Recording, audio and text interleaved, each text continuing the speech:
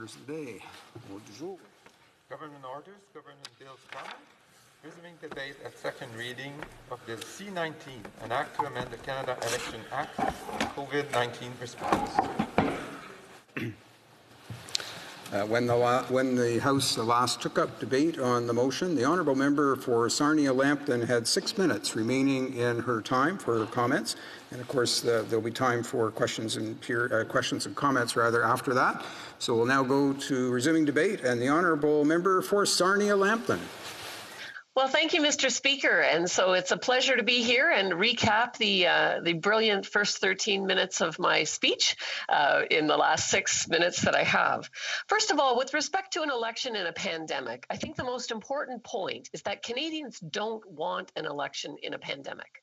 The most recent Ipsos poll on April 21st said Canadians in the majority thought that it would be unsafe and unfair. And I think it's important to take their views into account. Now, the Prime Minister clearly wants an election, and this is why they are spending so much effort ramming these things through and talking about the stalling and the delaying. But clearly, at the end of the day, we want to put the health and safety of Canadians over that partisan interest. Now, Ontario is in lockdown. Some of the other provinces are similarly struggling with COVID-19. And I mean, we've got hotel quarantines. It's not safe to fly. Certainly with all of those messages out there, I think it would be hypocritical in any way to try to hold an election in pandemic. But in terms of the bill and the changes that are proposed, let me just give you a little tour through the things I like and the things that I don't like. We have a tried and true democratic process in Canada. Canadians have had confidence in this process. And so the changes that are proposed, I think we should minimize the changes. If we need to do something to protect the health and safety of voters and workers, I think those are good changes. If the change doesn't support that, I'm not sure that we want to tamper with what is a process we all have confidence in. So the 3-day election period, I think, is a very good idea. This will give more time for people to get to the polls and allow for COVID spacing protocols. So I think that's very good. I like the idea of the ballot boxes for mail-in ballots at the polling stations.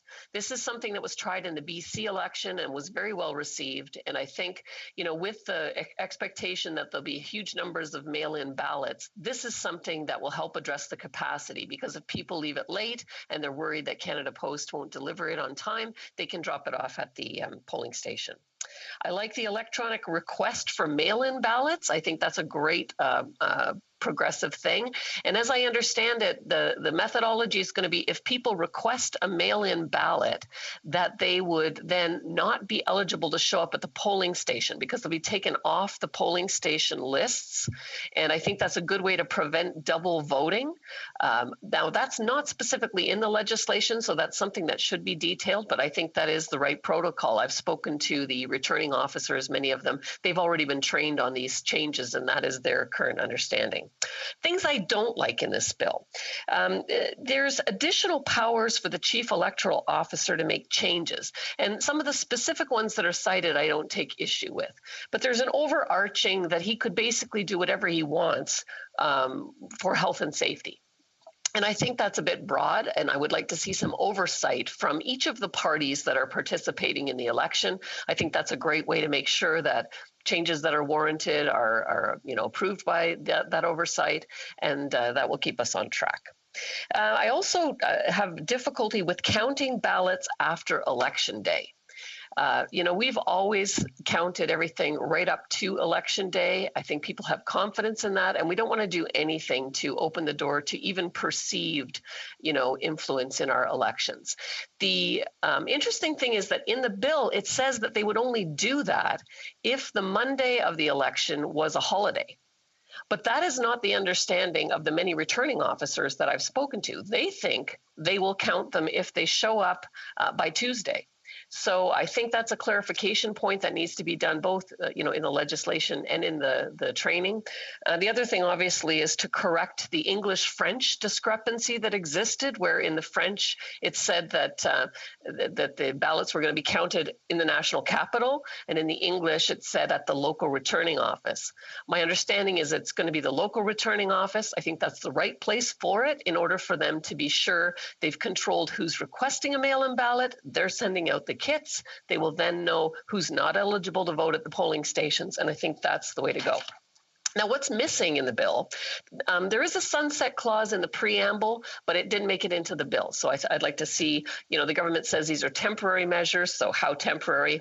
There's no description of what we're going to do about scrutineers and making sure that scrutineers are able to observe the process, especially with the COVID distancing. The other considerations, they've asked from many of the returning officers to prioritize vaccinations for the elderly or election workers that are going to be there. I think that is something that should be considered. Doesn't necessarily have to go in the bill. Recommendation to change the hours of voting on Sunday, because this will really limit the number of locations. We want those polling locations to have a lot of space so they can do the COVID protocols. But if they start at 9 o'clock on Sunday morning, many of the churches won't participate. So putting that timing from 2 in the afternoon till 9 might allow then that you'd have more location flexibility. There was a proposal for an electronic voters list so that at every polling station, somewhat like they do provincially, you would be able to see, who is off the list. That would be good. And what to do if what happened in Newfoundland occurs here. We definitely need to see that contingency plan, and I did not see that in the bill. So it looks like that's the end of my whirlwind tour. Thanks so much, Mr. Speaker. And right on time. So questions and comments. The Honourable Parliamentary Secretary to the Minister of Families, Children and Social Development. I'm glad the Conservatives are engaged on making it easier and safer to vote as we go through uncharted territory. I'm very concerned about the idea of political parties having direct oversight minute by minute during an election, although it begins to explain why the Conservatives were so nervous when the Reform Party was created. But I keep hearing Atlanta Republicans talking every time they start talking about the election. And on that point, the member opposite raised the concern that we'd have an election right now. Can she explain why, if her party is so worried about having an election right now, they have yet to vote confidence in the government at one single opportunity? In fact, they are the ones triggering the election every time they vote no in a confidence motion. I don't mind the debate disagreeing with the Liberals. That's your job. But if you're afraid of an election, you'd think you wouldn't vote to have one every time you put your hand up in the House of Commons. The Honourable Member for Sarnia-Lambton. Well, thank you, Mr. Speaker, and thank you to my colleague for the question. I want to clarify that we are not at all afraid of having an election. In fact, we look forward to the opportunity to get a strong Conservative majority in this country. But I would say the Canadians need to be listened to, and they've been clear that they don't want an election. And so, the government tabled this bill in the House before the committee was even finished consideration of the thing. So it's clear they're in a hurry, and we all know why. Thanks, Mr. Speaker. Questions and comments? The Honourable Member for Saint-Jean. I thank my colleague from Sarnia-Lambton for his speech. I'd like to go back to voting day. One of the recommendations was to take the Monday and spread it over Saturday and Sunday, the previous Saturday and Sunday, which would allow access to workers, young people in particular who are not at school, as well as help to ensure more areas or places where to have voting take place to allow for social distancing. Was this one of the recommendations that could be useful to this bill? The member for Sarnia-Lambton. Merci, Monsieur le Président. Thank you, Mr. Speaker, and I want to thank my colleague for that question. In my opinion, it is a good idea to have different places for polling stations. Churches have services on Sunday morning. Therefore, it would be necessary to consider moving to the afternoon, starting from, say, 2 p.m. to 9 p.m., do things like that in order to ensure more choice in terms of locations. Questions and comments? The Honourable Member for Courtenay Alberni. Mr. Speaker, Indigenous communities face historical and structural barriers to voting. The pandemic we know has aggravated these challenges and obviously poses new ones. Does my colleague, and I do appreciate her speech, believe that Elections Canada should conduct special consultations with Indigenous communities to ensure that voting is both done safe and is accessible for them? The honourable member for Sarnia-Lambton. Well, thank you, Mr. Speaker, and thank you to the member for the question. Indeed, I sat on the PROC committee and listened to testimony from some of our Indigenous folks who did raise these concerns and do need to be consulted. So I think that would be a great idea. We know that especially rural and remote places and places where we've had extreme outbreaks, they have specific concerns, and those concerns need to be heard and addressed so that they have the ability to vote. Questions and comments? The honourable member for Renfrew, Nipissing, Pembroke. 19 is giving the Chief Electoral Officer full reign to make any changes to the way the election is conducted as he sees fit so far as the health and safety of Canadians goes.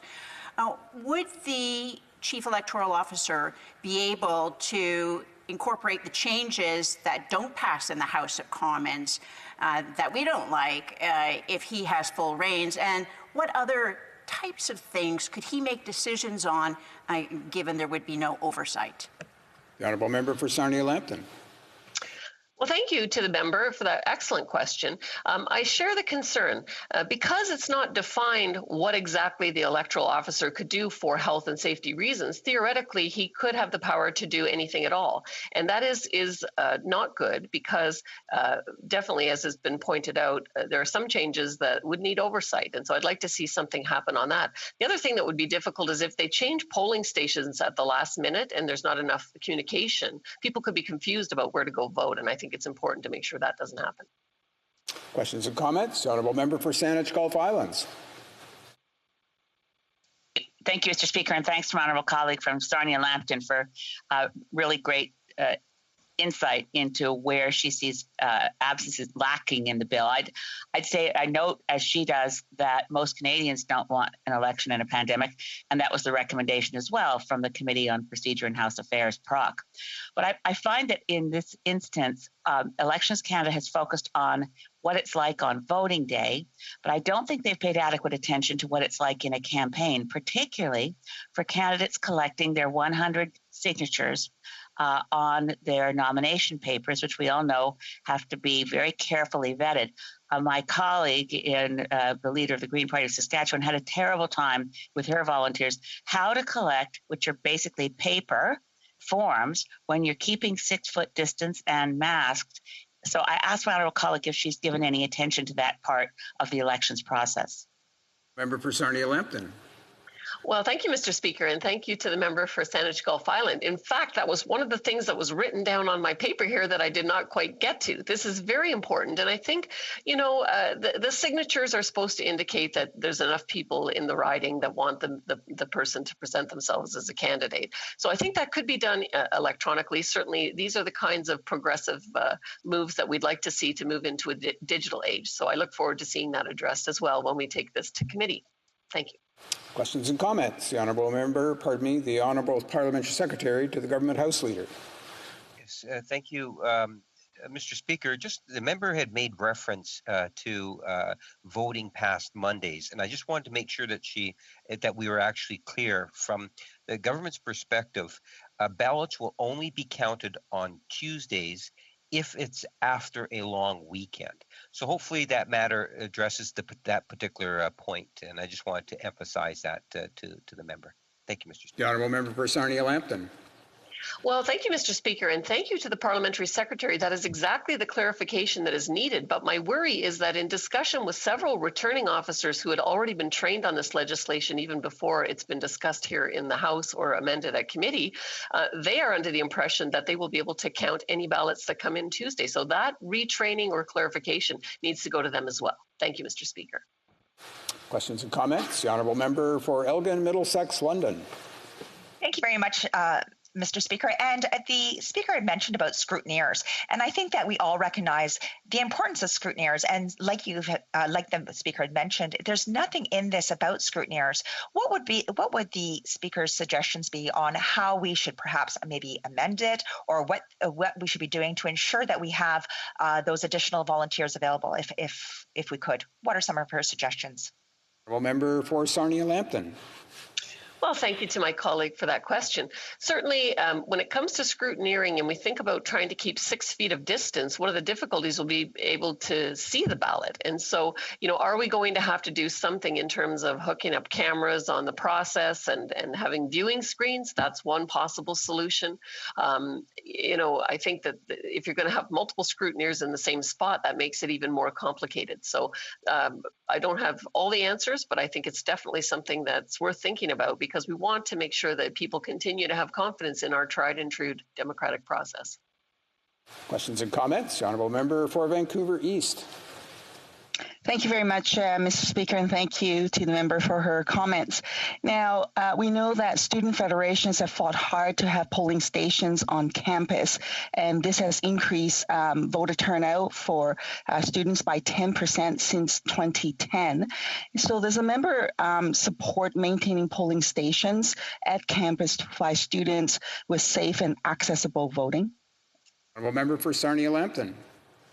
Thank you, Mr. Speaker, and thank you for that excellent question. Yes, I really think that having locations at the colleges and universities for the students improved the turnout for them. But I was a bit alarmed when I talked to my own returning officer and heard that they had taken a decision.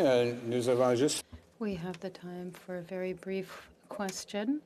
The Honourable Member for Trois-Rivières.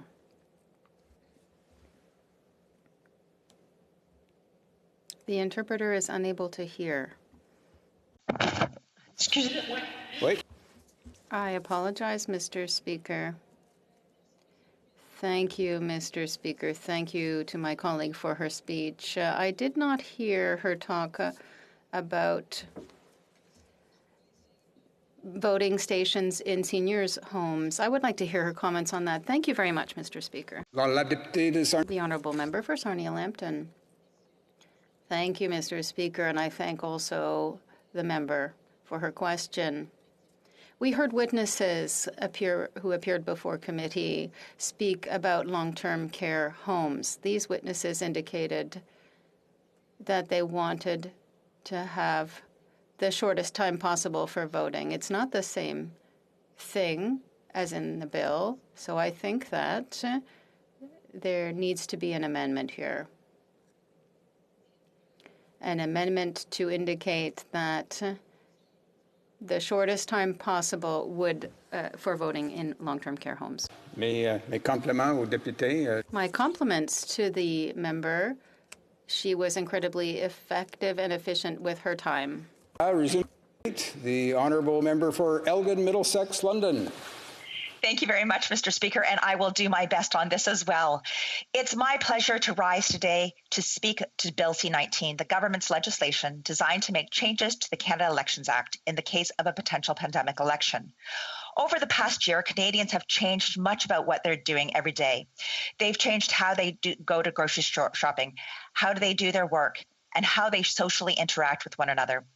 In the same way, we have to start thinking about how we might change how we hold federal elections to reflect the realities of the pandemic. This is especially important in a minority parliament where things aren't quite as stable as a majority and elections are a little more frequent. But before I get into the government's legislation, it's important to note right off the bat that the government should not unnecessarily jeopardize the health of Canadians through an election. This pandemic continues to put a strain on all Canadians, and the last thing they need is the government putting their health on the line because they think it's good for them politically. Canadians are doing their best to keep their families safe and healthy despite the challenges of COVID-19. Unfortunately, the government has already on multiple occasions threatened to send Canadians to the polls, risking their health and safety, instead of answering questions about the failed elements of their pandemic response or their ethical scandals. I was happy that when this was discussed at Procedure and House Affairs Committee, that the Liberal members actually agreed with this and included it in our final report. Sadly, it seems as though the Liberal members of that committee don't hold much sway with the PMO. I only say this because even though the government knew that the PROC was working on a report that would help inform their legislation, the minister bypassed all of the work of the committee and introduced Bill C-19 without taking any of the expert testimony into account. Some members of Procedure and House Affairs are now talking about a pre-study of C-19 that would rehash a lot of the same ground covered in the initial study. This suggestion could only make sense because all of the evidence was ignored by the first time around. However, with that discussion out of the way, I'm happy to get into the meat of C-19 and discuss the positives and the negatives of it. I always try to look at things fairly, and I can honestly say that in my time as an MP, I have not shied away from saying, hey, there are things in this bill that aren't okay. Even if I don't like the whole thing, I like to try and find that good in legislation from all sides. You can even see that last night in the budget. And there are some good things here in C-19. For example, I'm happy to see the inclusion of multiple voting days, which are now being called a voting period. Having more than one voting day will help ensure Canadians can come out to vote in as normal of a fashion as possible, while still spacing out timing and physical distancing. Another flexible option that we know already exists in Canada is the opportunity for mail-in ballots. However, in previous elections, this method hasn't been used to the extent that we expect would happen in a pandemic election. The Chief Electoral Officer has said that we could see 5 million mail-in ballots if the government calls a pandemic election. We need to make sure we are prepared to receive and process these. We have spoken to Canada Post. They have assured us they're ready. We need to make sure that we're ready as well. The Chief Electoral Officer is responsible for making sure Canadians know that mail-in ballots are an option. However, C-19 offers a helpful way for Canadians to be able to apply for their mail-in ballot online. To be clear, Canadians will not be able to vote online, only to apply for their hard copy mail-in ballot. As I'm sure Canadians agree, a pandemic is certainly not the time to consider massive new sweeping changes to the electoral system, such as online voting. However, allowing Canadians to apply online for their special ballot is a positive change to help enhance flexibility. Another positive addition of C-19 is the installation of reception boxes to I'll just interrupt the honourable member there for a moment. I see the honourable member for Niagara Falls on a point of order. I apologize for the interruption, Mr. Speaker, but on a point of order, I believe my colleague was going to indicate that she was to split her time with the member from Calgary Skyview. Well, I will just go back to the honourable member for Elgin Middlesex London and have her say A-OK to that, and we'll carry on. The honourable member for Elgin Middlesex London. Well, thank you very much, Mr. Speaker, and thank you very much to my colleague. I will be splitting my time with the member from Calgary Skyview, and if I continue, sorry about that. So as I'm talking about, we're talking about these boxes that will be at these stations. This will help folks like our seniors who may not feel safe going inside a polling station on election day, but would be going for a quick drive and dropping off their completed ballot. This is also another great thing for those people who, like myself, last minute things, the ballot hasn't been mailed. You can ensure that it does get counted in that election by just going to drop it in that box. The Chief Electoral Officer is working hard to make sure Canadians remain safe in an election. However, I have some concerns about C-19's suggested expansions to his powers. While some of these suggestions are definitely reasonable, some of the more major shifts lack robust accountability. Unfortunately, some of the mechanisms of C-19 give him too much latitude to make significant changes without being accountable to Parliament. Of course, during an election, Parliament is dissolved, so how can we make sure he remains accountable? At committee, we made the suggestion that the CEO should take certain actions only with the agreement of the Advisory Committee of Political Parties, which is struck under the Canada Elections Act. This is certainly not a perfect solution, and I'm happy to hear other solutions. There are definitely other ways in which the CEO could be more accountable instead of making certain decisions unilaterally, and this is just one. Although I think very highly of Mr. Perot, I trust that he will do his best in a very difficult situation, I'm also sure that he shares my desire to ensure there is absolutely no doubt when it comes to election results. In fact, there are a few parts of C-19 that I feel would unnecessarily cause stress for Canadians regarding the outcome of the election. The aspect of the Bill C-19 that I have the most concern with is the willingness of the government to accept mail-in ballots after the close of polling stations. This delay opens up the window of time where Canadians could feel uncertain of the results as mail-in ballots are counted. As we have seen in other elections around the world and even at home, confusion around election results is almost never helpful. These kinds of delays would cause Canadians anxiety and stress, and they also bring with them the sense of frustration around our democratic process. Mr. Speaker, we know our election processes and procedures can never be absolutely perfect, but Canada's system is extremely reliable. However, we must do everything we can to ensure Canadians have faith that the system is working well. If we introduce new delays that disrupt this system, I would fear it would create unnecessary frustration instead of promoting faith in our institutions. In my opinion, it would be better to ensure all ballots are received and counted on the final day of polling. That way, Canadians can have an election night that feels normal for the most part. One where the results are announced right away and Canadians can process that information instead of waiting around for votes to be counted over a number of days. Some of my colleagues will certainly say that allowing for an extra day for mail-in ballots to be counted is necessary to make sure we capture as many as possible. I agree with this idea in principle. However, we know that unfortunately there will always be late ballots, no matter how late you push the deadline. Just like how in normal elections, there are always people who arrive at the polling station just a little too late. I have faith that the vast majority of Canadians are capable of completing their ballots and submitting them on time to be counted by the end of the last polling day. I also have a lot of questions for the government about how they created their plan for long-term care homes, and hopefully we'll have more discussions on this. C-19 allows polling stations to be opened in long-term care homes at 13 days prior to polling days, and that these polling stations be allowed to be open for a total of 12 hours in that 13-day period. This seems to be a bit strange of a solution to me. Instead of expanding the level of access that Elections Canada workers have to long-term care homes, I believe that it's more important to make sure Elections Canada workers are vaccinated, tested for COVID-19, and are actively limiting any potential transmissions to long-term care residents. This likely means that having fewer visitors from Elections Canada workers entering these homes. The government needs to make sure these workers pose as small risk as possible to our long-term care residents. To that end, the government must consult with long-term care experts to do right by our seniors at this time. Mr. Speaker, I like to finish by doing something I do often. I like to use the concrete example of my parents. My mom and dad are young at heart, especially my dad. But like many elderly Canadians, they need to take steps to make sure they stay healthy these days. I'm happy that C-19 offers people like my parents flexibility around voting through multiple voting days, mail-in ballot options, and other flexibilities. But in these uncertain times, it is more important than ever that people like mom and dad have clarity around these measures and have confidence that they'll be safe if they go to vote.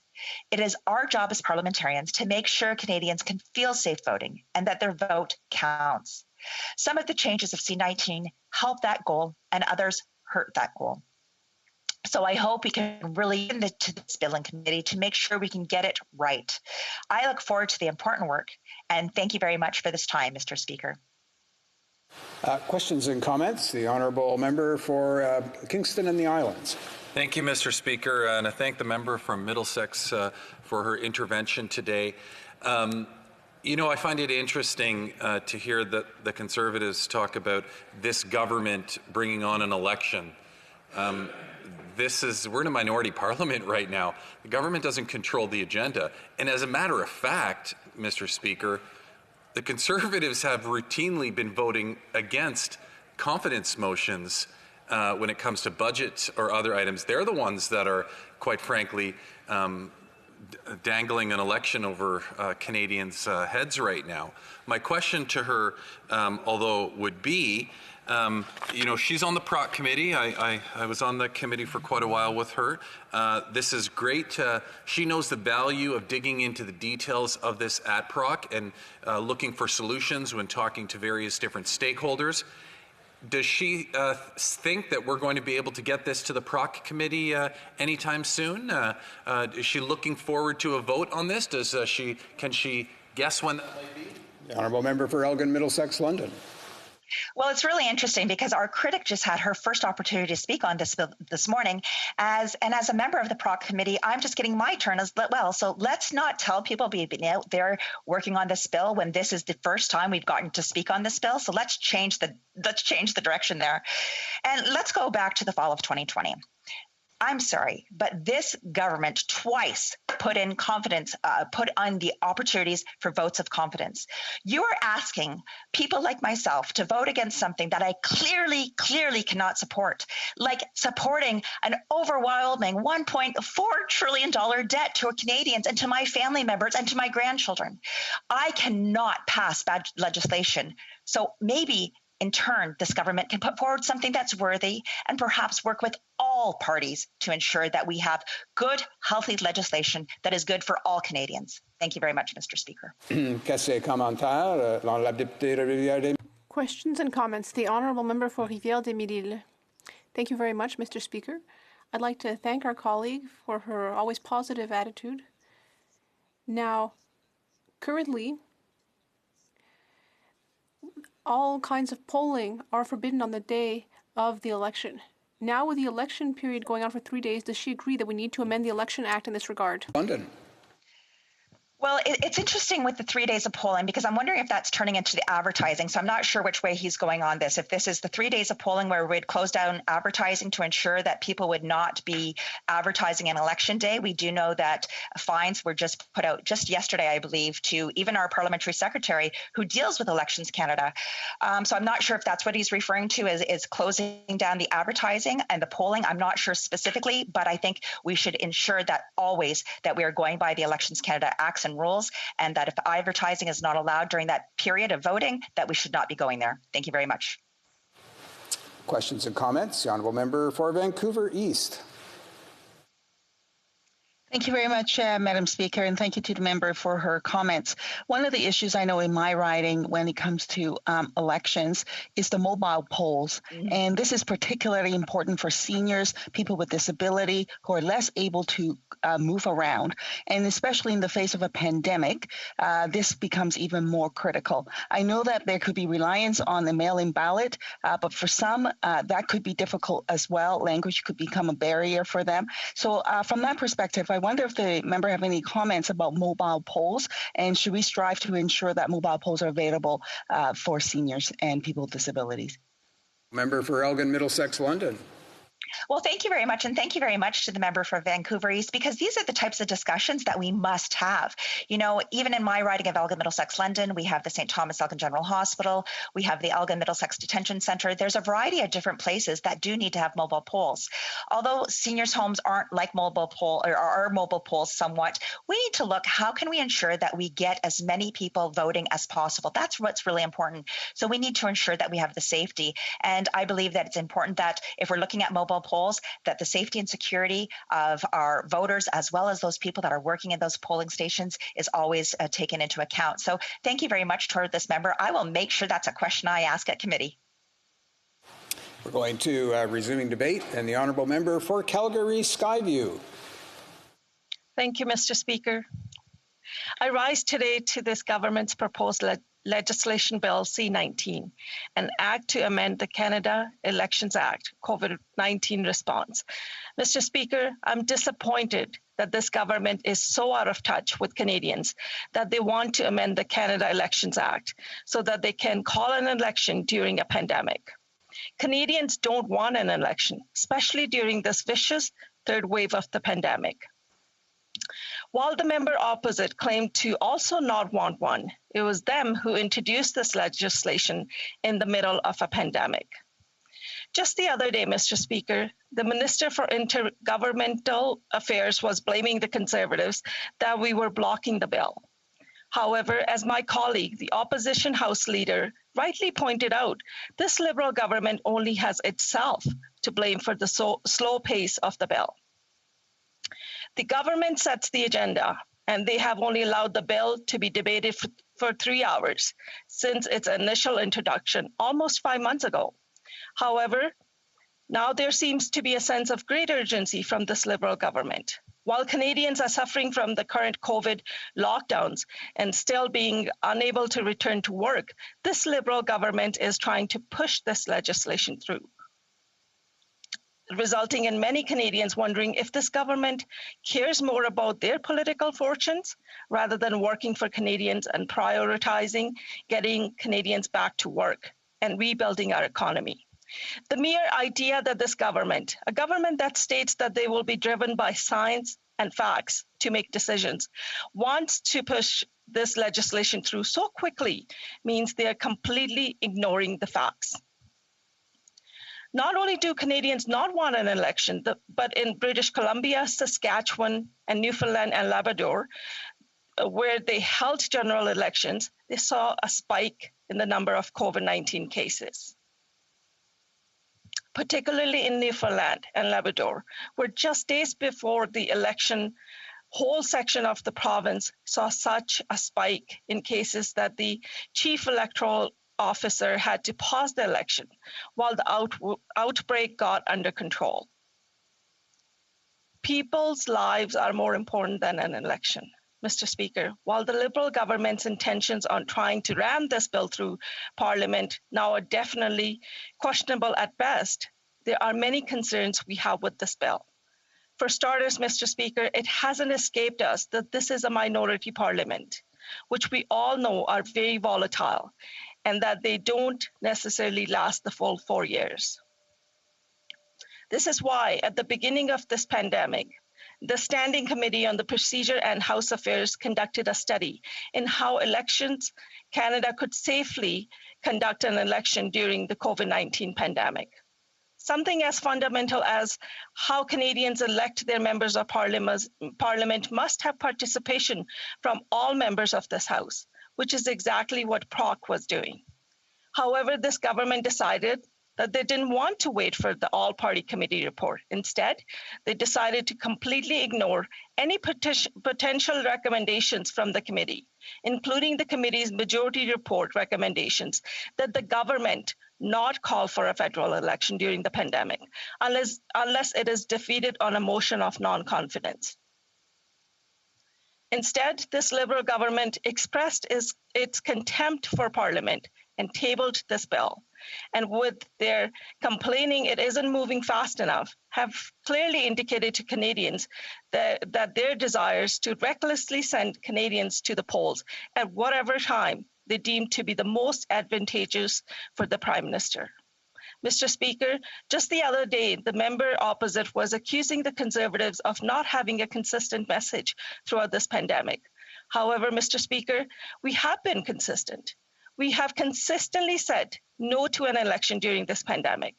It has been the member opposites who have been inconsistent in their messaging and their refusal to commit to not calling an election during this pandemic unless defeated in a non-confidence motion. Mr. Speaker, I was quite pleased with my colleague on PROC for their hard work in standing up for Canadians, in ensuring that if an election were to be called, that they made some great recommendations on how to safely conduct a general election. Some of the elections we have made included that Elections Canada develop a task force responsible for extensively consulting with long-term care homes to determine a safe and mutually agreeable way to conduct the vote in long-term care homes, that these consultations include both national and regional stakeholders, and that these consultations include consideration of how rapid testing of Elections Canada employees may increase the safety of residents of long-term care homes. That the government commit to making rapid tests available to Elections Canada for the purpose of conducting an election during the COVID-19 pandemic. That Elections Canada provide a list of expected situations where it would require an expansion to the Chief Electoral Officer's adaptation adaptation power, as well as a list of action that would remain prohibited under the expanded adaptation power, and that these lists be tabled before Parliament for review and approval. That any unanticipated adaptations require the approval of the Advisory Committee of Political Parties, struck under Section 21.1 of the Canada Elections Act. That Elections Canada ensure all voting locations are accessible for those living with disabilities, and that alternative methods of voting, such as mail-in ballots, are adequately accessible for all voters who do not wish to leave their homes. That Elections Canada stick with the tried and true mail-in ballot process, which sets a deadline for ballots to be mailed and does not count any after Election Day. That Elections Canada outline a plan to reconcile the number of special ballots received during the course of the election with the number of special ballots distributed, and that up-to-date information on who has received mail-in ballots be made available to candidates and registered political parties throughout the election. And that the federal government commit to not calling a federal election during the pandemic unless it is defeated on a motion of non-confidence, and then the government ensure that the majority of Canadians at an elevated risk from the pandemic will have received the vaccine prior to calling an election. Mr. Speaker, all of these recommendations are designed to protect Canadians and to put them first.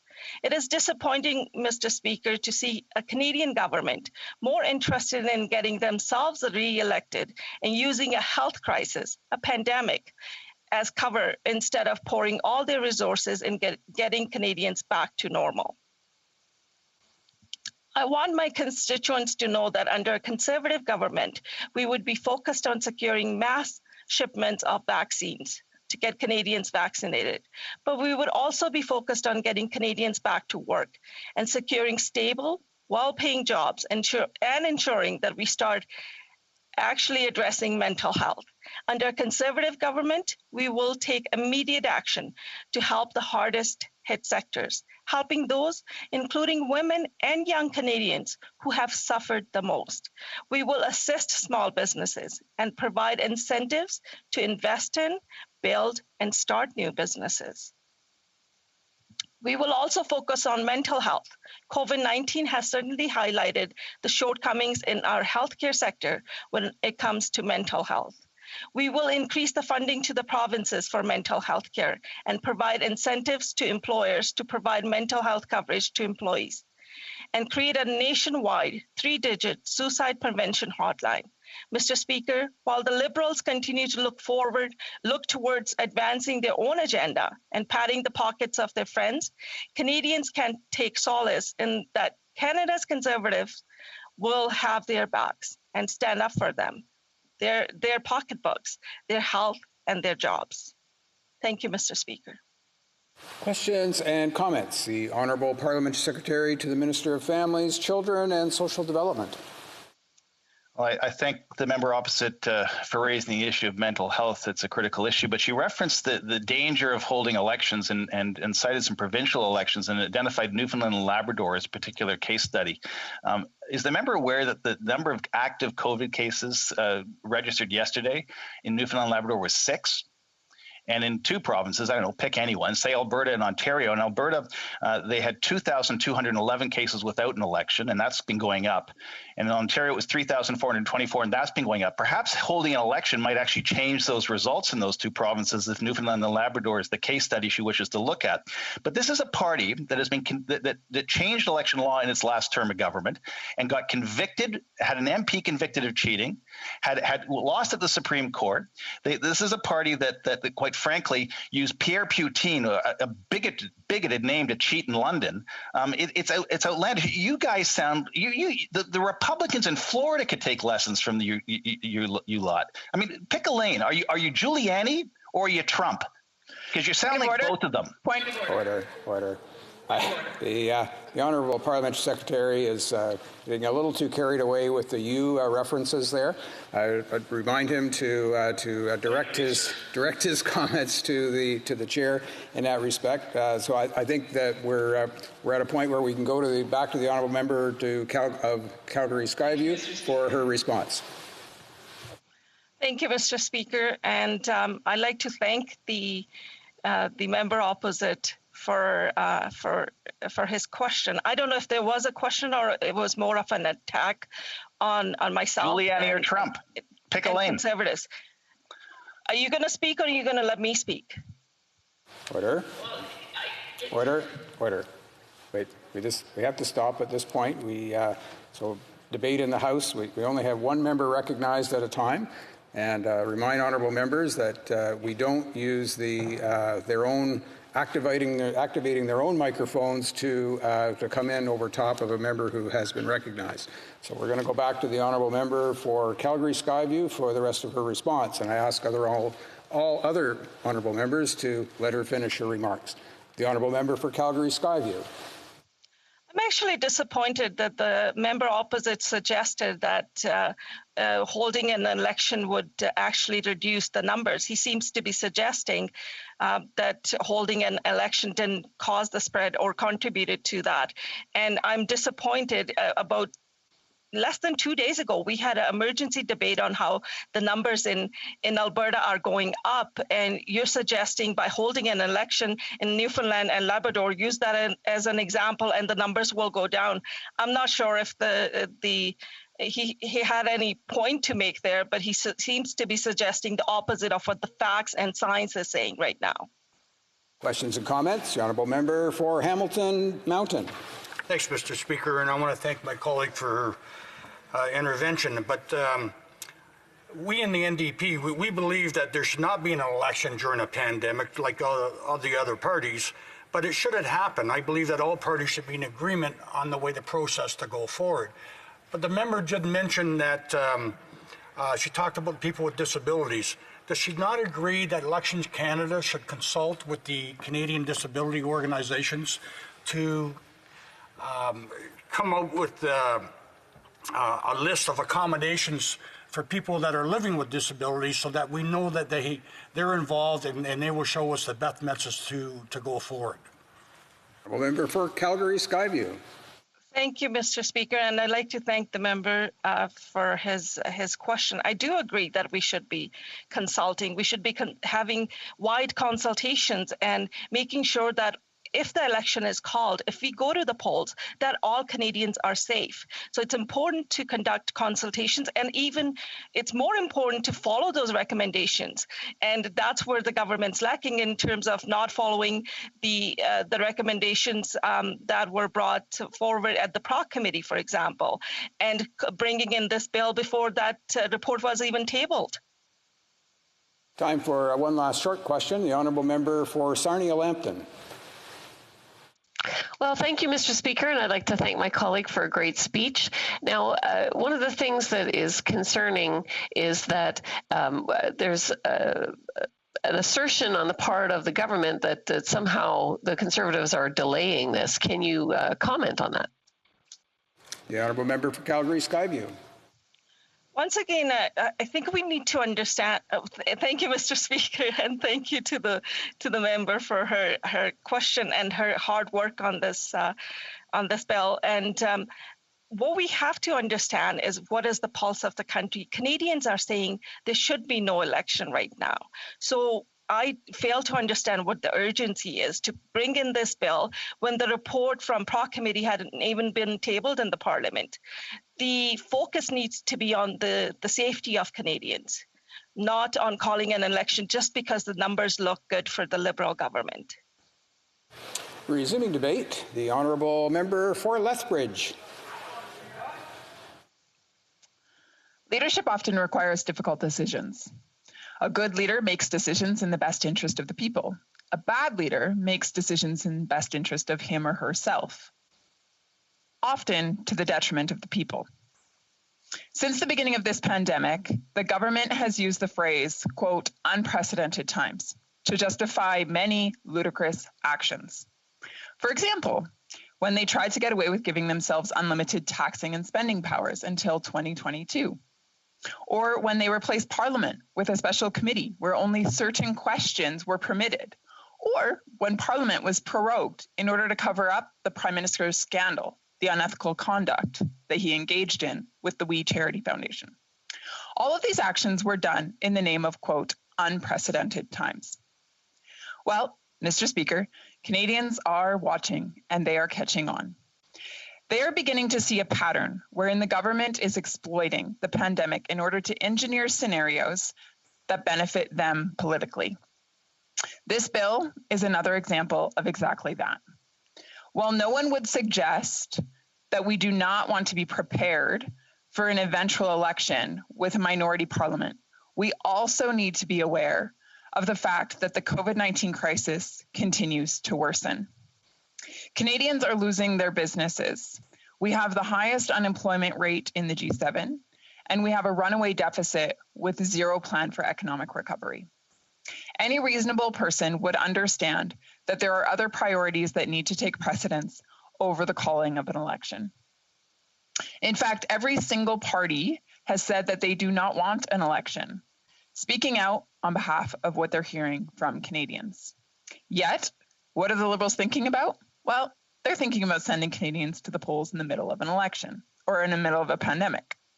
Mr. Speaker, we have learned from the Prime Minister that talk is cheap. He says his government cares about protecting Canadians, but when it comes down to it, all he seems to care about is protecting his very own job. Why else would this bill be rushed through the House of Commons before receiving a report that is supposed to come forward from the Procedure of House Affairs Committee? This committee conducted a study specifically on having an election during the COVID-19 pandemic. So why the rush? Why act so quickly? Could it be that the Prime Minister is in fact trying to time things just right so that he can go to the polls when it is most politically advantageous for him to do so? Again, a good leader would govern in the interest of the people. Many components of this bill are cause for serious concern. They grant the Chief Electoral Officer unprecedented powers to extend the vote time, allow for mail-in ballots to be counted past the deadline, determine what is satisfactory proof of identity and residence, and accelerate the timeline for these changes to go into effect. I don't believe I need to inform this House of what happens when a large portion of the public questions the validity of election results. Let's just say chaos ensues. For democracy to work, it is imperative that the public have confidence in the electoral process. Given that there are so many uncertainties at this time, the government should ensure that the rules are definitive and clear. Instead, we see the opposite in this legislation. This bill gives significant discretionary powers to the Chief Electoral Officer, and it creates a ton of uncertainty for voters. While I can appreciate there need to be adjustments made to accommodate safety precautions and various health measures, I believe we should come with concrete rules, not arbitrary guidelines that can be modified on an individual's whim. This is a recipe for disaster. So, what is needed? Well, any additional powers given to the Chief Electoral Officer should be subject to approval by each party represented in the House of Commons. After Election Day, no mail-in ballots should be counted. Straying from this norm could create opportunity for all sorts of problems, and we see this in other countries.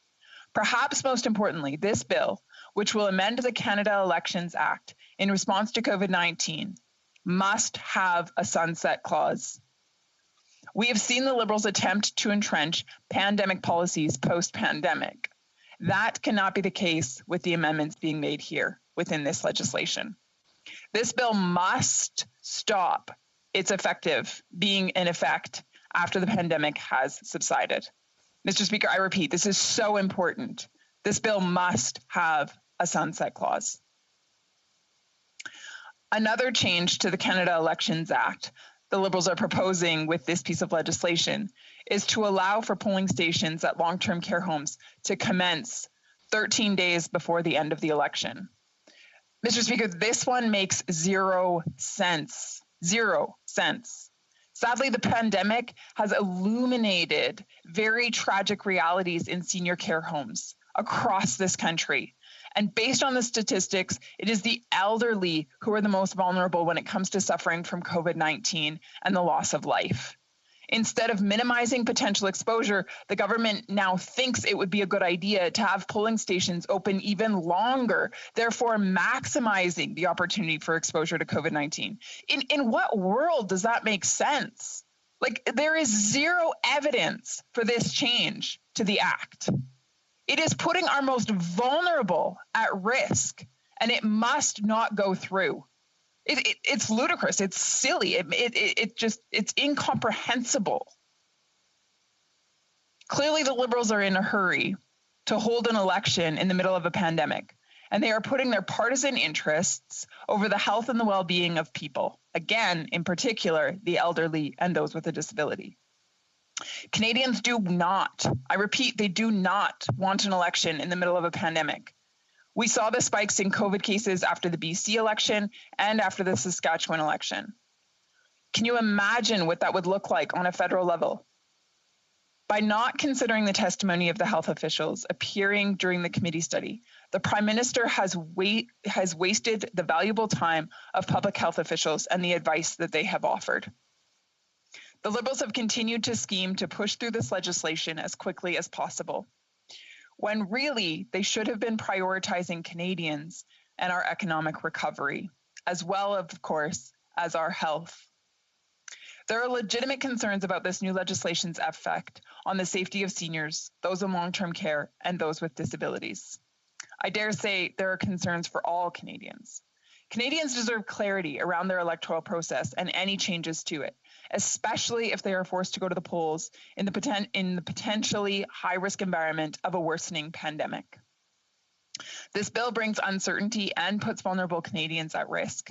At a time when so many Canadians are just trying to keep their heads above water, it would be nice to see the leader of this country divert some attention off of himself and his political career and toward the Canadian public and what is in their best interest.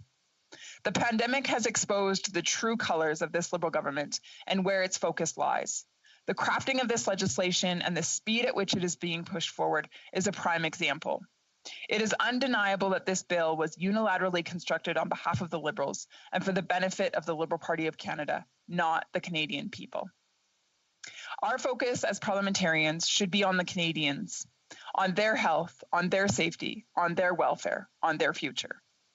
We need to see an economic recovery plan, not a Liberal election plan, as was provided in the 2021 budget. Democracy in Canada has taken some significant hits by the government that is currently in power. It would be my hope that the remainder of this House, those on the side of opposition, would band together and would take a stand on behalf of the Canadian people, insisting on good legislation as we move forward. It would be my hope then that we do not continue the trend of a declining democracy and that we vote against this legislation as it stands today. Thank you. The honourable member for Lethbridge will have 11 minutes remaining in her time when the House next gets back to debate on the motion. But for now, we're going to go with statements by members. Déclaration de député. Premièrement, the first up will be the honourable member for Mississauga Lakeshore. Mr. Speaker, on May 8th, Sir David Attenborough celebrates 95 years on the blue planet, and I take the floor to wish him a very happy birthday. David Attenborough has been a household name for decades for so many of us, and he continues to deliver nature's stories into living rooms, schools, and hearts and minds around the world. His call for greater urgency in the fight against climate change and in the effort to restore biodiversity is one of the most relevant and important appeals today. Sir David's work is so impactful that the collective response to the devastation caused by plastic pollution is known as the Attenborough effect. He believes that we are one single human civilization and that the greatest threats we face should unite rather than divide us. Mr. Speaker, I ask all members of Canada's House of Commons to join me in wishing Sir David Attenborough a very happy birthday and in saying thank you for a lifetime of dedication to the planet. The honourable member for Saskatoon West. Mr. Speaker, Saskatoon recently lost a stalwart of the Conservative movement. As a longtime EDA board member and staff member, Al Chant was a dedicated and caring person who loved helping others. Whether you were a constituent, a party member, or even an MP, Al was not afraid to speak up and always said what was on his mind. I'm sure even Prime Minister Harper got an earful or two from Al. Honesty and truth in our beliefs is a characteristic that separates Conservatives from Liberals. And let me tell you, Al Chant was as separate from a Liberal as you could find. Al was a loyal staff member to former MPs Brad Trost and Maurice Vellicott. Al loved helping people through the MP office. He also served for many years on the Saskatoon-Rosetown Bigger EDA board and my Saskatoon West EDA board. After he retired, Al became an avid fisherman, casting his line in the water and chatting with everyone who walked by. To Al's wife, Elizabeth, I offer my heartfelt condolences and sincere thanks for sharing Al with us for all these years. Al, peace be upon you and God bless. The honourable member for Spadina, Fort York.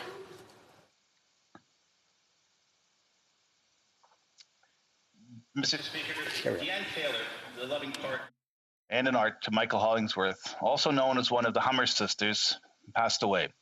Playwright, actress, singer, designer, multimedia wizard, journalist, director, Deanne Taylor is one of the most important artists ever to grace our beautiful city. Celebrated as the co-creator of The Village of the Small Huts, last mounted at the Stratford Festival, and perhaps her most important work, Taylor and Hollingworth created a gloriously, wickedly funny, smart series of plays that lampooned, revealed, and explored Canada's history. She also ran for mayor as part of a trio of feminists, the Hummer sisters. They finished second to Art Eggleton in a campaign played out as art versus art. Deanne lived her life in a studio atop Cameron House in Queen West in Toronto. She dispensed sage political advice and wrote speeches for many a candidate, including an MP that might be speaking right now. Mr. Speaker, the Queen of Queen Street's reign has ended. Long live the Queen. Bless you, Deanne. Bless you. The honourable member for North Island, Powell River. Mr. Speaker, a couple of weeks ago, our wing commander, Colonel Poltra, moved on with his family to his next post. I attended the virtual event, but wanted to thank him for his service and wish him and his family all the best. I also wanted to welcome the new wing commander, Colonel Elliott. I look forward to meeting and working with you. I know that you and your family will thrive in our region. I also want to acknowledge a previous wing commander and a cornerstone in our riding, Mr. James Edwards, also known as Stocky. When Stocky finished high school, he passed on an opportunity with the Chicago Blackhawks to enlist with the Royal Canadian Air Force. And Mr. Speaker, all Canadians are glad he made that choice. He received his wings in 1941 and went on to make his family very proud with his service. On D-Day, a day after turning 23, he flew a Spitfire over the beaches of Normandy. Stocky's career in the military showcases the deep respect and love he has for his country. With his 100th birthday in June, I just wanted to thank him for his service to his country and to his community. To both Stocky and his wife, Tony, thank you. The honourable member for Outremont. Thank you, Mr. Speaker. It's important for me to speak today about Mental Health Week, which is ending on Sunday. We know that the pandemic has had a significant impact on the mental health of Canadians, and the youngest among us are the hardest hit. It is more important than ever to share this message with all my constituents in Outremont and all those who need to hear it. You are not alone. Ask for help if you need it. Speak to those around you and take care of yourselves. It's okay not to be okay. I've had my own ups and downs over the last year. We all have. But yesterday, I received my first dose of the vaccine, and the light at the end of this long COVID tunnel shone brighter because I know that with each jab, with each vaccine administered in an arm, we are one step closer to this being over. We will get through this, Canada, and we'll do so together. The honourable member for Regina Leuven. Mr. Speaker, on May 23, 2007, the RCMP Heritage Centre officially opened its doors in Regina. It brought to life the story, beginning in 1885, of the training of the Royal Canadian Mounted Police.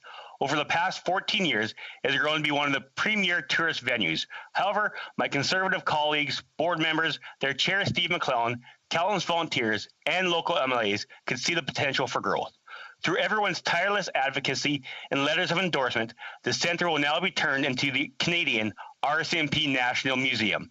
With 9 national museums across Canada and only 1 in Western Canada, this is a huge national significance for our city and province. Located in the heart of my riding of Regina-Luban, the new museum will serve as another national pride piece, and the timing of this designation is perfect, with the RCMP celebrating 150 years in 2023. Let the salute begin to all those who wear the red serge, and let us commemorate and honor the work they do each and every day to the service of our country. Thank you, Mr. Speaker. The honourable member for Newmarket, Aurora. Mr. Speaker, I'm happy to announce that summer is right around the corner. And I know that because last weekend, both the Newmarket and the Aurora Farmers Markets opened for the season. Every weekend from May to October, we can expect over 40 vendors to welcome us, from farmers and artisans to community groups. And every year, these markets provide our community with an opportunity to support local, to eat fresh, and catch up with our friends and neighbors. And while we continue to fight this virus, I am proud of how both markets have adapted and implemented both local public health guidelines to keep us all safe. I look forward to visiting both markets over the next few months and catching up with constituents, masked and physically distanced, rain or shine. Thank you, Mr. Speaker. The honourable member for Humber River, Black Creek. Thank you very much, Mr. Speaker. As the chair of the Canada-Taiwan Parliamentary Friendship Group, it gives me great pleasure to rise in the House today and recognize the President of Taiwan. President Tai is this year's winner of the John McCain Prize for Leadership in Public Service by the Halifax International Security Forum. Taiwan has been a world leader in the fight against COVID-19.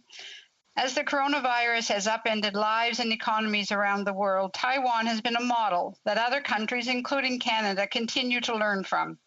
Through her leadership and hard work, Taiwan has had continued success in containing the ongoing pandemic, proving that a united population can be a force for good around the world. I'd like to congratulate President Tai once again for this well-deserved recognition upon receiving this prestigious award. Thank you very much, Mr. Speaker. The honourable member for Calgary Midnapore. Mr. Speaker, this is my last statement of this session, and possibly before we go to the polls. I'm grateful for the 4 years that the good people of Calgary Midnapore have allowed me to be their voice. So I can't let this opportunity pass without expressing the following. Mr. Prime Minister, you have failed the people of Calgary Midnapore. You have taken away their right to make a living. You implemented Bills C-48 and C-69. You delayed Trans Mountain. You did not stand up for Keystone XL and Line 5. You canceled Energy East and the Northern Gateway. You've called my small business owners tax cheats, attacked their retirements and their secession plans. And this was all before 2020. You failed to protect them. You squashed their ingenuity of therapeutics, rapid tests, and pilot projects. And it is you who has delayed their freedom and your horrific procurement of vaccinations, delaying their lives and dreams. You may want to forget what you have done to the people of Calgary Midnapore, but I won't let you. The honourable member for Don Valley West. Mr. Speaker, I have the honour today to pay tribute to Mr. Alain Baudot, who died this week. He was a professor emeritus at the Glendon College French Studies Department, a faculty of York University located in Don Valley West. Over the years, Alain Baudot founded and directed departments, programs, and publishers at Glendon. He also tirelessly promoted French language in Ontario. He loved French, but above all, he loved sharing that love for that language and culture with his students. He was a member of the Order of the Royal Society of Canada, resident of Leaside. He founded the annual Day of the Francophonie in Toronto. Alain Baudot leaves lasting heritage in the hearts of those who knew him. My sincere condolences to his colleagues at Glendon, but above all to his wife Carla and their daughters Laure and Erica. May he rest in peace. Thank you. The honourable member for Cariboo, Prince George. Nearly 1 in 2 Canadians are expected to be diagnosed with cancer in their lifetime. That means half of our family, friends, and colleagues will hear the words, "You have cancer," at some point in their lives. We all know someone whose life has been changed with this disease. Our family has been negatively impacted by cancer. We've lost far too many friends and family members to this terrible disease. The Canadian Cancer Society's Relay for Life takes place June 12th. I will once again be walking the full 24 hours. At the Relay for Life, we show those we love that life is bigger than their diagnosis, and no matter where they live. I'm sorry to interrupt the honourable member for Caribou Prince George. It would appear that we're not. Is it the issue that we're not getting interpretation, or the sound is fine? Seemed to be fine for me. Does the honourable member for Caribou Prince George have a headset that he can use for his? Mr. Speaker, if you will go to the next person, I'll connect and then come back. Okay, we'll see if we can do that. Let's go to the honourable member. The honourable member for Chicoutimi-Le-Fjord.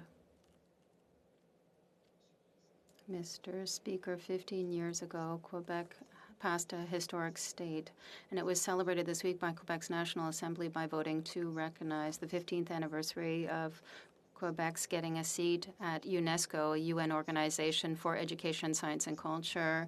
This event, led by Stephen Harper in 2006, was and continues to be a great victory for Quebec. It's no surprise the Conservatives have always had this openness for Quebec. It is a recognition of our history, our culture, and our people.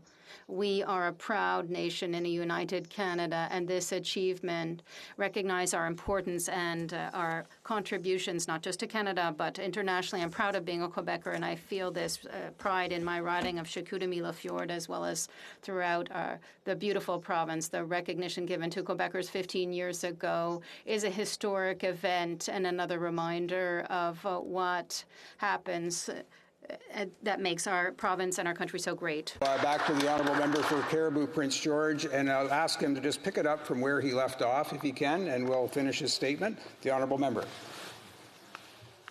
At the Relay for Life, we show those we love that life is bigger than their diagnosis, and that no matter where they live, they don't have to face cancer alone.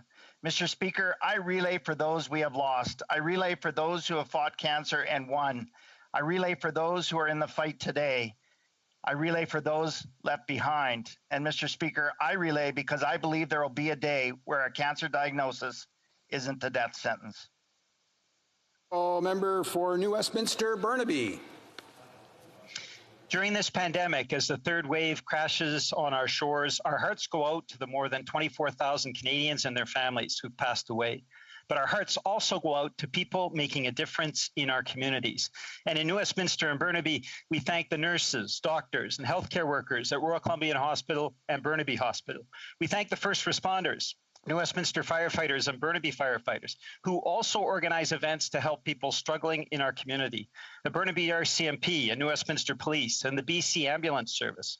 We thank people in community organizations like the New Westminster Food Bank, the Burnaby Food Bank, Helping Hands in New Westminster, and Caring During COVID in Burnaby. And we thank frontline workers, those that are providing the groceries, the pharmaceutical products, essential services, small business people during this pandemic. We thank them all, and to thank them all, let us recommit to building back better and building a society where nobody is left behind. The honourable member for Rivière-du-Nord. Thank you, Mr. Speaker. Today at exactly 4 p.m., the team at Electric Line Company will ring the famous closing bell on Wall Street to highlight its going public. This company is a jewel in our economy. We haven't finished hearing this lion roar. Saint-Jérôme was witness to the birth and growth of this wonderful company that builds zero-emissions heavy vehicles. We are proud of the success and the hundreds of good jobs for people in Laurentides and throughout Quebec, and proud of its excellent reputation that has spread well beyond our borders. Quebec is a strong leader in the electrification of transportation and the fight against climate change. The Bloc Québécois is and will remain a proud and reliable ally for all those who want to help build a better, greener future as we turn resolutely to clean energy. Congratulations and thank you to the entire team at Lion Electric, its president, Marc Bédard, his employees, suppliers, and accomplices. Your resounding success is felt by everybody in Rivière-du-Nord. Thank you, Mr. Speaker. Honourable member for Battle River, Crowfoot. Thank you, Mr. Speaker. Last night, this House had an emergency debate on the pending shutdown of Enbridge's Line 5 pipeline. From the tens of thousands of jobs immediately affected, the energy insecurity that could lead to dangerous fuel shortages, to stress on the already limited market availability for Western crude. This is an emergency. The Liberals say a lot of the right things, but their actions show a different story.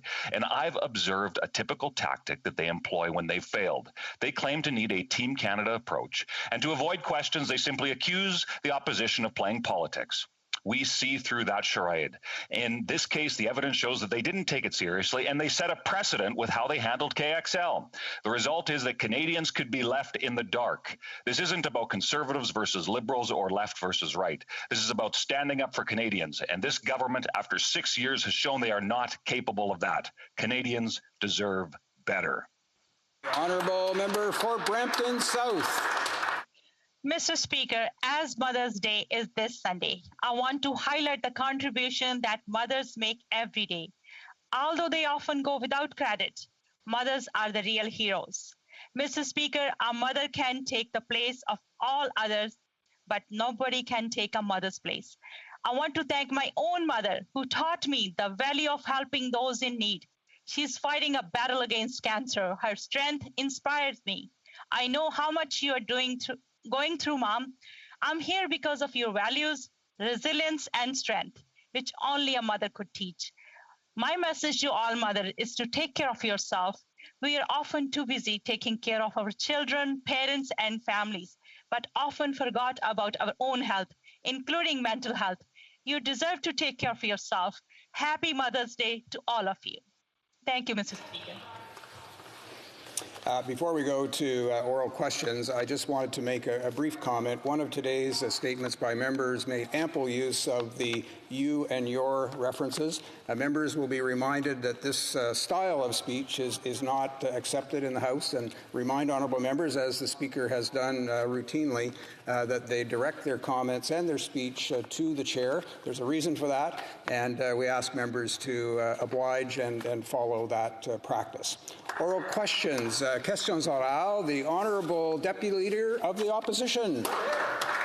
Thank you. Thanks very much, Mr. Speaker. Speaker, with Bill C-10, the fact is the Prime Minister is taking away Canadians' freedoms, but instead of admitting how bad the bill is and scrapping it, he'd rather insult people and accuse those who oppose it of wearing tinfoil hats. The Liberals' amendments to C-10 doesn't even come close to their promise to protect free speech, and that's according to Canada's leading internet law expert. Why is the Prime Minister so fixated on trying to control online speech? The Honourable Minister. Thank you, Mr. Speaker. Yesterday at committee, it was made clear that we want to focus on two things. For social media platforms to fairly financially contribute to our cultural industry, just like Canadian companies do, and make our Canadian artists discoverable, like suggested playlist on YouTube. We continue to stand with our artists and creators, and it pains me to see the Conservatives work for the interest of foreign tech companies. I call on the Conservative Party of Canada to let the Canadian Heritage Committee pursue its work later today. Thank you, Mr. Speaker. The Honourable Deputy Leader of the Opposition. Well, let me let that minister know that 2 past commissioners of the CRTC have warned of significant problems with C-10. They say it's a threat to free speech. They say it's going to actually suppress investment and the creative sector. It's going to stifle innovation by cultural entrepreneurs. Free expression on the internet is essential to Canadian free speech rights. Why do the Liberals want to control what Canadians say and hear online? The Honourable Minister. Thank you, Mr. Speaker. We've been saying this from the beginning and confirmed it last night. Bill C-10 is about fairness, not about what we can or can't post online. Bill C-10 doesn't remove anything from Canadians. What it does is actually give them more opportunities to meet with their artists and creators. How are we going to do this? By making big streaming companies pay their fair share to our cultural institutions and ensure Canadian artists are discoverable on their platform. Mr. Speaker, I invite the Conservative Party to join me in this important task and get Bill C-10 adopted. Our creators can't afford to wait any longer. The Honourable Deputy Leader of the Opposition. Well, it's interesting to hear the Liberals talk about how awful web giants are in their defense of C-10. But guess who's promoting a big interview with web giant YouTube? That's right, the Prime Minister. So apparently, YouTube is okay as long as it's giving the Prime Minister the platform that he wants. You can't help Canadians from being awfully cynical when it comes to this government. Why does the Prime Minister think that speech should only be free if it agrees with and helps him? The Honourable Minister. Thank you, Mr. Speaker. If the Conservative Party members truly cared about freedom of speech, then they would let our democracy continue its work freely. Again, Mr. Speaker, this bill is not about what you or I can or can't post online. Freedom of speech is not negotiable for our government. It's explicitly protected under this act and in our Charters of Rights and Freedom. And if the member opposite had actually read the bill, she would see this at Article 2.3. We will continue to abide by these rules, and we should let the committee pursue its work. And if it means that a charter review, then it will be done at the end of the process, Mr. Speaker. The Honourable Member for Louis Saint Laurent. Mr. Speaker, the Premier of Quebec is impatient, and with good reason. Ottawa is delaying on immigration files. According to QMI, over 51,000 files are currently waiting to be processed in Ottawa. And what that means is that it's more than 51,000 people throughout the world who are dreaming of settling in Quebec, but Ottawa is dragging its feet. And the result is that even though there are more than 100,000 positions available in Quebec, these people have to wait. Why is Ottawa dragging its feet like this? The Honourable Minister. Mr. Speaker, immigration is essential to the economic recovery in Quebec and elsewhere in Canada. This year, 7,000 new skilled workers were welcomed in Quebec, which was an increase compared to last year. We are on the right path to reach the target set by Quebec, including the catch-up for 2020. We will continue to cooperate with the government of Quebec in order to support their economic recovery. Thank you. The Honourable Member for Louis Saint Laurent. Well, Mr. Speaker, you can do anything you want with statistics, but I'm going to quote the immigration lawyer Guillaume Clich-Rivard. He said to Radio-Canada that in 2020, the federal government was not able to respect Quebec's targets. That's what an independent observer has said. The business sector wants Ottawa to move forward on these files. We don't want an argument between Ottawa and Quebec City. And we don't want an argument over the numbers. What we want is results. What is this government going to do to move forward the 51,000 immigration cases of people who are ready to settle in Quebec? The Honourable Parliamentary Secretary. Thank you very much, Mr. Speaker. As my colleague knows, last year we were in a global pandemic. But since then, we've added additional resources.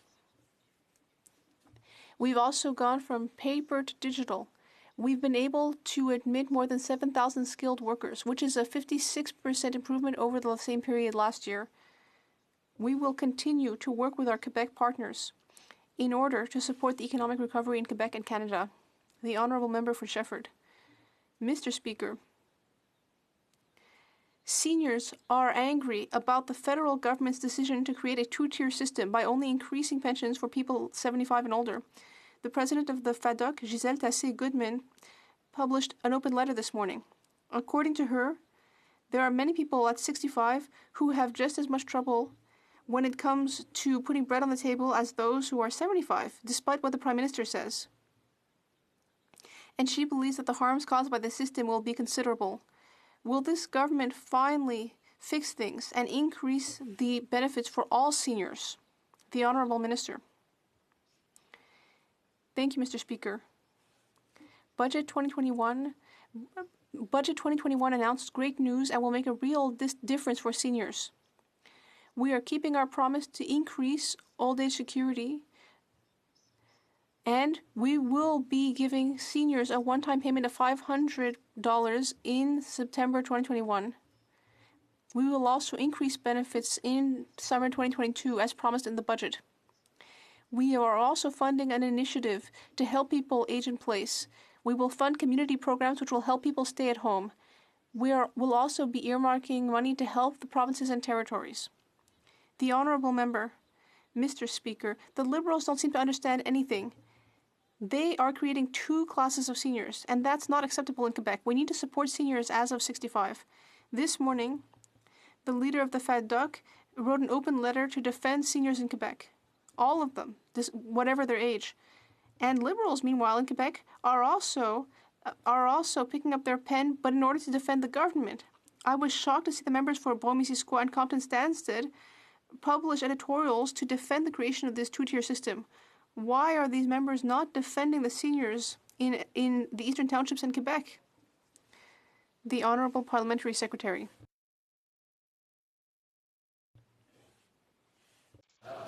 La ministre. The Honourable Minister. Merci, Monsieur le Président. Les aînés ont... Thank you, Mr. Speaker. Seniors have different needs. Seniors are more likely to have exhausted their savings, to be living with a disability. And meanwhile, their health costs are increasing. For seniors 75 and over, half of them have a disability, and half of that is a severe disability. Many of these seniors are widows, and many of them have an income under $30,000. This plan will help these seniors face these pressures. It will increase old age security for Canadians 75 and over by 10% in July 2022. The Honourable Member for Rosemont-la-Petite-Patrie. Mr. Speaker, yesterday, to general surprise, the government supported our motion to insist that Netflix also pay taxes on its sky-high revenue. Well, I'd like to congratulate the Liberals on this moment of clear-sightedness, but will they really do it? Yesterday, with my colleague for New Westminster Burnaby, I sent a letter to the Minister of Finance to ask her to apply the digital tax to all the web giants, including Netflix. I will give her another chance to commit to applying the tax to all online services revenue, including subscriptions, and to make public the secret 2017 Netflix agreement. Will she do that? The Honourable Minister, Parliamentary Secretary, rather. The Honourable Minister. Thank you, Mr. Speaker. I would like to underscore that there is no specific exemption for Netflix or any other digital business. On July 1st, for the first time in the history of Canada, we will be levying GST on digital services providers like Netflix. That is included in the Budget Implementation Act. And it should lead to $1.2 billion in revenue over 5 years. Bulkley Valley. Mr. Speaker, people still aren't seeing the projects and jobs they were promised through the Canada Infrastructure Bank. Meanwhile, the cost of operating the bank doubled last year. It's now costing Canadians $50 million a year to prop up the Liberals' failed privatization experiment. Over the past 2 years, the CIB spent nearly $8 million on consultants. The bank is failing communities. Why did the minister need to pay consultants $8 million to tell the government what Canadians already know? Honourable Minister or Parliamentary Secretary. Mr. Speaker, I'm very proud about the progress that the Canada Infrastructure Bank has made. We've brought in new leadership, and they're making a real difference. From projects like the REM in Montreal, which I'm happy to show the member, which is creating good jobs right now, to the Anita Battery Project in Ontario, which was a partnership with the First Nations of Grand River, to the Lake Erie Connector. We're working to get more infrastructure built, which is good for Canadians, it's good for jobs, it's good for tackling climate change, and it's good for building more inclusive communities. Honourable Member for Carleton. L'échec sur les vaccins du Premier. Mr. Speaker, this Prime Minister's vaccine failure is killing Canadians and their jobs. 200,000 Canadians lost their jobs in April. That's 200,000 Canadians with no income to pay their bills. That makes us second in terms of the amount of unemployment in the G7, much higher than the average. When will this Prime Minister present a plan to reopen the economy safely with vaccines to protect Canadians' lives and jobs? The Honourable Minister. Mr. Speaker, local public health authorities have had to impose the necessary restrictions to fight the third wave. And these restrictions have had an impact on Canadians' jobs. That's why our budget is extending the wage subsidy, the rent subsidy, and the recovery benefit. All this to ensure that Canadians and businesses can get through this pandemic. I hope that all members in this House, the honourable member for Carleton. Well, she's right.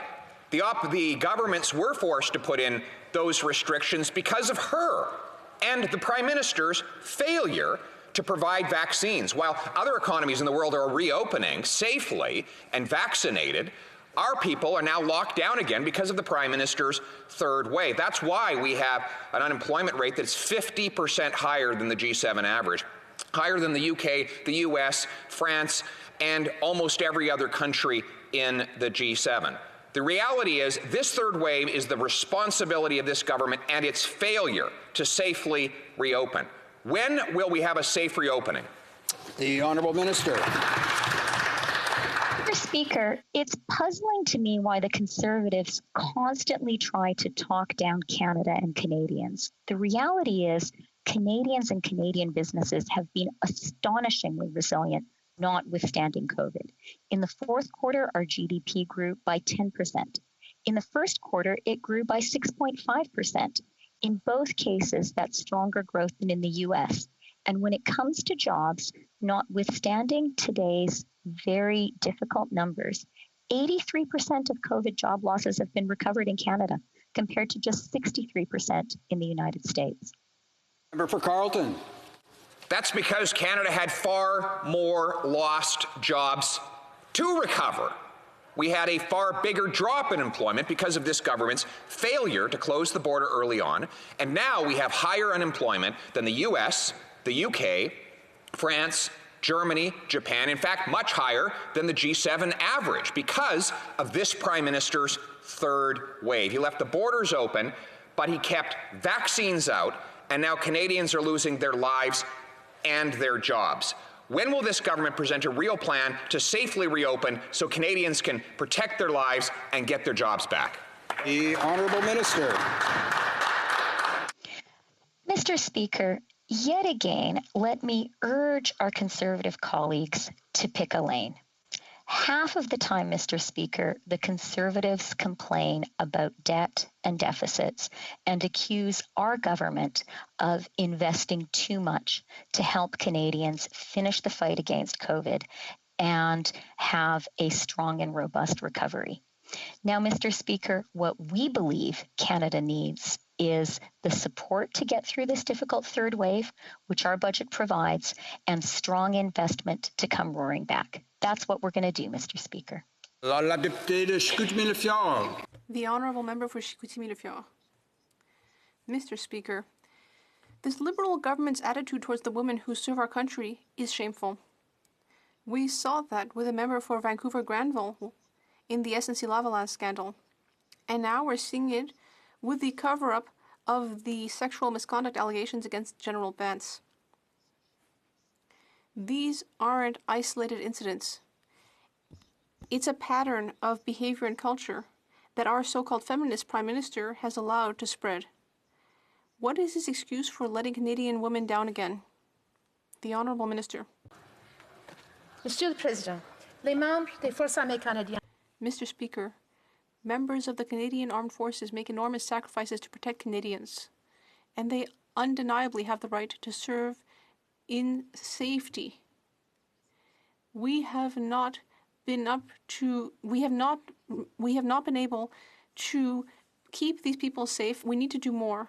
And that is why we have announced that Justice Louise Arbour will be carrying out an arm's length and in-depth investigation about cases of harassment in the military. And we have also appointed General Carignan. The Honourable Member for Chicoutimi-Le-Fjord. Mr. Speaker, it's very clear that our Prime Minister doesn't care about the brave women who serve in our armed forces. He did not defend them. On the contrary, his government let them suffer and didn't do anything. They sacrificed so much for us, and yet he is not ready to sacrifice his image to protect them. When will he apologize to them? The Honourable Parliamentary Secretary to the Minister of National Defence. Mr. Speaker, it is important that we eliminate all forms of sexual misconduct and abuse of power for all members of the defense team. It is a critical priority, and we know that the Canadian Armed Forces must work very hard to eliminate toxic masculinity which is creating an unacceptable culture in the military. We have announced that Ms. Arbour will be carrying out an independent and in-depth investigation of sexual harassment and misconduct. We owe that to the members of the forces and Canadians. The Honourable Member. Mr. Speaker, the Prime Minister is supposed to be responsible for his cabinet. It's up to him to supervise what's happening in government, and it's up to the ministers and the PMO to keep him up to date on major events. So it's hard for me to understand how something as horrifying as sexual assault allegations could be ignored on his watch. Are we really supposed to believe that the Prime Minister didn't know anything about all this, even though everyone around him knew about it? The Honourable Parliamentary Secretary. Mr. Speaker, as the Minister said at committee, no, he didn't. He was not aware of the nature or the details of the allegations. Mr. Walbourne did mention that there were misconduct allegations regarding General Vance, but he did not give any details to the Minister. The Minister has stated that all allegations brought to his attention should be brought to the relevant authorities for investigation. The Honourable Member for Rivière-des-Mille-Îles. Mr. Speaker, we need a clear message from the federal government to victims of CERB fraud. In the House, the Minister said that victims will not be held responsible for this fraud, and we all agree with that. But when the victims call her department, they are told to pay taxes on the fraudulent sums, and they're told that they'll be repaid sometime. So my question will be clear, and we also need a clear answer. Madam Minister, should the victims keep their money? Yes or no? It's that simple. The Honourable Parliamentary Secretary. Speaker, the Canada Revenue Agency takes the protection of taxpayer information very seriously. The CRA has robust safeguards in place to identify fraudulent emergency and recovery claims. Canadians who receive a T4A for CERB payments, which they did not claim, should contact the CRA as soon as possible. Victims of fraud will not be held responsible for any money paid out to scammers using their identity. Thank you, Mr. Speaker. The Honourable Member for Rivière-des-Mille-Îles. Mr. Speaker, it's so clear. It's so hard, rather, to get a clear answer to these questions. And in addition, the Minister must act to ensure that victims of CERB fraud don't lose government benefits, because these fraudulent sums are added to the income that the victims have truly earned. And government benefits are calculated based on people's income. For example, the Canada Child Benefit, the Workers' Benefit, and the GST credit. So, what is the Minister doing to guarantee that victims won't lose this much-needed government assistance? The Honourable Minister. Mr. Speaker, let me be crystal clear to my colleague. Canadians who received a T4A without having claimed benefits do not have to include it on their tax return. Those who received an incorrect T4A simply need to report the actual amounts received on their tax return. In either case, these individuals should contact the agency as soon as possible to request either a cancellation or amendment of the statement. I would encourage my colleague to seek information from reliable sources rather than unnecessarily scare Canadians. His constituents deserve better. The Honourable Member for Edmonton Centre. Mr. Speaker, my riding has been severely impacted by COVID-19. Many have lost their jobs, their homes, and their livelihoods. More people are homeless, opioid abuse is skyrocketing, and more families are struggling to make ends meet. The last thing my constituents in this riding need is another blow to the oil and gas sector, which provides jobs, opportunity, and helps fund our vital social programs. What is this government's strategy to ensure thousands of more Canadians do not suffer the consequences of another cancelled pipeline? The Honourable Minister. Mr. Speaker, last night in this House, we held an emergency debate. It was a debate in which all parties participated. It was a debate in which we made our intentions and and the purpose of the mission of this government on pipelines very, very clear. TMX when we look back at something that we approved, we're building it. It's more than 7,000 jobs that have been created. In Line 3, we approved it, another 7,000 jobs created. These are pipelines that will take us into the future. But when we look at existing pipelines that are essential to our energy security nationally, we will leave no stone unturned in making sure we are there for Canadian workers, that we are there. The honourable member for Edmonton Centre. Mr. Speaker, that just doesn't cut it. No stone unturned. This Prime Minister had 6 years to demonstrate his support for the natural resource sector. And what do we have now? The cancellation of Keystone XL and the potential shutdown of Line 5. Mr. Speaker, we are once again facing a last-minute crisis due to this government's lack of action. When will the Prime Minister pick up the phone, show some leadership, and receive assurances from the President that this vital pipeline will continue to operate and enforce the Transit Pipeline Treaty? The Honourable Minister. Well, Mr. Speaker, last night in this House, during the emergency debate, there was no daylight between the parties. Line 5 is a critical piece of energy infrastructure. It is vital to North American energy security. And I'll repeat what I said to the House last night. People will not be left out in the cold. The heating of Canadian homes, the flying of Canadian jets, the operation of Canadian refineries are non-negotiable. Line 5 is not just vital to Canada, it is also vital to the United States, and therefore it is vital to all of North America, and that is the case we are making. Line 5 is essential to North American energy security. Thank you. The honourable member for Sarnia-Lambton. Mr. Speaker, the deadline to submit a brief of support to keep Enbridge's Line 5 open is in just 4 days. The Canada-US Committee unanimously recommended this action, and the Natural Resources Minister said last night that he would take every action diplomatically and legally to keep Line 5 open. This is the most urgent action required, and the Liberals have known about it for months. Why did they leave it to the last minute, and when will they submit the amicus brief? Honourable Minister. Mr. Speaker, I thank the honourable member for her question and for her advocacy for her constituents, and I can assure this House we are looking at all our options.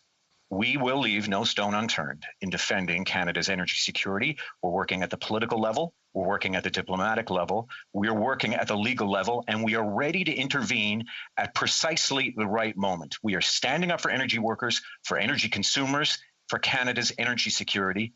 People will not be left out in the cold. Thank you, Mr. Speaker. Honourable member for Regina Wascana. Mr. Speaker, usually it's a good thing when Canadians from west to east come together for a common cause. Hear, hear. But it's not so good when that common cause is a common threat. The Governor of Michigan is threatening to shut down the Enbridge Line 5 pipeline in a clear violation of treaty obligations between the United States and Canada. This would put 25,000 Canadian jobs at risk. When is the Prime Minister going to phone President Biden and insist that the Transit Pipeline Treaty be enforced? The Honourable Minister. Mr. Speaker, as we've said, Line 5 is the most efficient way to deliver the products that Michigan needs to heat its homes, to fly its jets, to power its economy. We don't need more trucks on the road jamming up the 401 or jamming up our already congested border crossings. And those idling trucks would be releasing their emissions in Governor Whitmer's backyard in Michigan while they wait to cross the border.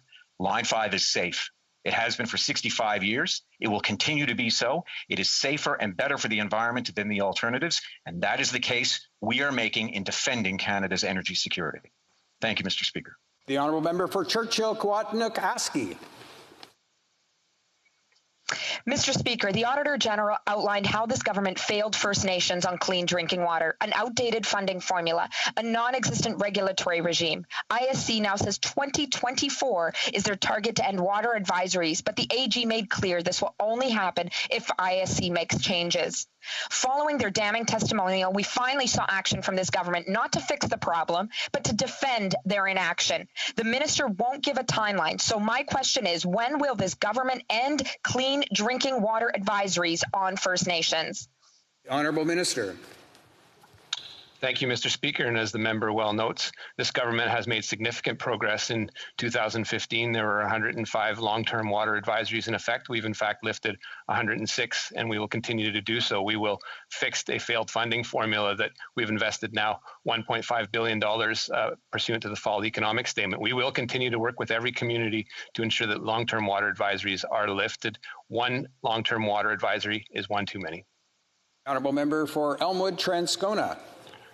Well, thank you, Mr. Speaker. I think Indigenous people in Canada deserve a better, clearer plan and a much greater sense of urgency from this government when it comes to life-saving water, just as people the world over deserve a better answer and a higher sense of urgency when it comes to putting their need to get life-saving vaccine ahead of the profits of international pharmaceutical companies. Yet this government continues to refuse to get behind a waiver at the WTO. The United States of America announced just this week that it is getting behind that waiver. When will Canada be part of the solution and not the problem at the WTO? The Honourable Minister. Thank you, Mr. Speaker. Our government has always been and will continue to be a strong advocate for equitable access to affordable and safe COVID-19 vaccines around the world. Canada has actively participated in the negotiations on waiving intellectual property protections to COVID-19 vaccines under the WTO, and we will continue to work with our international partners towards a speedy and just recovery. This pandemic isn't over anywhere until it's over everywhere. Thank you. Member for Sydney Victoria. Mr. Speaker, reconciliation is a journey of many steps. Closing the infrastructure gap, supporting Indigenous economies through this pandemic, and connecting Indigenous economies with the world. Throughout the pandemic, Indigenous communities in Atlantic Canada have received $38 million in flexible funding through the Indigenous Community Support Fund and more than $9 million through the Community Business Fund, supporting Indigenous communities to build back better. Could the Minister update the House on the future of these programs? The Honourable Minister. Through Budget 2021, our government is investing over $18 billion to improve the quality of life, close socioeconomic gaps, and create new opportunities for Indigenous communities and peoples. And this includes an additional $1.4 billion to fight COVID, over $6 billion with $389 million ongoing to support Indigenous infrastructure, $100 million for Indigenous entrepreneurship and economic development opportunities, and near and dear to the member's heart, there's an additional $275 million for Indigenous languages, including Mi'kmaq. Walalim. The Honourable Member for Mission Matsqui, Fraser Canyon. Mr. Speaker, this government promised $5,000 grants to homeowners who make energy-efficient retrofits as of December 1st, 2020. But they haven't even established eligibility requirements. Homeowners and contractors are being told to hold on to their receipts to see if they'll be paid back as promised for the investments they made at the direction of this government. The Liberals have rolled out yet another half-baked program, and homeowners are left holding the bag. When will it actually be ready? The Honourable Minister.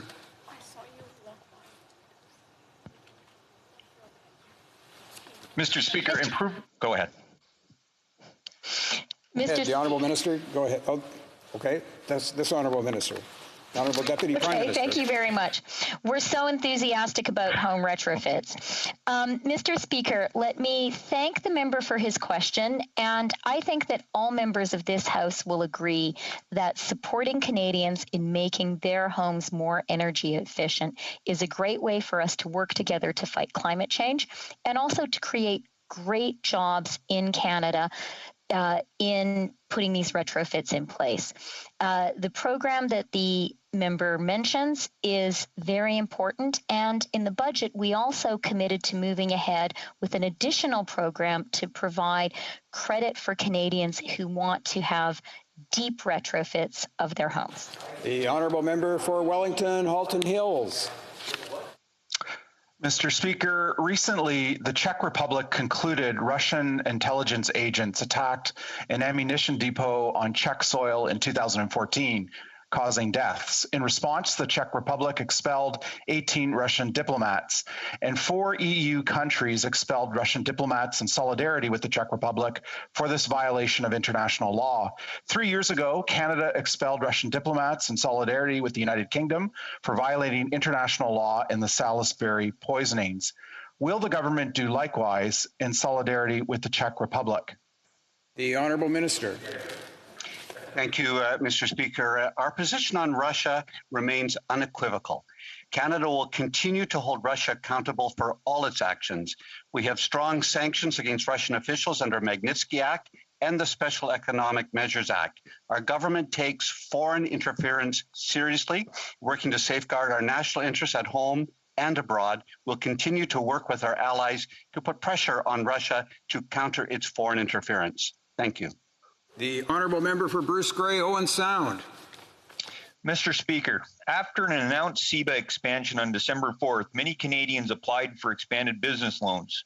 Many were denied as records held by CRA did not match their applications. However, there is no method for Canadians to update their submissions. In January, the government promised to fix this. Yet here we are 5 months later in the midst of further lockdowns during this Liberal third wave without a solution, leaving businesses to wait for the government to take action. Will the minister commit today to a date when this issue will be resolved? Small businesses can't wait. Honourable Minister. Thank you very much, Mr. Speaker. Our government's priority since the very beginning of the pandemic has been to support our Canadian businesses and our workers. We know that small businesses continue to have difficulty making ends meet because of the restrictions in place due to the pandemic. To date, over 860,000 businesses have been supported by CEBA, and I understand the member's concern. Financial institutions will be reaching out directly to businesses who have applied but not yet received the expansion that they've requested, and we will be providing clarifying information through our banks. Thank you very much, Mr. Speaker. The honourable member for Richmond Athabasca. Mr. Speaker, Bill C-10 has become a real mess for one simple reason. The Liberals are attacking freedom of expression. They removed the only section of the bill that would protect social media users. They've been playing politics for the past 2 weeks, suggesting that we are anti-culture. And now they're trying to correct their mistake by proposing bad amendments. When will the Minister of Justice have the courage to call to order the Minister of Heritage, who is directly attacking the freedom of expression of Canadians? The Honourable Minister. Monsieur le Président.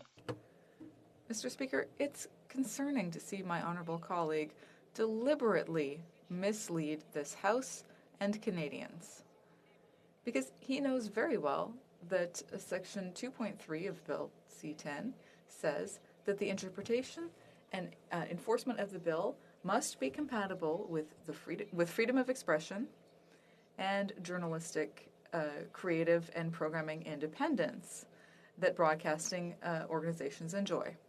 So why is the member across the way deliberately misleading Canadians and this House? I just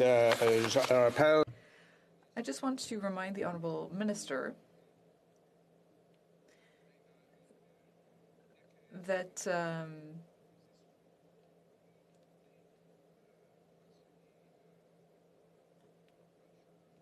in French, but one makes a misleading deliberately. That has been constituted as unparliamentary language. And je demande. So I would ask the Honourable Minister to withdraw that comment. The Honourable Minister. Monsieur le Président, Mr. Speaker, if I'm not mistaken, so when should I ask a question? In English, just so that I make myself more clear, and I appreciate the patience of honourable members. The minister in his statement indicated that a member was deliberately misleading in his statements. That has been essentially equal to lying, and so our precedents in the House are clear on that. So I'd ask the honourable minister to withdraw his statement, and we'll carry on. The Honourable Minister of Heritage. I would correct my statement then, Mr. Speaker, by asking the question as to whether or not the member opposite is trying to induce this House and Canadians into error. Thank you, Mr. Speaker. No, I'll ask the Honourable Minister again. He really must withdraw or rephrase his comment with respect to any reference to a member of this House deliberately misleading. This is the infraction, and I'd ask him to withdraw that specific aspect of his remarks before we can carry on. The Honourable Minister of Heritage. Thank you, Mr. Speaker. Then I will withdraw that comment. Thank you. Merci beaucoup. Thank you very much. And now the Honourable Member for Beauport-Limoilou. Thank you, Mr. Speaker. Mr. Speaker, the Bloc Québécois hopes that the Davie Shipyard will build the polar icebreaker that the federal government announced yesterday, because we've been calling for this for years. It's just that before we celebrate, we want some details. For now, all we have is a press release from the government. No contract, no formal letter of intent, no start date. The government is asking us to celebrate to celebrate what so far looks just like an election promise. When will we see a real contract signed with the Davie Shipyard?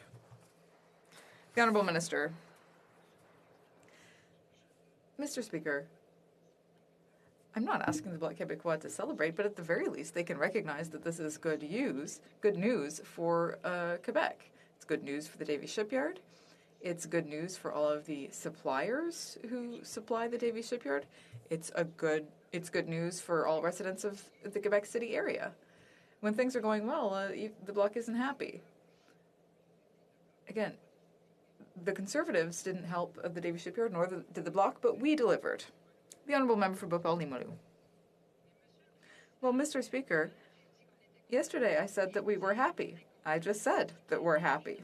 But as long as the Davie Shipyard doesn't have a signed contract for the icebreaker, this is all just good intentions.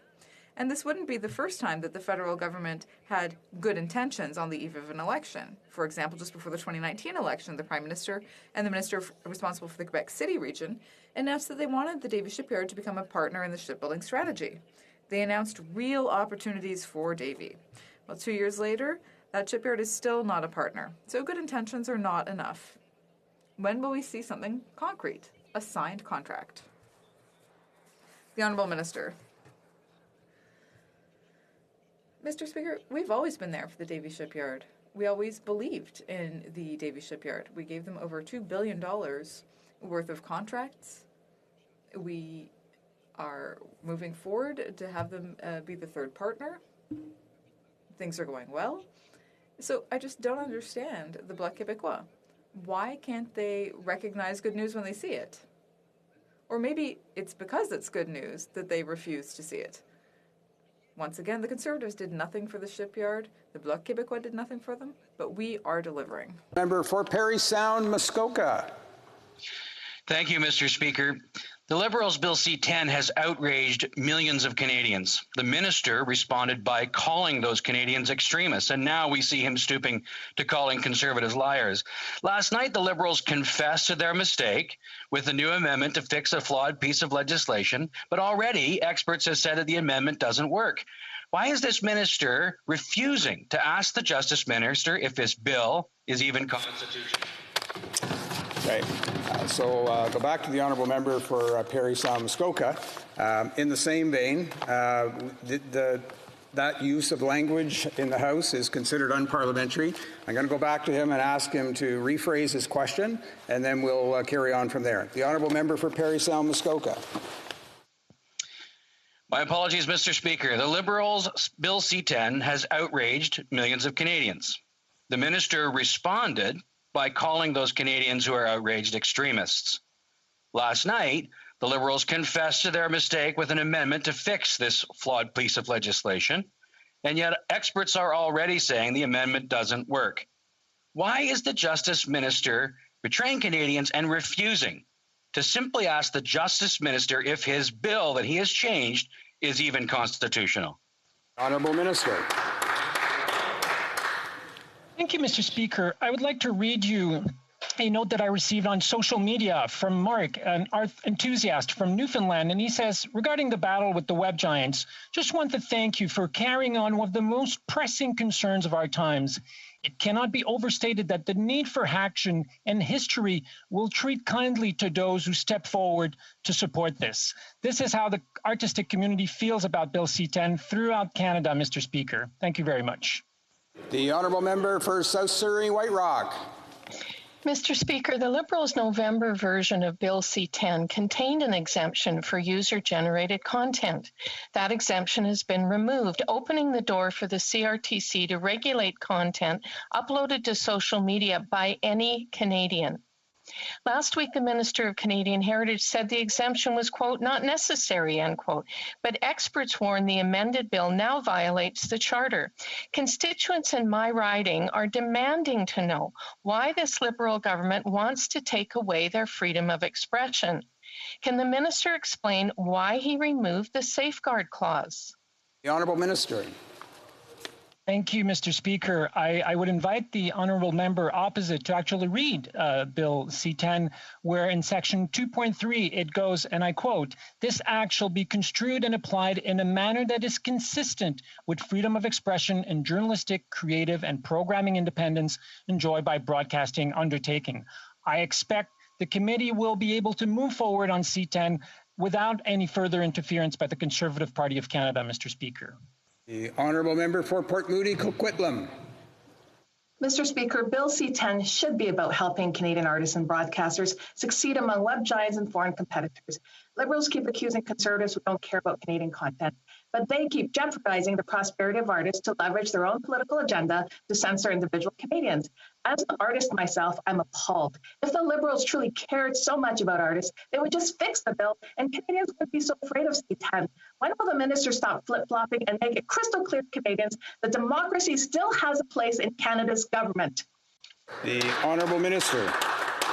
Thank you, Mr. Speaker. And I would like to take this opportunity to actually read the list of supporters, organizations throughout the country that have come out in support of C-10. Coalition for the Diversity of Cultural Expressions, the Professional Music Publishers Association, the Canadian Media Producers Association, the Directors Guild of Canada, and the Writers Guilds of Canada, la Fédération Nationale des Communications de la Culture, SOCAN, la Fédération Culturelle Canadienne-Française, the Canadian Federation of Musicians, APTN, l'Union des Artistes, l'Association des Professionnels des Arts de la Scène du Québec, l'Association québécoise des auteurs dramatiques. Alors, l'honorable député de... The Honourable Member for Saint-Léonard, Saint-Michel. Thank you, Mr. Speaker.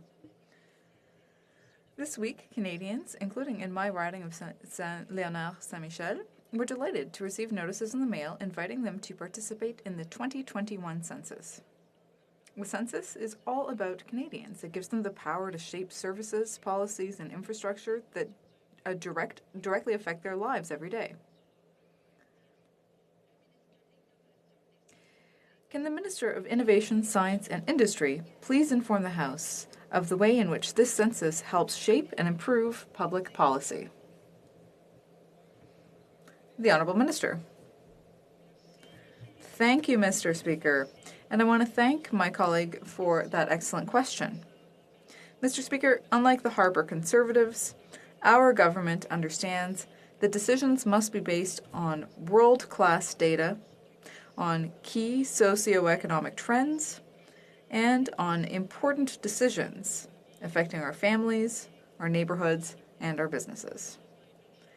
The census is a unique opportunity to shape our communities and economy to recover from the COVID-19 pandemic, and I encourage all Canadians to complete it as soon as possible.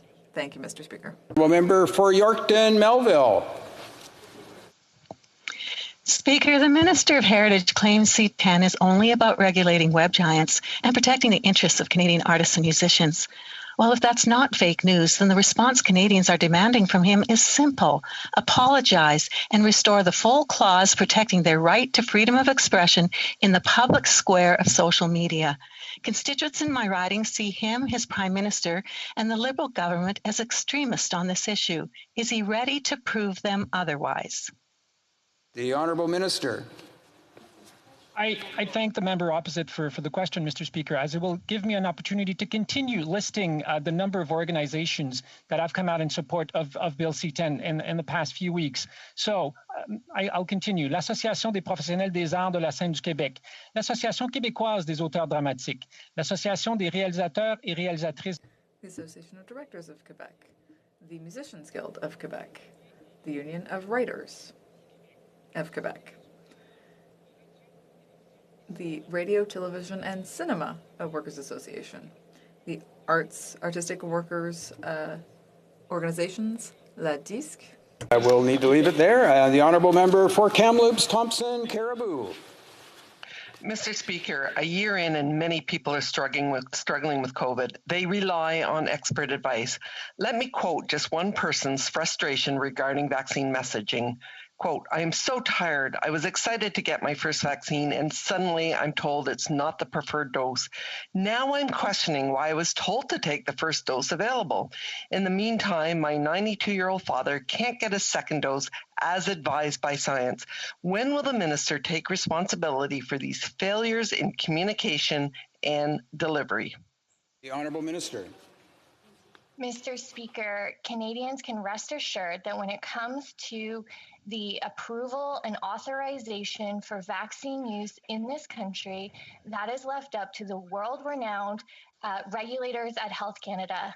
All vaccines that are authorized go through a rigorous testing process for safety and effectiveness, and that review continues even as vaccines are distributed. Mr. Speaker, vaccines are an important tool of getting through this virus, and we encourage all Canadians to get a vaccine as soon as it's their turn. Member for Richmond Centre. Thank you, Mr. Speaker. In the middle of the largest global crisis, health crisis seen in a century, over a century, seniors need more than a token benefits increase. What seniors really need are vaccinations so that they can enjoy the rest of their years secure from COVID-19. As countries like Israel, the United States, United Kingdom, Singapore, and on and on and on are beating Canada to vaccinate their people. When will the Minister of Health account for her failure to bring wide distribution of vaccines? The Honourable Minister.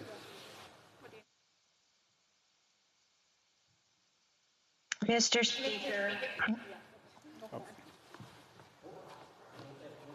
Go ahead, the Honourable Minister. Mr. Speaker, the supply of vaccines into this country is such that Canada ranks in the top 3 or 4 countries in the world for vaccine administration. We've had delivered to Canada 18.4 million doses, Mr. Speaker.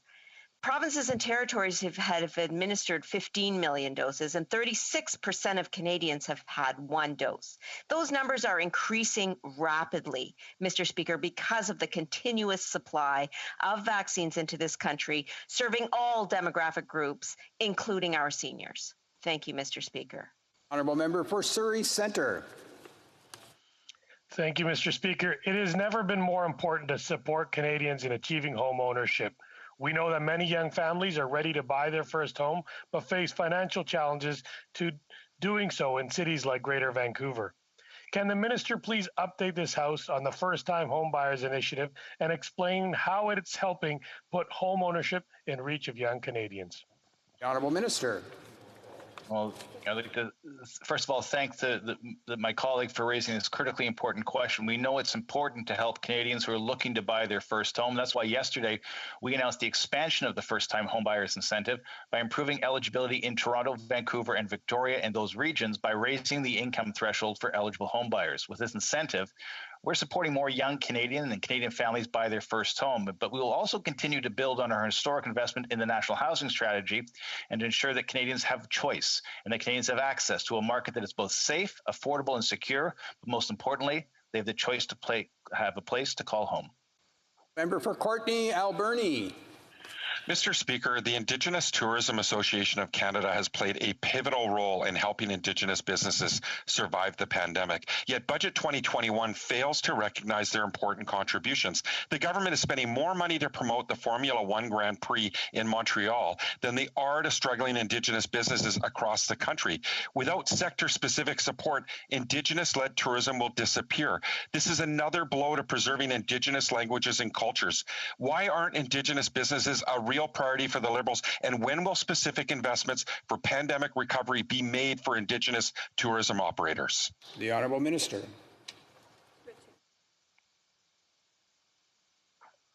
Mr. Speaker, this budget makes unprecedented investments in reconciliation and in supporting Indigenous people across Canada. $18 billion over 5 years. That includes significant investments in supporting Indigenous businesses and Indigenous entrepreneurship.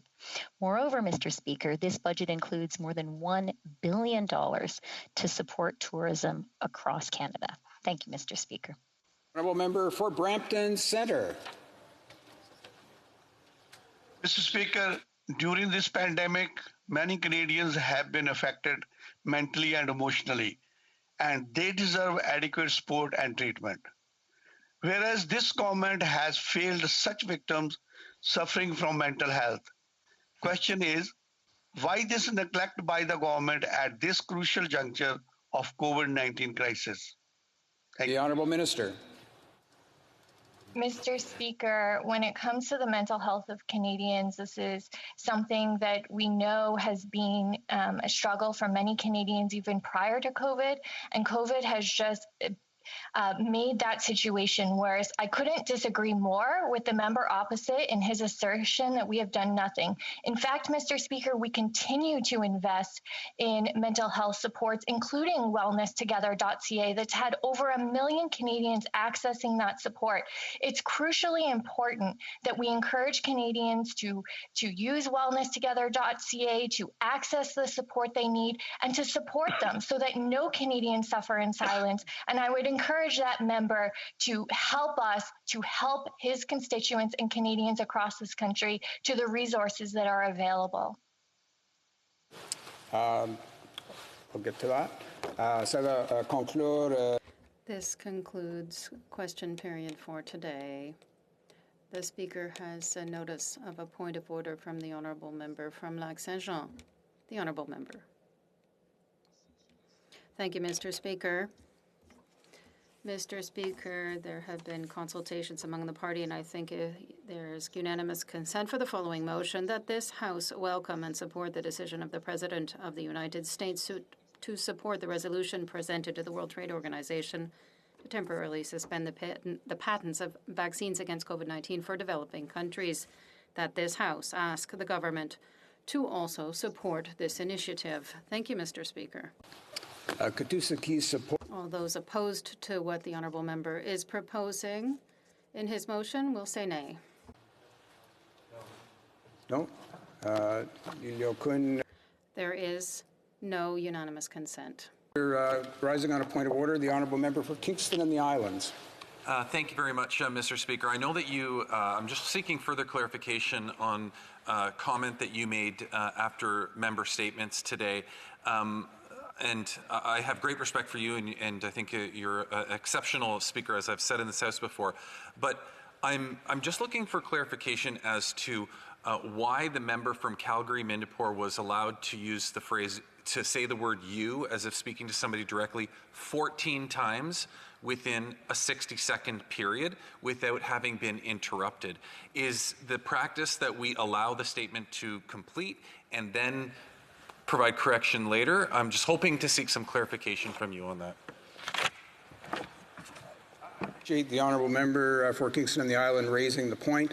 As is customary, we do try to, as we saw earlier today, to try to avoid interruptions in the course of statements by members and through the course of question period. It was clear to me when the member was speaking that the style of speaking was not appropriate, and so the decision came that, speaking was inappropriate and not within the usual standards of the House. So the question was, do I interrupt at that point or at the end? I elected to do the latter instead of the former. Quite honestly, it could have invited an immediate interruption as well. And that is why I remind honourable members, speaking style is, perhaps not the same thing as being unparliamentary language per se, but nonetheless, it's against the normal standard of speech in the House. And this is why earlier today we had another occasion making comments personal towards any other member of this House often elevates the kind of adversarial climate in the House, which does not support good civil debate. And so I appreciate the honourable member raising the point, and I think it's a good occasion to remind other honourable members of this indeed. We'll now go to tabling of no. Oh, we have another point of order. The Honourable Minister of Heritage. Thank you, Mr. Speaker. In his question, the member for Parry Sound Muskoka claimed that I had said that those who opposed Bill C-10 were extremists. I said no such thing. I did point out that the Conservative Party of Canada was leaning toward the more extremist elements of its party when it comes to Bill C-10, but I did not say that those who oppose Bill C-10 are extremists, Mr. Speaker. Thank you. I thank the Honourable Minister for his comments. I don't think it falls into the category of a point of order, but more rather in the area of debate, and perhaps there will be other occasions to comment upon those subjects. We'll now go to tabling of documents. Dépôt de documents. The Honourable Parliamentary Secretary to the Government House Leader. Order 36 bracket 8A, I have the honor to table in both official languages the government's responses to 24 petitions, and these returns will be tabled in an electronic format.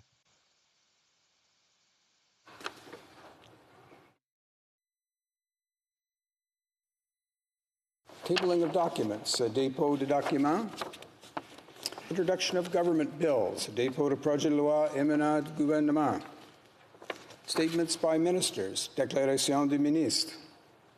Reports from interparliamentary delegations. Presenting reports from committees. The Honourable Member for Cambridge. Thank you, Mr. Speaker. I have the honor to present in both official languages the 6th report of the Standing Committee on Veterans Affairs, entitled The Consequences of COVID-19 Pandemic on the Financial Health of Veterans Organizations. Pursuant to Standing Order 109, the committee requests that the government table a comprehensive response to this report. Thank you, Mr. Speaker. Présentation du rapport du comité. Presenting reports from committees. Introduction of private members' bills. Mr. Doherty, seconded by Mr. Strahl, moves for leave to introduce a bill entitled An Act to Amend the Telecommunications Act, Suicide Prevention. This motion is deemed adopted. The Honourable Member for Cariboo Prince George. Mr. Speaker, 147 days ago, the House of Commons unanimously passed my motion supporting a new national 3-digit suicide prevention number. 147 days. Every 24 hours, 11 Canadians take their own life. Another 275 attempt their life. Using these stats, since passing the motion, we've lost 1,617 Canadians to suicide, and over 40,000 Canadians have attempted to end their life. These are the attempts and deaths that we know of. So many more go unreported. Suicide is the second leading cause of death amongst young Canadians. These statistics are staggering. What is even more worrisome is that these are from before COVID. My private member's bill is very simple. It adds one clause to Telecommunications Act to ensure a new 3-digit suicide prevention number is implemented and accessible to all Canadians within 1 year of passage. Colleagues, we are facing a mental health crisis never before seen. We have the power to save lives, to leave a legacy of action, and to show those who are suffering we are fighting for them. Let's all bring 988 to Canada. Thank you. Mr. Doherty, seconded by Mr. Strahl, moves that the bill be now read a first time and be printed rather. This motion is deemed adopted. First reading of this bill, première lecture de ce projet de loi. And when shall the bill be read a second time? At the next sitting of the House. Dépôt de projet de loi. Introduction of private members' bills. My apologies. First, a moment. Mr. Blanchet-Jonquin, seconded by Ms. Gill, moves for leave to table a bill entitled An Act to Amend the Income Tax Act, Recent Graduates Working in a Designated Region. This motion is deemed adopted. The Honourable Member for Rimouski, Nejet, Témiscouata-les-Basques. Mr. Speaker, it is with great pride and pleasure that I table a bill in the House entitled An Act to Amend the Income Tax Act. I'm confident that this all our colleagues will support this bill that will allow us to deal with the serious shortage of skilled labor, but also to allow people to study at university or college and get great training and then go back to the regions which are suffering from the aging of the population. I thank you for sharing my enthusiasm. Mr. Blanchet-Jonca, seconded by Ms. Gill, moved that this bill be now read a first time and be printed. This motion is deemed adopted. First reading of this bill. When shall the bill be read a second time?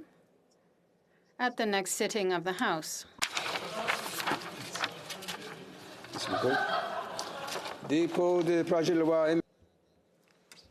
Introduction of private members' bill. Of Senate public bills. Motions. Motion. Presenting petitions. Before we go to presenting petitions, I'll just remind honourable members two things. Those that are presenting petitions by video conference to use the raised hand function so we know that you're there. And secondly, remind honourable members to keep their descriptions of their petitions precise and short. And we'll now go first to the honourable member for St. John's East. Thank you, Mr. Speaker. I have the honour today to present a petition on behalf of a number of inmates of federal institutions who are concerned about the fact that when a prisoner accuses the medical staff of misconduct, it could have serious repercussions for the medical staff. And when the medical staff accuse prisoners of misconduct, there will be serious repercussions for the prisoner who is involved. And they are calling upon the Government of Canada to require the healthcare staff who interact with prisoners in federal custody to wear body cameras that record audio and video of interactions with prisoners, with the exception of medical examinations, which would be recorded audio only, and for the Corrections Service of Canada to retain these recordings so that promote better accountability and professionalism in federal correctional facilities. Thank you, Mr. Speaker. Thank you, Mr. Speaker. The honourable member for Sherwood Park, Fort Saskatchewan. Well, thank you, Mr. Speaker. And if you'll indulge me, I'd like to briefly wish my wife a happy 10-year anniversary. She wanted to spend the day together, but I said, sorry, I have petitions to table instead.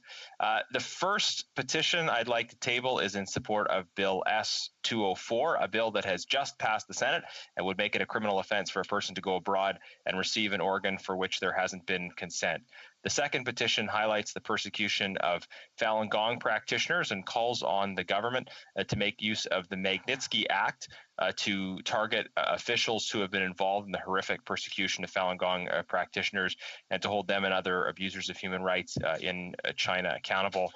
The third petition highlights the human rights situation in Ethiopia, in particular in the Tigray region, but emerging concerns respond to human rights issues happening throughout the country.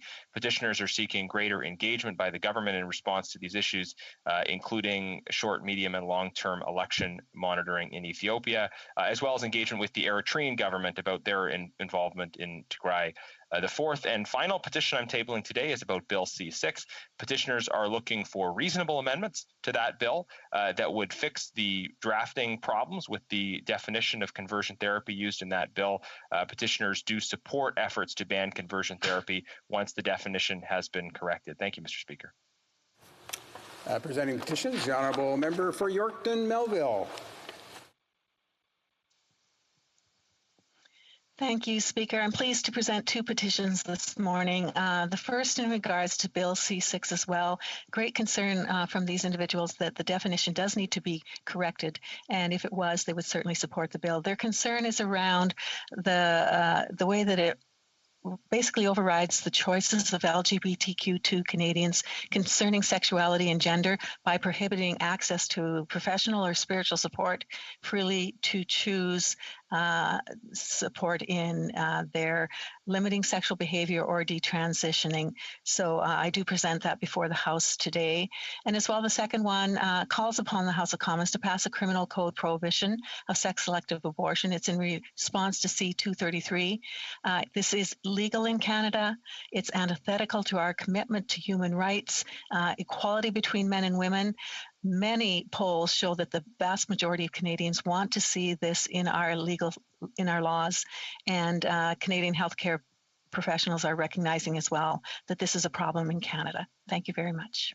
Presenting petitions, the Honourable Member for Nanaimo, Ladysmith.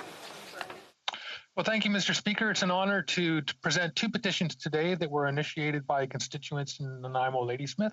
The first petition, the petitioners are concerned that the British Columbia government has not followed through on promises on an expert panel to protect old growth forests in British Columbia, and they're calling upon the government to work with the provinces and First Nations to immediately halt logging of endangered old growth ecosystems, fund the long-term protection of old growth ecosystems as a priority for Canada's Climate Action Plan and reconciliation with Indigenous peoples, support value-added forestry initiatives in partnership with First Nations to ensure Canada's forestry industry is sustainable and based on the harvesting of second and third growth forests, ban the export of raw logs and maximize resource use for local jobs, and ban the use of whole trees for wood pellet biofuel production. The second petition, the petitioners note that natural time-tested immune system essentials and holistic health practices do not receive enough attention for their role in preventative health care, and they're calling upon the government to educate and empower Canadians on holistic approaches to optimize and maintain their natural immunity and well-being, cover practices for health sustainability and wellness care under the Health Act, including chiropractic care, massage therapy, acupuncture, and naturopathic medicines, and support, promote, and enhance Canadians' access to holistic health services and natural products. Thank you, Mr. Speaker. Presenting petitions. Présentation de pétitions. Questions on the order paper. The Honourable Parliamentary Secretary to the Government House Leader. Yes, thank you, Mr. Speaker. The following questions will be answered today. Question 566, 567, 569, and 571. Furthermore, Mr. Speaker, if the government's responses to questions number 568, 570, and 572 to 574 could be made orders for return, these returns would be tabled immediately. The Honourable Member, I thank you, the Honourable Parliamentary Secretary. Is it the pleasure of the House that the aforementioned questions be made orders for return and that they be tabled immediately? Any opposition to that? Hearing none, agreed and so ordered. The Honourable Parliamentary Secretary. And finally, Mr. Speaker, I would ask that all remaining questions be allowed to stand at this time, please. And is that also agreed? Agreed and so ordered? Agreed and so ordered. All right. Orders of the day, ordre du jour. Ordre émanant du gouvernement, projet de loi émanant du gouvernement commune, reprise du débat à l'étape de la deuxième lecture du projet de loi C30, loi numéro 1 d'exécution. Resuming debate on Bill C30, Budget Implementation Act 2021. Debate. The Honourable Member for London West. Thank you very much, Mr. Speaker. It gives me great pride to rise and speak to Budget 2021, the maiden budget from the first woman to hold the title of Finance Minister. In fact, as many parliamentarians know, we usually get a hard copy of the budget handed to us as the Finance Minister would rise in the House to speak, but due to COVID, we had to make do with getting the online version. I hear there are hard copies available, and I'm hoping to get my hands on one because I definitely want the Finance Minister to autograph this one because it is so historic. Given how hard the pandemic has impacted Canadian women, I do feel it's appropriate someone familiar with the challenges women face at both home and on the job is leading the course forward. But let me be perfectly clear, this is a budget that is good for all Canadians. It's forward-thinking, and the changes announced in the budget are what Canada needs as we navigate a new path through COVID and after we wrestle this pandemic to the ground. I believe it's important for a government to always strive to do better, to make changes for the better. This means exploring and implementing new ideas, evaluating how things have been done and if they can be improved, and adapting decades-old social support systems to meet the needs of today's families. This budget positions Canada for the future on all fronts and includes new ideas, but it also contains some that aren't particularly new at all. As we all know, we are currently facing the gravest global crisis since the Second World War.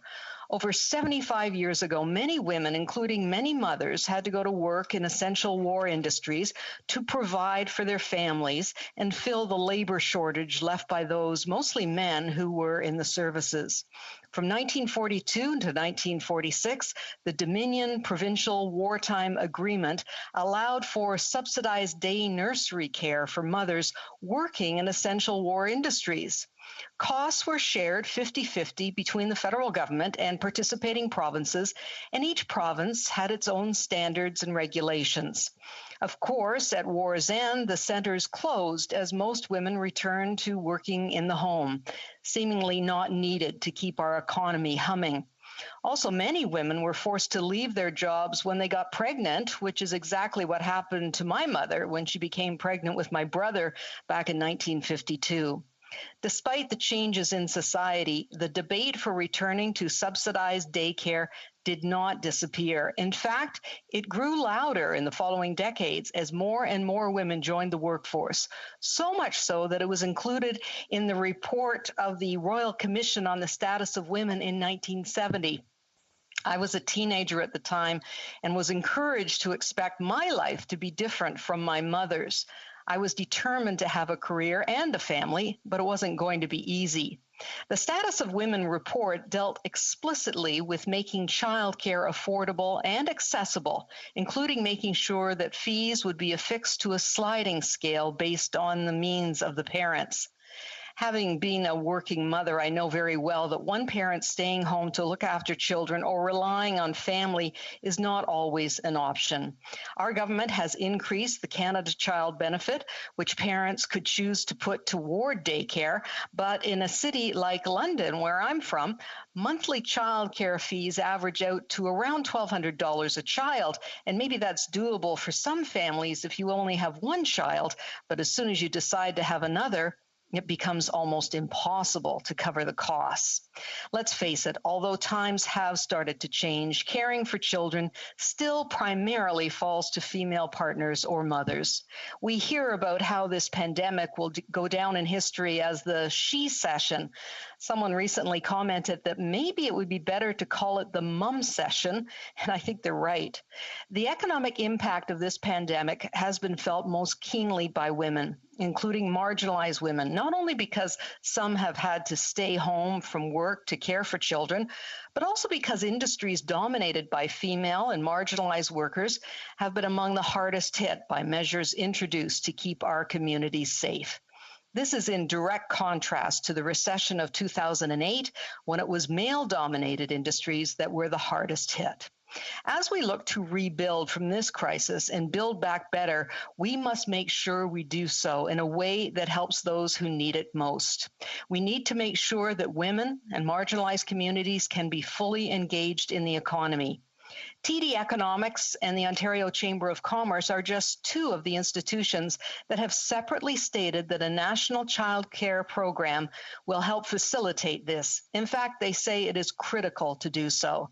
They say a child care program will add between $100 to $155 billion to Canada's GDP because it will allow more engagement in the economy for women and marginalized communities. This is a sound investment based on recommendations made by reliable economic experts. Childcare is no longer a social nice to have. It is now an economic must have.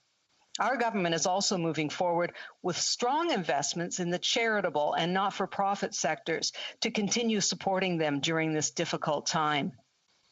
The importance of this sector to Canada and the lives of everyday Canadians is incalculable. And while our government made sure to expand emergency supports to the organizations in this sector, they still need help.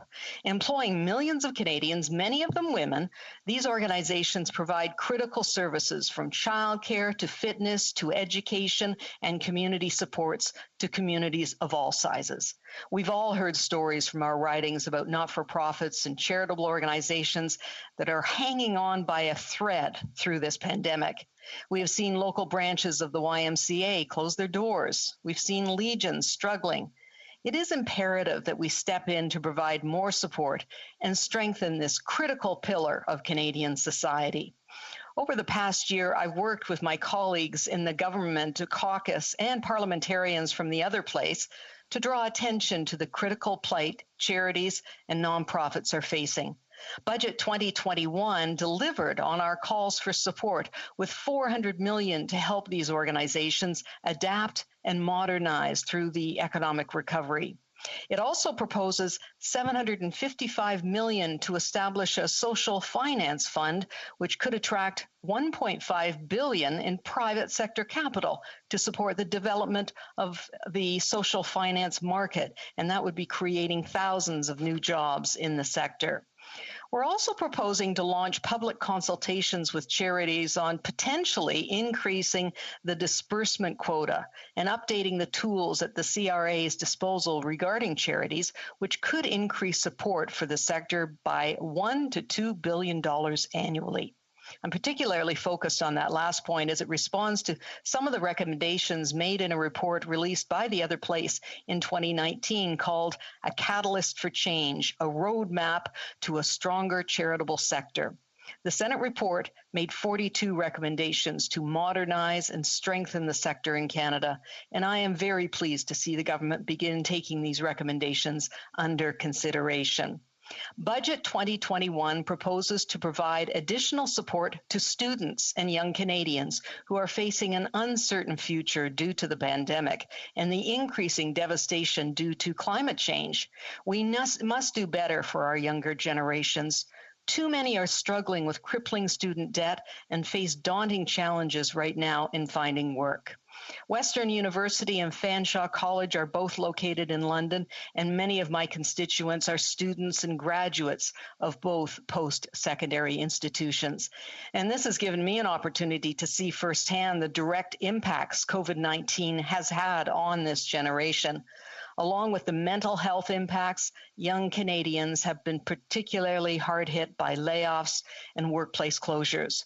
While we introduced measures to help the students over the past year who needed support through programs like the Canada Emergency Student Benefit, doubling the Canada Summer Grant, and waiving the interest on the federal portion of Canada student loans for the next year, more needs to be done.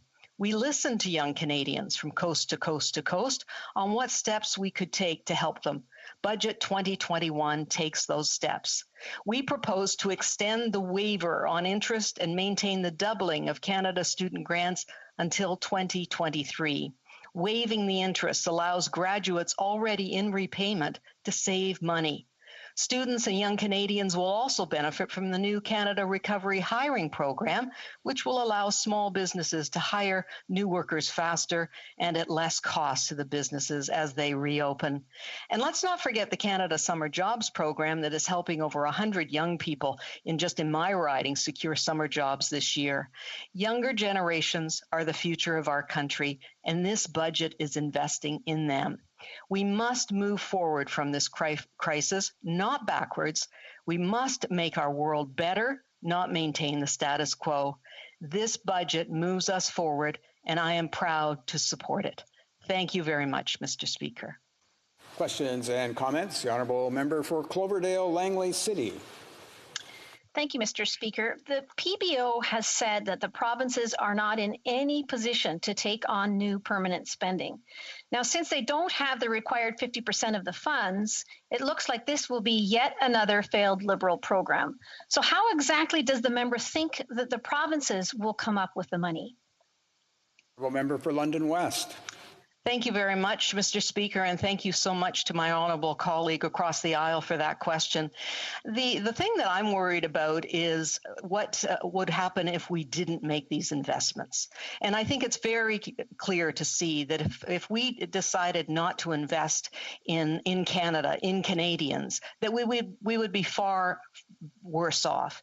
And it's important that we all remember that we each need to do our part, and that everyone needs to be a part of the solution to bring Canada and build it back better. Thank you, Mr. Speaker. Question et commentaire, la députée de Saint-Jean. The honourable member for Saint-Jean. Thank you, Mr. Speaker, and I want to thank my colleague for the speech. It was interesting to hear her talk about the role of women during the war. And also in COVID, there were a lot of women working on the front lines in health, notably. I would say that what we need is not standards in healthcare, but resources. Would she agree with me that increasing the health transfers would benefit not just patients, but also the health workers whose working conditions would be improved? The honourable member for London West. Thank you very much, Mr. Speaker, and thank you very much to my honourable colleague talking about healthcare, because it is obviously the most important thing right now because of COVID.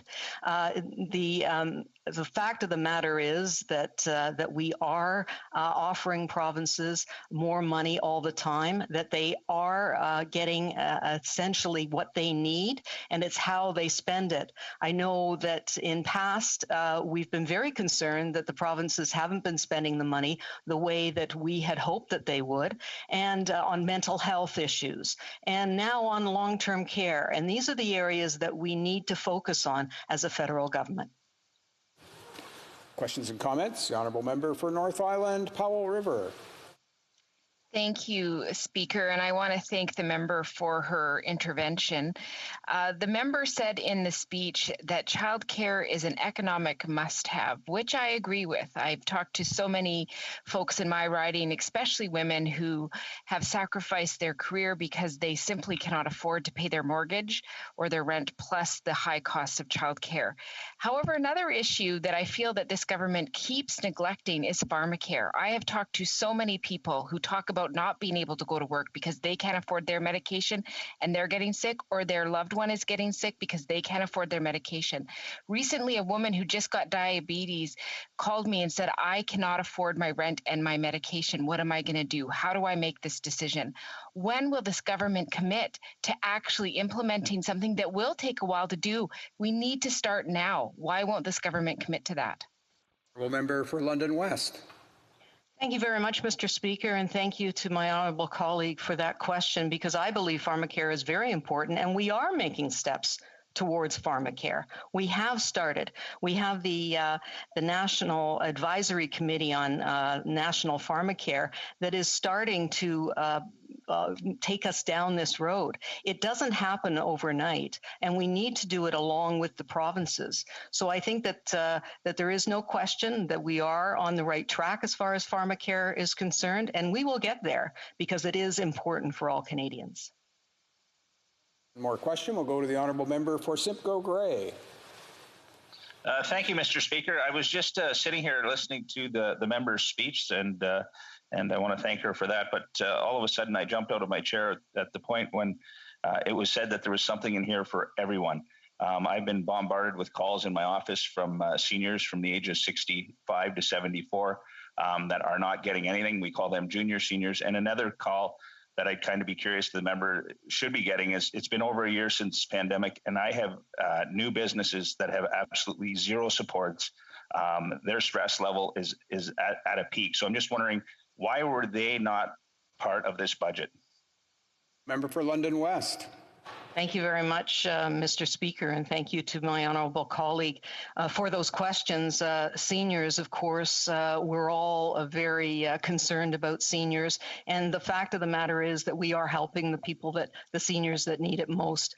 Those over 75 that maybe have gotten to the point where their savings and they're running out and they need some extra money, and that's the people that we're helping. And so people who are 65 and over will eventually get to that point and will probably need some more assistance. So we're doing what we can to make sure that seniors are supported. Resuming debate, the honourable member for Souris Moose Mountain. Thank you, Mr. Speaker. I am thankful to have the opportunity to speak to the Budget Implementation Act and the impact or lack thereof that it will have on my constituents in Souris Moose Mountain. After 2 long years without a federal budget, the longest period without a budget in Canadian history, the Liberals have put forward this massive 700-page document that does very little to benefit those living in rural Saskatchewan. To say that I was appalled at the amount of unnecessary spending contained in this budget would be a gross understatement. Under this government, Canada's deficit in 2020-21 has reached an astounding $354 billion. And just this week, the Parliamentary Budget Officer announced that his analysis actually shows a deficit of $370.8 billion. Furthermore, the budget proposes over $101 billion in new spending over the next 3 years, over and above the usual amount needed to run the country. This is being done under the guise of helping Canada recover from the pandemic. Yet the fact that there is no plan to pay this money back and return to balance shows just how short-sighted this budget truly is. Another huge area of concern is the fact that both the Prime Minister in his most recent mandate letter to the Minister of Finance, as well as a report from the Parliamentary Budget Officer, indicated last fall that they expected the Minister to come up with a new fiscal anchor. This was not done, and there's nothing in the budget indicating that such an anchor has been established. This sets Canada up for further long-term debt. When it comes to our national debt, the situation is just as bleak. In 2 years, the Prime Minister will have added $500 billion to our national debt. Yes, that is trillion with a T. In 6 years, he will have almost doubled the $612 billion debt that was in place when he came into power. In fact, by next year, this Prime Minister will have added more to Canada's debt than all previous Prime Ministers combined. I wish I was exaggerating, but unfortunately, the numbers do not lie. The question that I and many other Canadians have is who will be paying this back? In her budget speech, the Minister of Finance often spoke about families and their need for support in the short term. But what about the long term?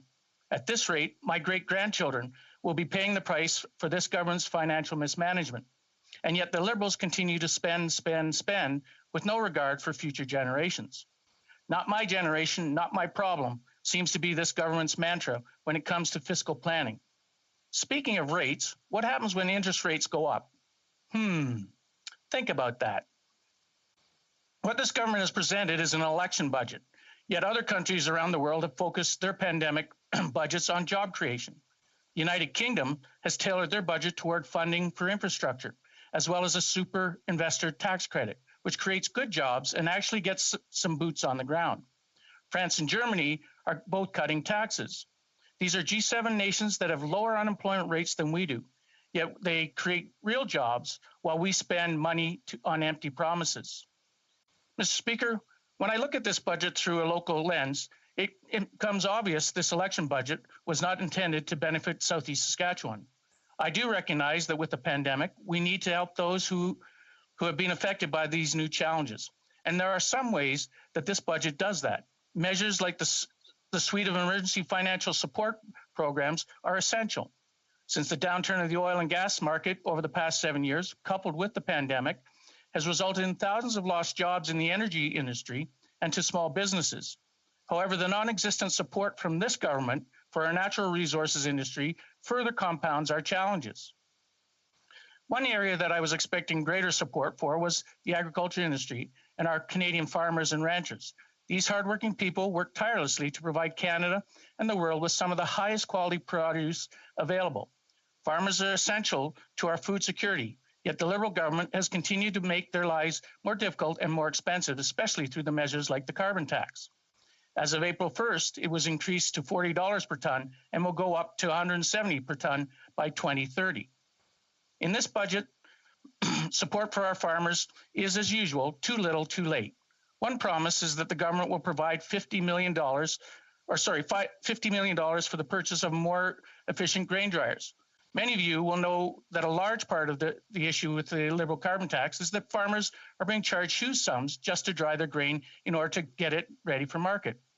This is a necessary part for farming, and wet weather conditions are not something within a farmer's control. This is not a new issue. As soon as the carbon tax came into effect, and certainly following the harvest from hell, farmers were vocal about their need for greater government support. It has taken 2 years for anything to be done on this. That's right, 2 years. At any point during this time, the government could have rectified this issue behind closed doors, but they let farmers suffer while waiting for a long overdue budget to make a flashy announcement in advance of an election. In fact, the Prime Minister's cabinet-appointed Prairie's representative, the member for Winnipeg South Centre, recently stated that the added energy costs for farmers, notably for grain drying, has been a serious irritant in the farming community for a number of years. If he knew this, Why was it taking so long and not fixed? It is obvious that the Liberals are simply trying to placate Canadian farmers in advance of an election. But as I said, too little, too late. Mr. Speaker, I know that when I ask Canadians where does their food come from, they unfortunately say the grocery store. And I would like people to understand and appreciate the great land stewardship of the farmers who have actually producing that food. Prairie grain farmers adopted zero-till farming techniques decades ago and do not get any recognition for the great work they do in the reduction of greenhouse gas emissions. According to data released by the Western Canadian wheat growers, grain farmers in Canada are already a net zero industry. I've heard from many of my farmers who are seeding right now, and we look forward to seeing that crop in the ground. And also during past harvests about the big challenges they have been using their energy efficient, carbon reducing technology and equipment because they do not have proper access to broadband internet. Following the presentation of the budget, Ms. Jolie Nagel, the Saskatchewan Director and past President of Western Canadian Wheat Growers stated, quote, I have trouble downloading software for my equipment now and cannot wait for Earth observation satellites to be designed and sent into space. The federal government has stated it wants a 30% reduction in GHGs by limiting nitrogen fertilizer use, but has never consulted industry or farmers if this is even achievable. Mr. Speaker, if the government wants farmers to do more for reduce GHGs, they need to listen to them and understand what rural Canada and rural Saskatchewan really means. Another area that is important in my riding, and to me personally, is the use of carbon capture, utilization, and storage, or CCUS, to reduce emissions in Canada. Since I became an MP, I've spent much time championing the incredible work that has been done in my riding of Boundary Dam Power Station, world's first large-scale CCS project. While I am pleased that there is some recognition for CCUS in the budget, the devil is always in the details, and in this case, a lack of detail. The budget announces $319 million to support research, development, and demonstrations that would improve the commercial viability of CCS technology. But this is already being done. The Shan feasibility study by the CCS Knowledge Center indicated that retrofitting their facility with CCS could be done at 60% of the cost of Boundary Dam Unit 3 CCS and would make the Shan energy source carbon neutral. And some people say carbon negative with the fly ash that they ship to cement companies. And so, once again, the Liberals prefer to waste time and money on studies that have already been done rather than getting boots on the ground. There's no indication as to when this money will be available, how it will be available, and who will be eligible to receive it. We've seen this with Liberal programs before, such as the Clean Coal Transition Initiative, where communities are still struggling today to secure funds under ever-changing rules years after its inception. The other measure regarding CCS is an investment tax credit that is another case of the devil being in the details, as further reading shows that this tax credit will not apply to enhanced oil recovery. By excluding EOR from this tax credit, the Liberal government is creating hurdles for new projects that might have otherwise qualified. The American version of this tax credit, the 45Q, includes enhanced oil recovery, and because of this, Canada will now be at a competitive disadvantage when it comes to incentivizing private corporate investment in the energy sector. In closing, Mr. Speaker, I think that most Canadians can see that this budget is an election budget that is big on idealistic spending without any promise of follow-through. It spends taxpayers' dollars at an alarming rate while using the pandemic as an excuse to do so. This indiscriminate spending needs to end so that we can work to create a secure Canada for future generations. The finance minister listed in a number of her sunny ways things that were coming. Well, Mr. Speaker, here's what's not coming. What is not coming? A balanced budget is not coming. Lower interest rates are not coming. A reasonable debt and deficit are not coming. But what is coming is a future where our children, grandchildren, and great-grandchildren are paying off this debt. Thank you, Mr. Speaker. Questions and comments? Questions et commentaires? The honourable member for l'honorable député de Shefford. The honourable member for Shefford. Thank you very much, Mr. Speaker. I want to thank my colleague. He really paid particular attention to the state of our finances and that type of thing, but I'd like to hear him on a different issue. It's an issue that concerns me, that Ottawa tends to step onto Quebec jurisdiction. There was a transition office created to manage securities, and for us in Quebec, it really seems like Ottawa is trying to trample on our jurisdiction. And I'd like to hear him on this issue because, again, I think that this is a serious violation of provincial jurisdiction. What does he think about that? The Honourable Member for Sewers Moose Mountain. Thank you, Mr. Speaker, and I thank the member for Shepherd for her question and her thoughts. And I mean, she speaks from a party that is looking for separation and looking to separate this country, whereas I speak from a party that wants to keep this country together. And the more we can work on those steps to keeping this country together, the better. But in order for that to happen, we need to have a government that stands up for all of Canada, that recognizes the great participation factor from Quebec, as well as from the Western provinces, and the great work that the Western provinces have done year after year in providing energy and natural resources to all of this country. Thank you, Mr. Speaker. Questions and comments? The Honourable Member for Hamilton Mountain. Thank you, Mr. Speaker, and I want to thank my colleague for her speech. StatsCan 2019 income survey reported 349,000 people over the age of 65 live in poverty. The Liberals have proposed to increase in this budget the OAS by 10% for seniors over 75. And this would nearly lift out 61,000 people, seniors out of poverty. That is a total of 288,000 left over. Does he not agree that all seniors should be included in the 10% so that the other 288,000 seniors can get out of poverty? The Honourable Member for Souris Moose Mountain. Thank you, Mr. Speaker, and I want to thank the member for Hamilton Mountain for his question, and I look forward to a time that we can get together again and our days when we were working together with the Veteran Affairs, and I do look forward to that opportunity to talk about these issues. His comment is very true. The reality is what this government has done in their budget has chosen and picked who they think should be getting benefits. But you're right, we have seniors starting at age 65 that aren't getting access to these benefits. And this is alarming. Ultimately, when we look at things, we also have to look at aspects of things such as OAS and the huge increase that it's going to impact on this government. And recent reports have indicated that it will actually skyrocket. And those are things that need to be addressed. Those things were addressed in the previous Harper government, but this Liberal government took that out and is paying no attention to it. Questions and comments? The Honourable Member for Yorkton Melville.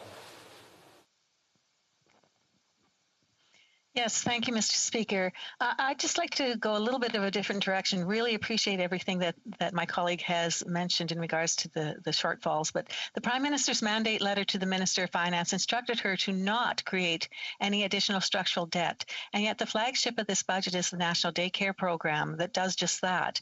And from the Minister's speech, it seemed to me that she was indicating that this was going to be a major catalyst to restoring our economy coming out of COVID. And that can't happen, as the PBO officer said, in regards to the provinces not having the funds they would need. So does he see this as just another election announcement timed at a time when Canada's mums who wish or really need to get back to work will actually not have the support they need? Member for Souris Moose Mountain. I thank my colleague for Yorkton Melville and my northern neighbor for her question and appreciate her comments and for the great work that she does for all Saskatchewanians and especially for the people of Yorkton Melville. She brought up a very good issue. Yes, this government has put forward things about this budget that are strictly election issues and trying to attract somebody to get them to buy their vote. And that's unfortunate because, you know, I think back to 40 some years ago and I want to speak of a gentleman by the name of Gord McNabb and is a great friend of the family. And I remember him talking way back then about childcare and childcare benefits. And I suspect he probably would roll over in his grave today with what's going on. But even back then, in the days of previous Liberal governments, they were making these promises for things to happen, which never happened, which never transpired. And that's going to continue with this government, as they say things, but they do not live up to what they're talking about. Reprise de débat. Resuming debate, the Honourable Minister of Northern Affairs. I am taking part in the debates today from my office in Saint-Boniface, Saint-Vital, Treaty 1 territory, homeland of the Métis Nation. From my office in St. Boniface, St. Vital, homeland of the Métis Nation and Treaty 1 territory. Je suis fier. I am proud to support Bill C-30 today because there are so many important reasons to move forward this budget implementation bill. Although all those reasons are important for our collective future, in my opinion, the most important of those reasons are the benefits that this bill will have for Indigenous peoples and those living in northern Canada. Our economic recovery plan for growth, jobs, and resilience will make a significant difference in the lives of people living in the north. It's a measurable difference, be it investments in climate change, education, health, well-being, or young people. This bill creates economic opportunities for residents of the north while responding to the many socioeconomic challenges that have been exacerbated by the COVID-19 pandemic.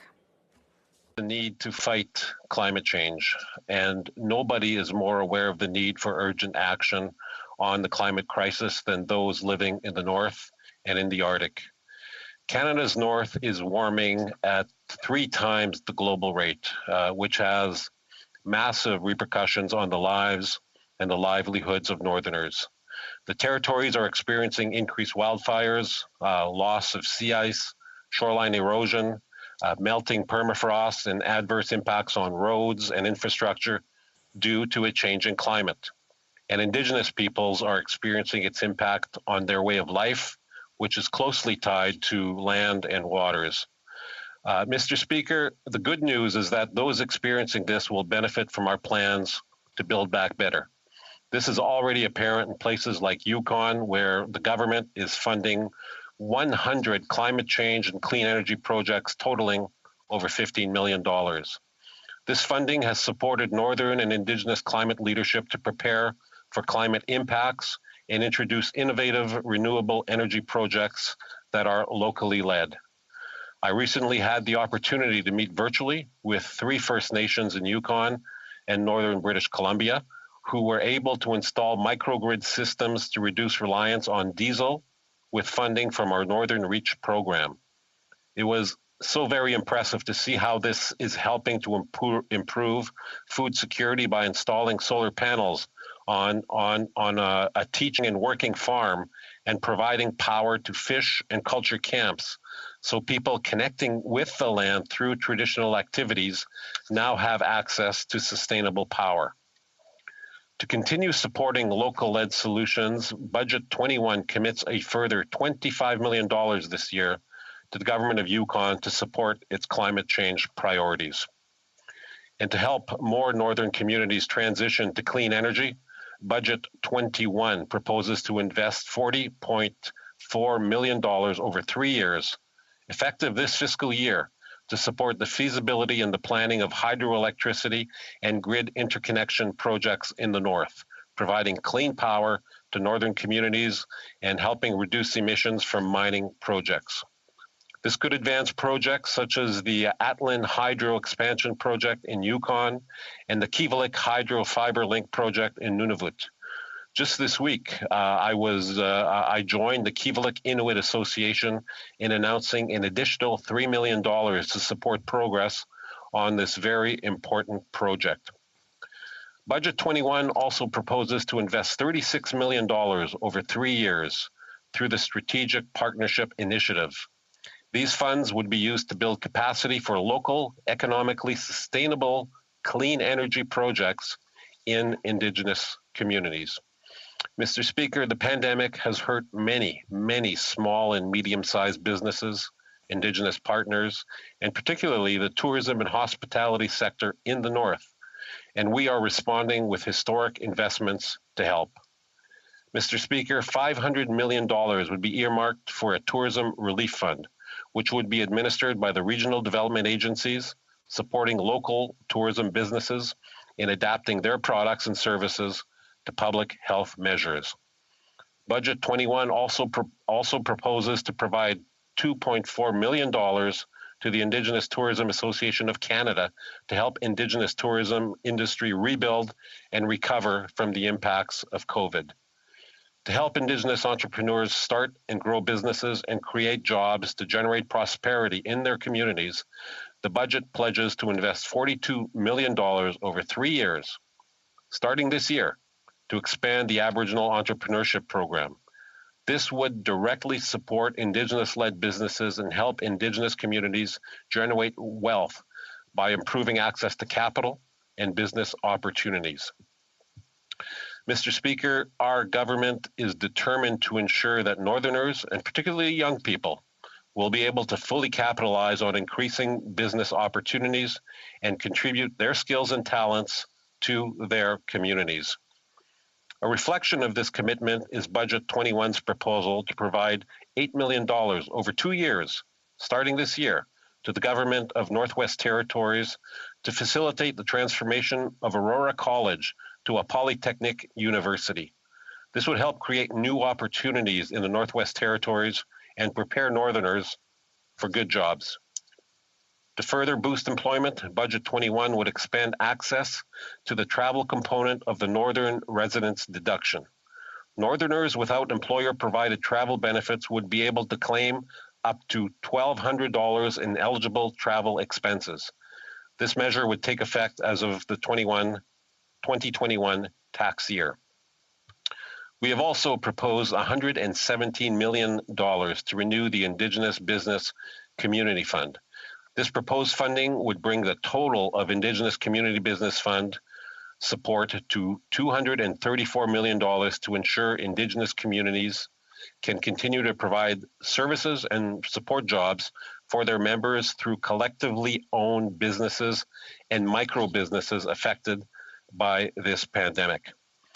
Mr. Speaker, another way Budget 21 is designed to meet the needs of Northerners is by increasing access to housing, which is integral to people's health and welfare. If approved by Parliament, this budget would provide immediate support of $25 million this year to the government of NWT and Nunavut as a down payment as a construction of 30 new housing units across the territory. Indigenous peoples across the North would also have access to a wide range of enhanced programs and supports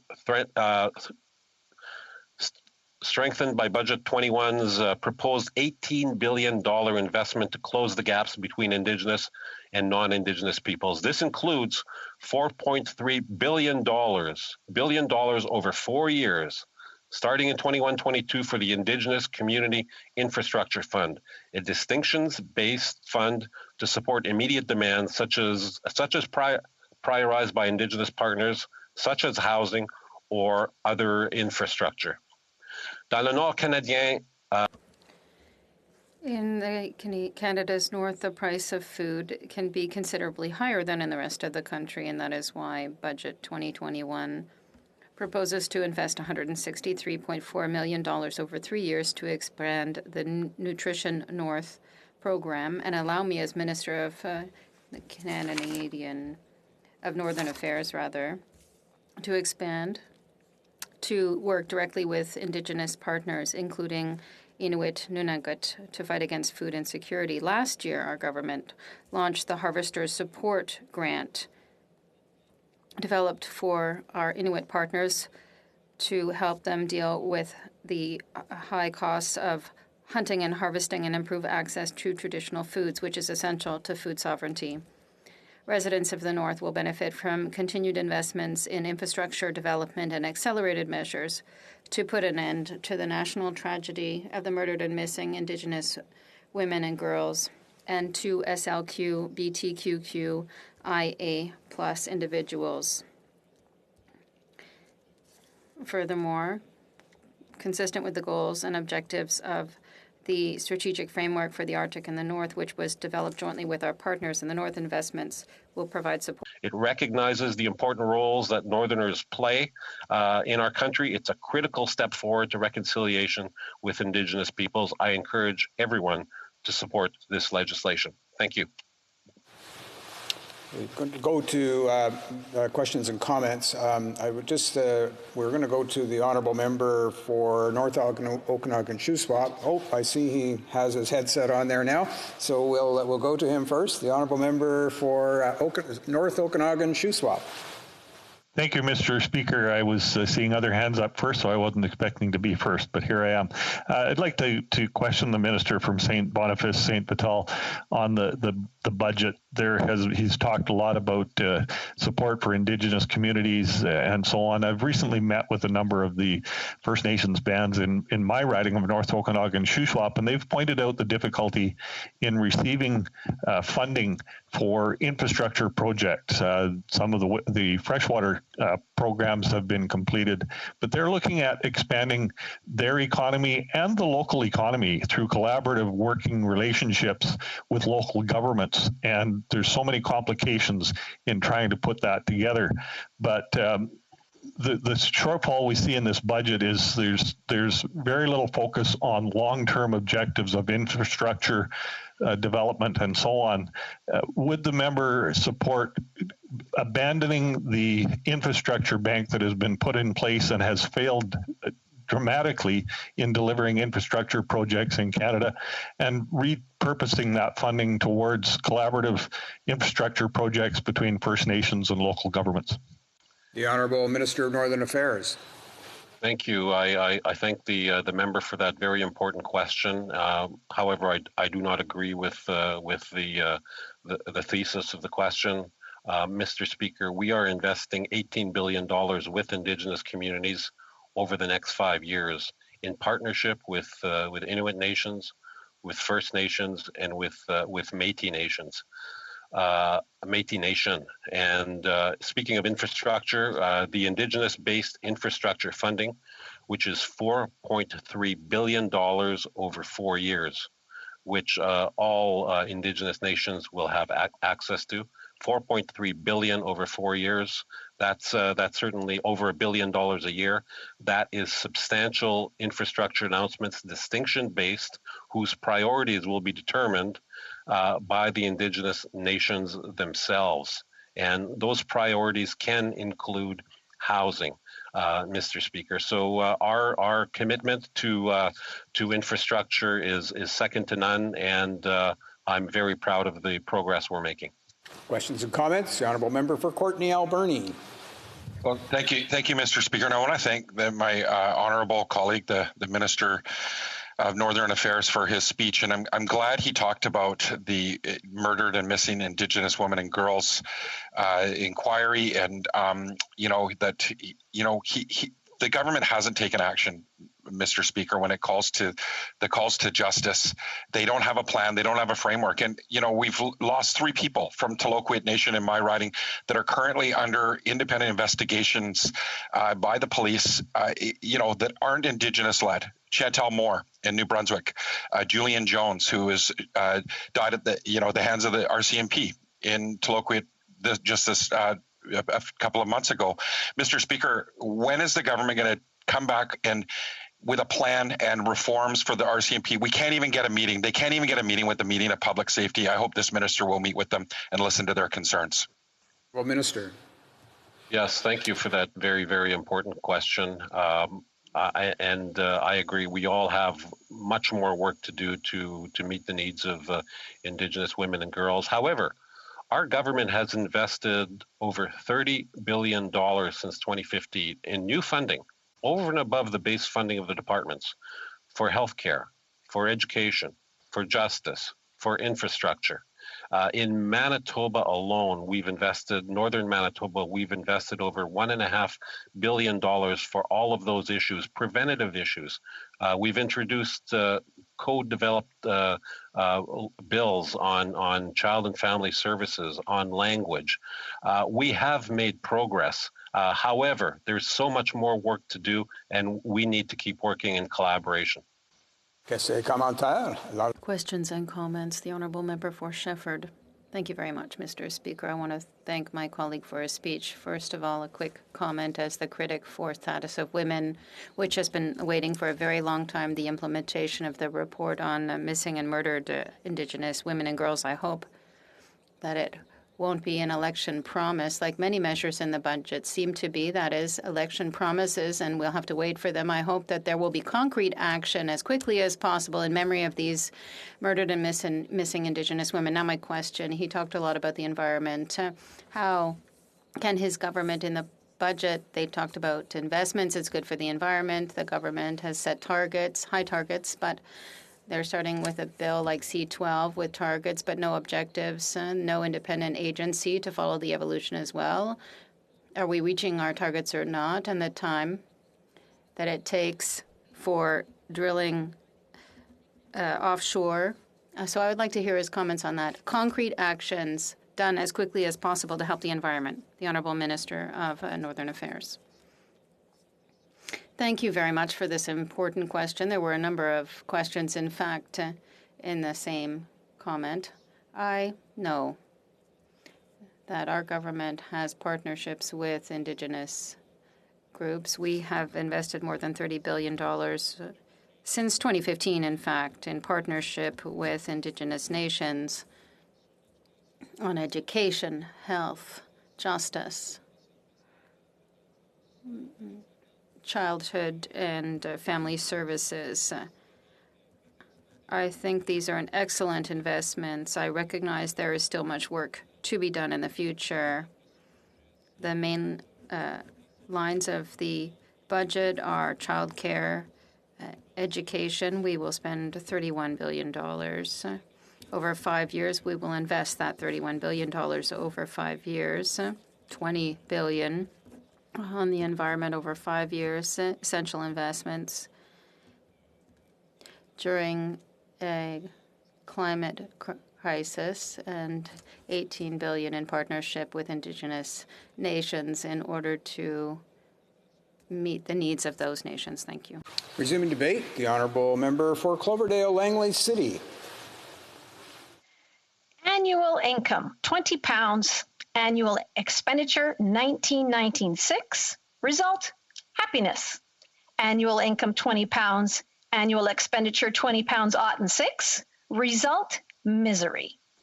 That's a quote from the great Charles Dickens from his novel David Copperfield, published way back in 1850, but just as prescient as ever 171 years later.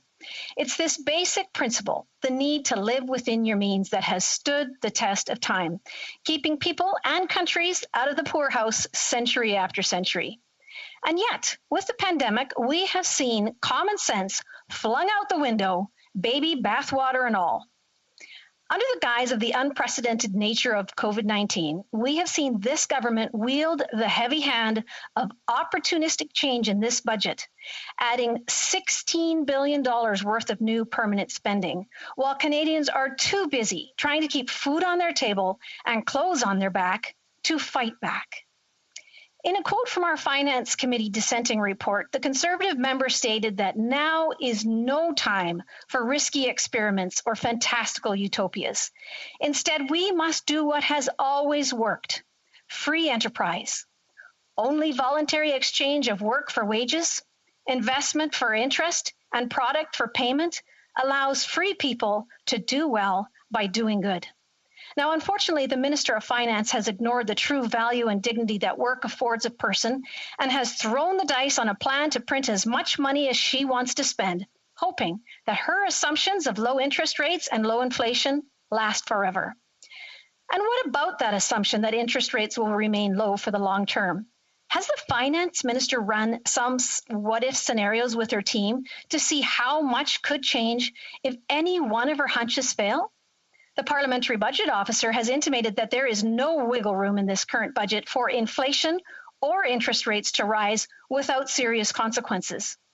Mr. Speaker, it looks like we got a budget full of unicorn dreams, long on hope, and short on reality.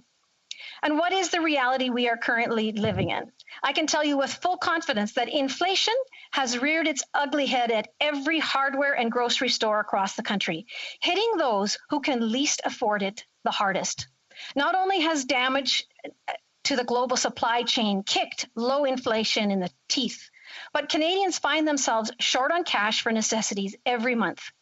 In the latest Consumer Debt Index survey from M&P Limited, just over half of Canadians surveyed said they are at most $200 per month away from being unable to pay all their monthly bills and debt obligations. That's an incredibly scary statistic when we know that the cost of meat and dairy is rising along with gas and rent at a very steady pace. With the continued implementation of quantitative easing, the Bank of Canada, in concert with this government, have decided to print money as fast as they spend it.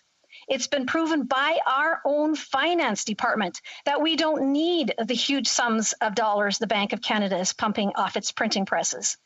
Our economy has been functioning well, with mortgage business increasing by 20% over previous year.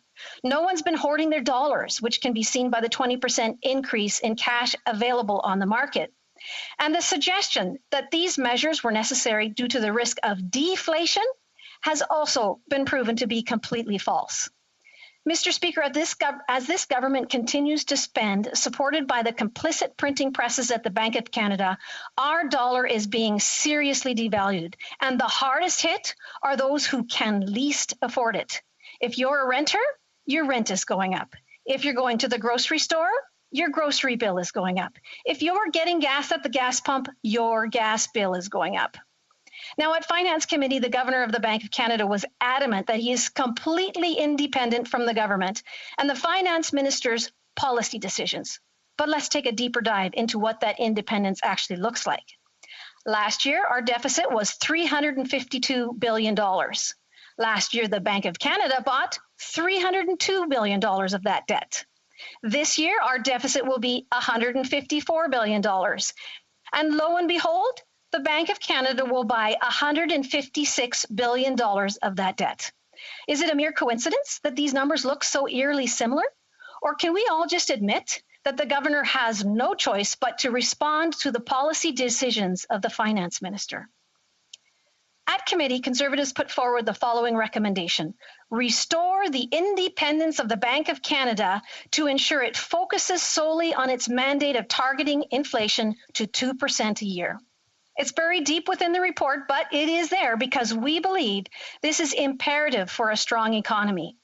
As we see inflation has risen above the 2% target and the lockstep of government deficits and Bank of Canada debt purchases continue, it is clear that independence is not functioning as it should. Now, the business of creating dollars out of thin air has been happening in our country simply debases the money that already exists. That's the money you have in your savings account. That's the money you got in last month's paycheck. That's the money you've been saving for that down payment on your first home. It now buys you less than it did a year ago. The monetary policy this government is utilizing to cover their unhinged spending is costing Canadians big time. It's nothing but a tax by another name, and the poor and middle class end up bearing the brunt of it. The Liberal budget has been widely criticized by many economists for being more concerned with redistribution rather than economic growth. The focus is not so much on earning the money, but rather on borrowing it. So much so that we will borrow more in the next 6 years than in the last 152 combined. No new taxes. That was another of our recommendations the Conservatives included in our dissenting report. The Financial Post recently reported that our finance minister has indicated her support in joining President Biden's plan for a global minimum corporate tax, urging all countries to do the same. As a matter of fact, she called the idea a breakthrough moment. She made it clear that global interests are a priority over the best economic and financial interests of Canada, our workers, our young people who inherit our debt, and our social programs? And what about $10 a day daycare, the centerpiece of this budget? The path to getting every Canadian back to work, we hear, is making sure every woman can put her children in a government-run institution for a mere $10 a day. The finance minister would have us believe that all the mothers out there have been dying for this one-size-fits-all solution. As a matter of fact, what I hear from constituents is that they want choice. Some prefer to leave their preschool children with close family, perhaps with grandparents, where they will be able to share their cultural and moral values with their grandchildren. Others might want to share childcare responsibilities with their neighbors, giving them flexibility around their very complex schedules. A one-size-fits-all program just doesn't fit the need of Canadian parents for flexibility and alternatives. Does this government really think that they know better than a mother what sort of care will be in her child's interest? Add to that the challenge of getting the provinces on board. The finance minister has made this promise with some big strings attached. Since she will only fit 50% of the bill, the provinces will have to cough up the rest. And right now, they can't afford it, according to our parliamentary budget officer. So from where I stand, it looks like a very empty promise meant only as part of an upcoming election platform. They've been pledging this for years and reneging for just as many. When Liberals stand up in this House and talk about their record, I would urge Canadians to stop and think about how much your grocery bill has risen since they came to power. Think about how much it costs to fill your gas tank at the pump, or how far away your dream of owning your own home has become. Under their watch, everything has gone up in price. As Conservatives, we know that there is nothing better for a country than that their young people aspire to new heights, develop new ideas, working with their hands and their hearts to create new wealth and prosperity, free from government overreach. It's our commitment to all Canadians to create opportunities for you to be the solution and the economic driver of our recovery. It's your hard work and ingenuity that makes this country great, not the Liberal government. Thank you for all you do for your communities. Questions and comments? The Honourable Parliamentary Secretary to the Minister of Finance. Thank you, Mr. Speaker, and I thank the honourable member for her remarks, although I was particularly put out by the aspersions she cast upon the independent Governor of the Bank of Canada. She's made wild allegations that I can only describe as a conspiracy theory that somehow the Governor of the Bank of Canada has lost his independence from the Government of Canada. I attended the same Finance Committee meetings that the honourable member did, where the Governor of the bank affirmed his independence. It demonstrates to me that the Conservatives are not serious about trying to form government when they ignore the independence of this important institution, which potentially has never been more important. I'll give the honourable member an opportunity to correct the words she put out on the floor of the House of Commons in her speech. Does she seriously believe that the government and the Governor of the Bank of Canada are working with one another in a way that runs contrary to the essential independence of the governor? Or is she simply peddling a conspiracy theory for purely partisan political reasons? Honourable member for Cloverdale Langley City. Thank you very much for that question. And I would like you to, I would suggest that the honourable member look at the numbers again that I mentioned in my speech. Our deficit last year was $352 billion and $302 billion of debt was bought. This year, our deficit will be $154 billion. And lo and behold, as I mentioned, the Bank of Canada will buy $156 billion of the debt. It cannot be mere coincidence. These numbers look eerily similar, and this is a massive problem. We need to get back to having the focus of the Bank of Canada be on the 2% inflation rate target that they had set out for themselves. Question et commentaire, la députée de Saint-Jean. Merci, Monsieur le Président. Je remercie ma collègue pour son The Honourable Member for Saint-Jean. I'd like to thank my colleague for her speech.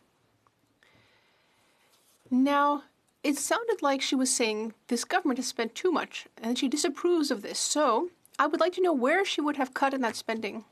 And I'd like to know what she thinks about my suggestion that the cuts be made in subsidies to the oil industry. City.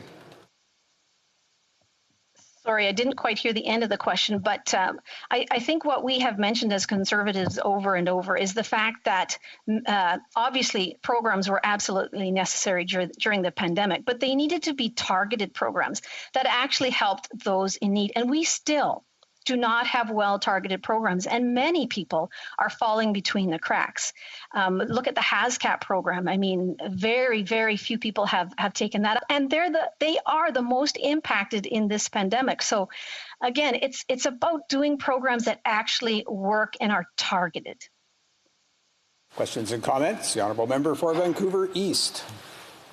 Thank you very much, Mr. Speaker. You know, the member on the one hand is saying that the government shouldn't spend so much on programs. On the other hand, she's saying that we need to deal with that we should spend, that we should actually assist Canadians who need help during the pandemic. But on the other hand, she's saying that you need to be mindful of the debt and that you can't spend, in these difficult times. So, you can't really suck and blow at the same time. The truth of the matter is that Canadians need help during this difficult time. So would the members support the call for the government to ensure that people with disabilities and seniors also get the support that they need, because that's not in the budget in the level in which it is needed? Member for Cloverdale Langley City. Thank you very much for the question. And I would like to reiterate my answer from the previous question. It's very important that programs that are instituted actually work, that we're not spending more than we should be spending. And we've seen many, many programs not work well. But I do absolutely agree. We need to ensure that those with disabilities and seniors are well supported. Absolutely. They and as you mentioned, they're not well targeted either. Time for a short question. The Honourable Member for Yorkton Melville.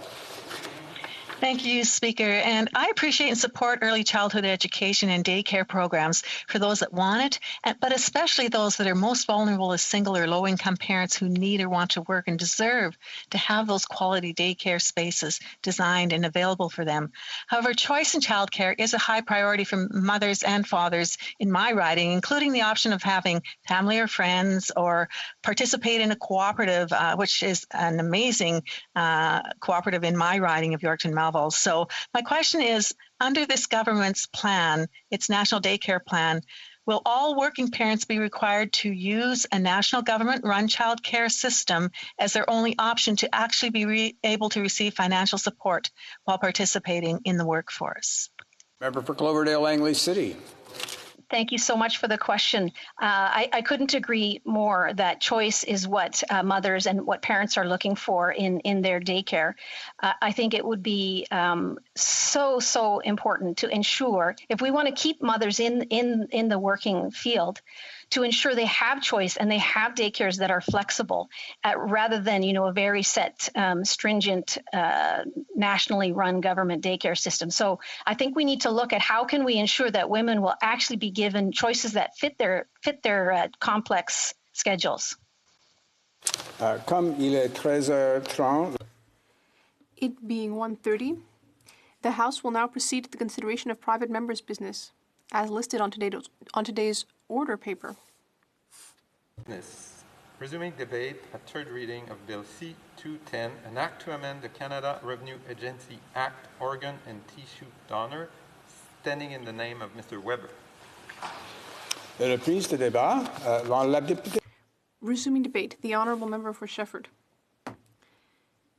Thank you very much, Mr. Speaker. I rise to speak today at report stage of Bill C-210. I had already spoken about this bill in November. This is a bill, an act to amend the Canada Revenue Agency Act in order to enable the CRA to sign agreements with the provinces and territories to collect, through tax returns, the information that the provinces need to create or maintain an organ donation registry. And the second part of the bill would enable the CRA to send that information to the provinces and territories that have signed an agreement. I will make 3 points. First of all, I will talk about our party's position on the issue. Then I will talk about the situation for organ donation in Canada, in the world, in Quebec, and certain specific cases. And then I will discuss some of the effects of the pandemic on organ donation. So to start, I will talk about the Bloc Québécois position. This bill should have zero impact in Quebec, and I'll explain. As we all know, we will always want Quebec to manage a single tax return. And even if we haven't managed that yet, Quebec can gather all the necessary information with its own tax return. So this bill doesn't create any issue for the Bloc Québécois, but it is not probable that Quebec would sign an agreement with the Revenue Agency, since Quebec already has its own tax return. So I would repeat, what we really want in our party, and I would just like to mention here the hard work of my colleague for Joliette, would be to create a single tax return managed by Quebec, which would mean that this bill wouldn't affect Quebec at all. And even if Quebec decided to create an agreement with the government, well, the matter of sharing information would not cause any issues. Quebec is free to decide whether or not to create an agreement. This bill does not commit Quebec to anything.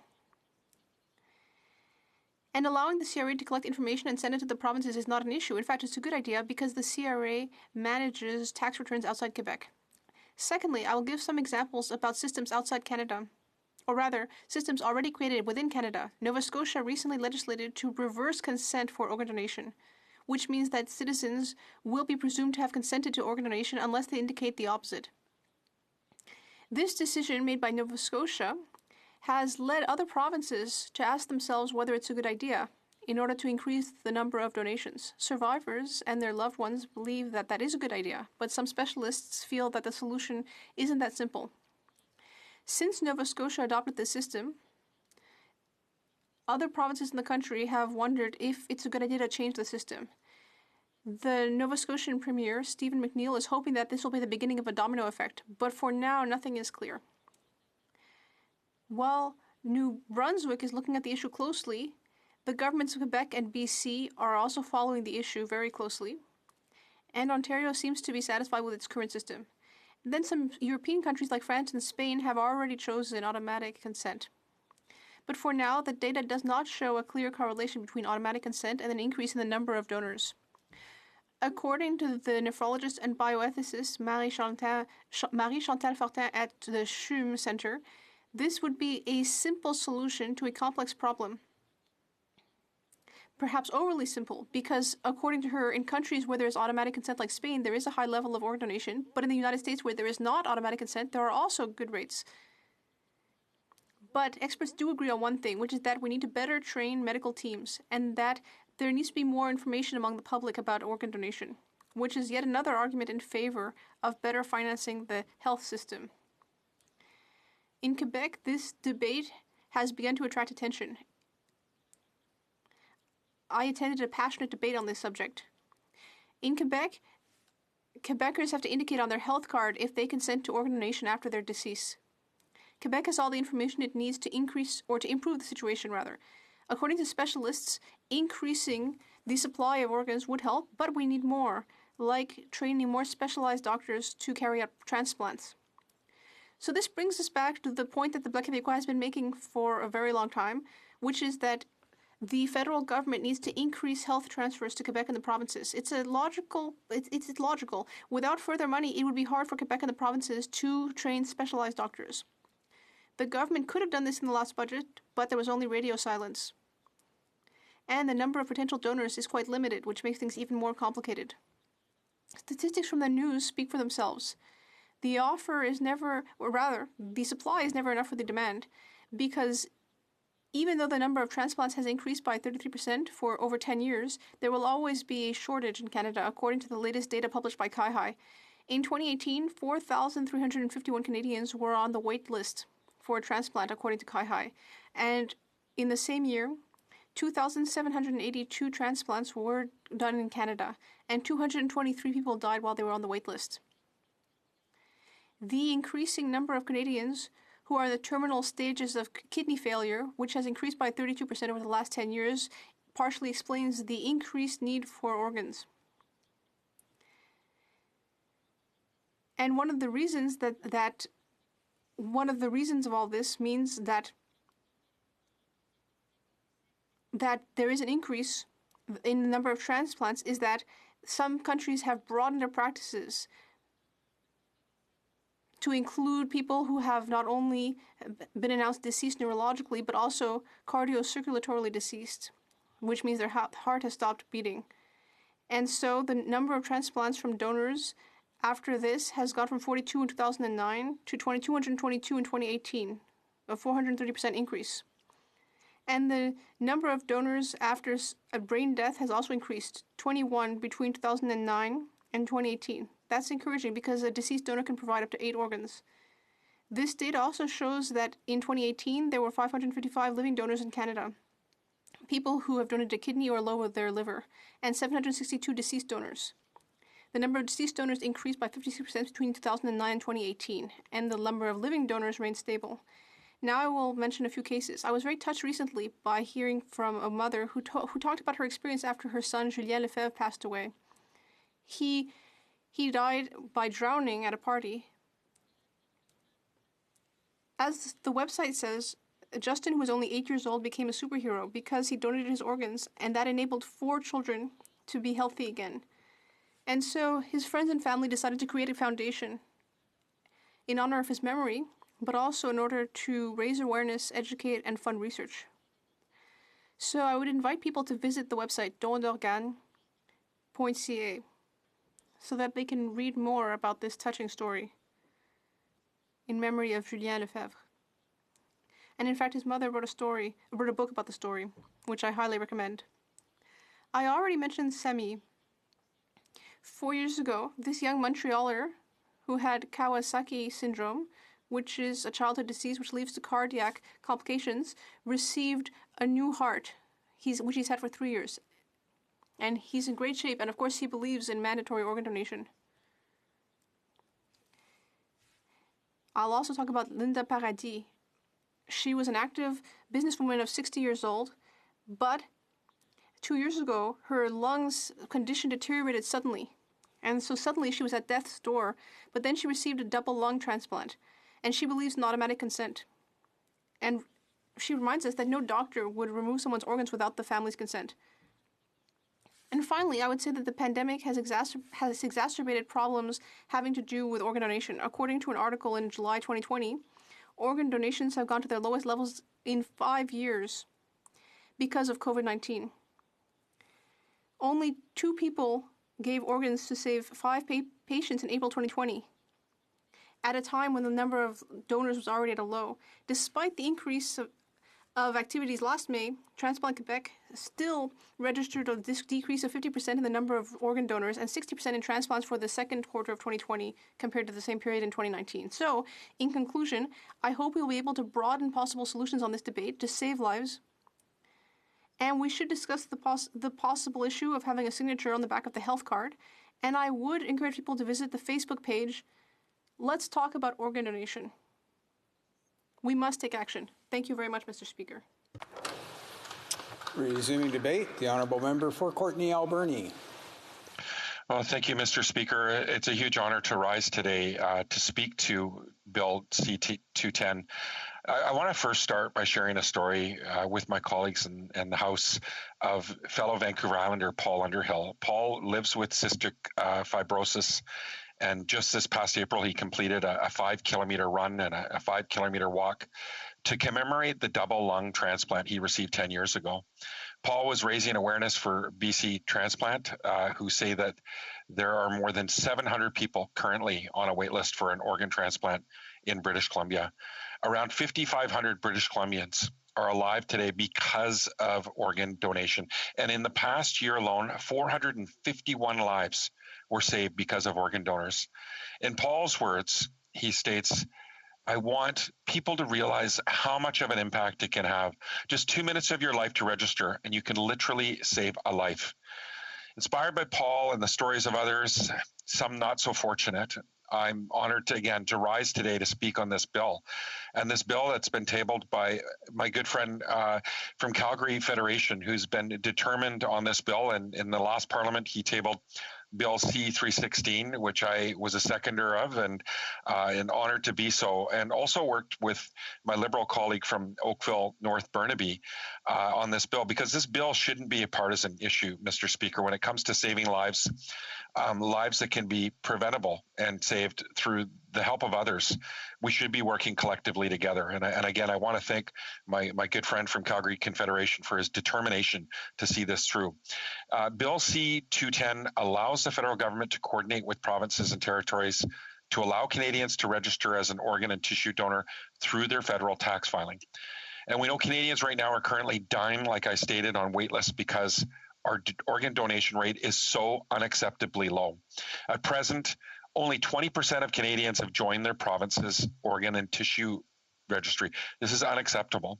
And at the end of 2018, the most recent year of available data, there were 4,351 people on a waiting list for an organ transplant across Canada, including 2,890 who were active on that list. And in total, 223 people died while waiting for a transplant. And in order to meet this demand, improved coordination across provinces and territories is critical and is needed. As New Democrats, we believe that we must make every possible effort to ensure that every Canadian who needs an organ or tissue transplant receives it. One donor can save up to 8 lives and benefit more than 75 people. And yet, at 18 donors per million people, Canada's current donation rate puts us in the lower third of developed countries. Allowing Canadians to register as an organ and tissue donor through their tax returns will help increase registration rates, improve consent rates, and help build a donation culture in Canada. As New Democrats, we support the adoption of a presumed consent or opt-out system for organ and tissue donation. We understand that such an approach would make a huge difference in the number of organs available to save lives. One potential concern I know has been raised in association with the Act is the unauthorized sharing of personal information. However, individuals would still be required to consent to that sharing of that information before the agency would share that information with other levels of government for the purpose of being added to an organ and tissue donor registry. So that's covered off. And in the previous Parliament, the Standing Committee on Health undertook a study on organ donation in Canada, meeting with key stakeholders. And this act aligns with longstanding advocacy and legislative work of New Democrats around organ donation. In February 2016, the MP for Edmonton Manning, whose own son has been the recipient of 3 donated livers, reintroduced a private member's bill calling for a national registry. The bill had been previously, introduced 7 times. Well, similar bill had been introduced 7 times by both a Liberal and 2 New Democrats. Lou Sikora did it. Judy Salish Lease tabled it, a New Democrat. Malcolm Allen, another New Democrat, in 2009 and again in 2013. But unfortunately, in the last Parliament, the Liberal caucus voted to defeat the MP for Edmonton Manning's bill. This act, aligns with long-standing advocacy and legislative work, as I've cited, of New Democrats around organ donation. The bill is essentially, a critical piece to creating a pan-Canadian organ donor registry, and it needs to be pushed forward. Mr. Speaker, the previous bill, Bill C-316, which passed in the House of Commons, went to the upper house where it was stalled out. It died there in the past Parliament. It's shameful that people's lives are being lost because of politics. The Liberals, again, previously killed the Pan-Canadian Registry without studying it. The push for rapid implementation of the Pan-Canadian data and performance system for organ donation, and it needs to be moved quickly, Mr. Speaker. And we're offering our nonpartisan support for this sensible proposal. And again, the Liberals saw this pass. It went to the Senate. They've had ample time to implement the contents of this bill that could have saved lives. I urge the government for quick passage, all members of Parliament to support this bill and get it to the upper house. And I urge the upper house to pass this and give it royal assent quickly, because people's lives are at stake, Mr. Speaker, and the sense of urgency couldn't be greater.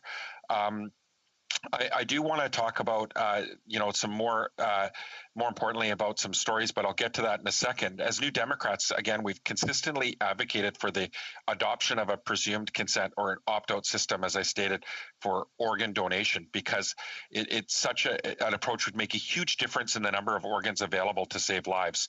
Unlike our current opt-in system. An opt-out approach would automatically register all citizens for organ donation unless they choose to indicate otherwise. And I'll speak a little bit about countries with opt-out systems that consistently record higher donation rates than opt-in countries like ours.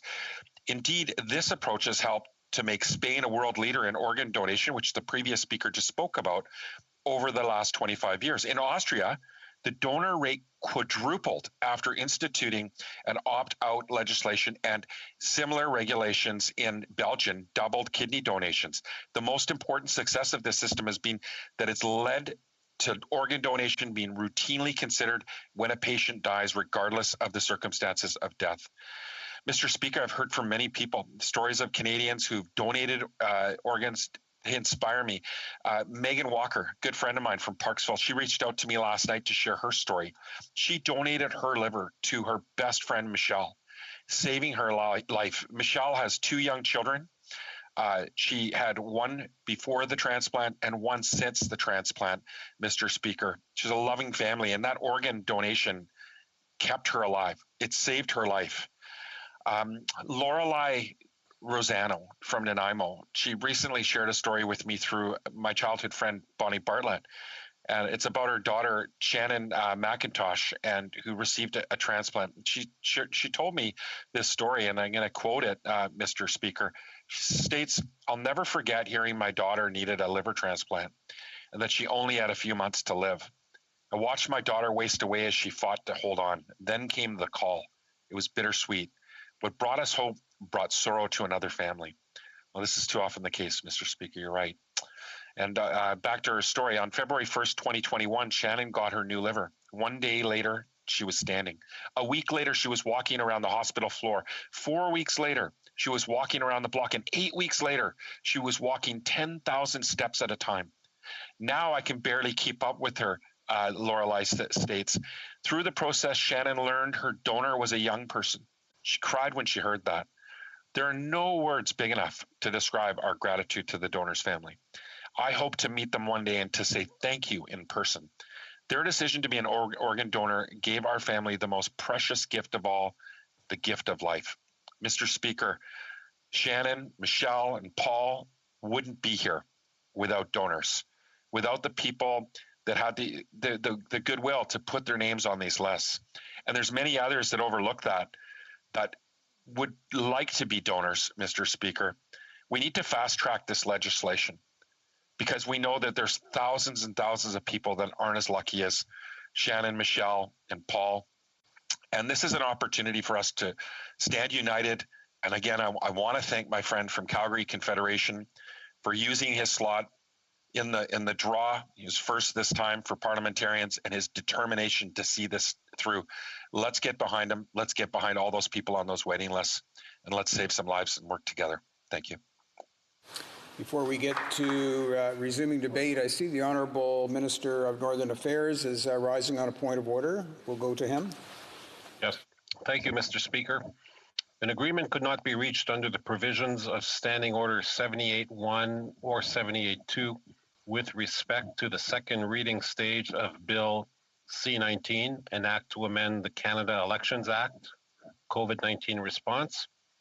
Under the provisions of Standing Order 78.3, I give notice that a Minister of the Crown will propose at the next sitting a motion to allot a specific number of days or hours for the consideration and disposal of proceedings at the said stage. I'm sure the House appreciates the notice provided by the Honourable Minister. We'll now go to resuming debate, and the Honourable Member for Simcoe Grey. Thank you, Mr. Speaker. It is an honor and certainly a great pleasure to rise today in this chamber to speak to Bill C-210, an act to amend the Canada Revenue Agency Act, organ and tissue donor. This is a common sense, nonpartisan piece of legislation that should be supported by every single member of this House. I want to congratulate my friend, the Honourable Member for Calgary Confederation, for this great initiative. Most Canadians would agree that donating their organs is an important thing to do. We all know that it can save lives. In fact, it is estimated that organ donation by one person can save up to 8 lives. A single tissue donor can improve the lives of up to 75 people. I think something that many people don't know is that there are 3 ways that you can donate here in Canada. The first is after neurological determination of death, what is commonly called brain dead. The second is after circulatory death, or when someone's heart has stopped. And let's not forget the third one, which is living organ donors, where someone can give away certain organs or parts of their organs while still being alive. Living donors often give part of their livers, pancreas, intestine, or a lobe of their lung to a family member in need. But it does not have to be a family member. Living donors can donate to anyone in need. While we often use the term organ donation, I want to make it clear that we're also including tissues, and that tissues are also critical to improve the lives of others. In fact, tissue donation is often more commonplace. You may be surprised to learn that skin can be donated as well. So can tendons and even eyes. A donated heart valve can save a life. You can also be a living donor and donate tissues. Bone marrow is a common procedure that many of us are aware of, and so it is the most common tissue that we all donate, which would be blood. To give everyone a sense of what impact the donation of one person's organ can make, let's look at the tragic case of Logan Boulet. Logan, who died on April 7th, 2018, in the aftermath of the tragic Humboldt Broncos bus crash, was an organ donor. Because he was, 6 other people were able to have their lives saved through his organs. Our annual Green Shirt Day was created to honor, remember, and recognize all the victims and families of that fatal crash, and to continue Logan's legacy by inspiring Canadians to talk to their families and register as organ donors. I've always figured that if you ask them, most people would indicate an interest in donating an organ. But I also figured that the majority of them wouldn't for different various reasons. When preparing to give this speech, I learned the actual numbers. The difference between those who support organ donation and those who are organ donors is even more stark than I expected. 90% of Canadians approve of organ and tissue donation, but only 20% are actually registered as organ donors. That is an astounding 70% gap, Mr. Speaker, which needs to be addressed. Only about 21 in a million Canadians actually become an organ donor. Spain has the highest organ donation rate. It is twice that of Canada at 43.4 million people per million. That still seems like a low number, but those extra numbers do save lives. Every day in this country, there are close to 5,000 of our fellow Canadians that desperately need an organ transplant. Hundreds of them die waiting for that transplant. So what is the problem, Mr. Speaker? Why are so many people who indicate an interest not registered to donate their organs? There are a number of factors, each of which is addressed by this excellent bill. The organ donation network in this country is managed by each province and each territory. Each one has a different system to encourage people to sign up as an organ donor. Some are more successful than others, but all are based on the opt-in premise and usually related to your driver's license or your health care card. For those of us who have signed up as organ donors, it would appear to be a successful system, but that certainly would not be accurate. As I outlined earlier, using the existing opt-in method has given Canada one of the poorest organ donor rates in the industrialized world. In fact, compared to our peers, Canada comes in at number 19th globally. I know we can all do better. When you talk to people in the field, they say it is education that always matters. Simply put, there isn't enough awareness about how to become an organ donor. We need more people to know about it, but we also need to make it easier. It isn't simple, and it sure isn't straightforward. People have to sort through a lot of paperwork, and it's often the last thing people think of when getting their health card or their driver's license. In today's busy, click-based world, we need to make it as easy and straightforward as possible for everyone to do. We need to make sure it is right there in people's faces so that saying yes to saving a life is just as easy as checking a box. Also problematic, especially those needing organ donations, is the declining rate of young people who have actually passed their driving test and received their driver's license in provinces where being an organ donor is linked to driver's licenses. You may be surprised to learn that only 69% of 19-year-olds have a driver's license today. That is a 20% drop from the previous generation and a full 31% of our youth who couldn't agree to become organ donors even if they wanted to in some of those provinces. Even more surprising is when you look at today's 16-year-olds. We see an incredible 47% decline in licensed 16-year-old drivers today versus a generation ago. I would argue that if we broke these numbers down further, the numbers would even be lower for youth living in major cities where urban transit, biking, more walkable neighborhoods further depress the needs for a driver's license. That is a very low number of potential organ donors for the future, especially in major cities. In short, Mr. Speaker, if we are relying on driver's license to recruit the youth of today to be tomorrow's organ donors, we are already facing an uphill battle. Using health cards may be more effective, but neither is as effective as it could be. And we know that we can all do better. The member of Calgary Confederation has proposed a way to make organ donations easier for everyone. It is a way that will ensure that our youth are more likely to be included. It also makes doing something that we all find painful a little more worthwhile: taxes. Bill C-210 will allow you to sign up to be an organ donor while completing your tax return. Put it another way, Mr. Speaker, doing your taxes may help you save a life. Takes a little sting out of doing your taxes, don't you think? I think we can all agree that most Canadians know that you can register to be on the voters list when doing your taxes. In fact, I would estimate that is how most of us are doing it already. If passed, Bill C-210 will have a section added right there on page 1 of your tax form alongside the section from Elections Canada. If a Canadian agrees to be an organ donor, then their information will be provided to the respective province or territory. It's actually that simple.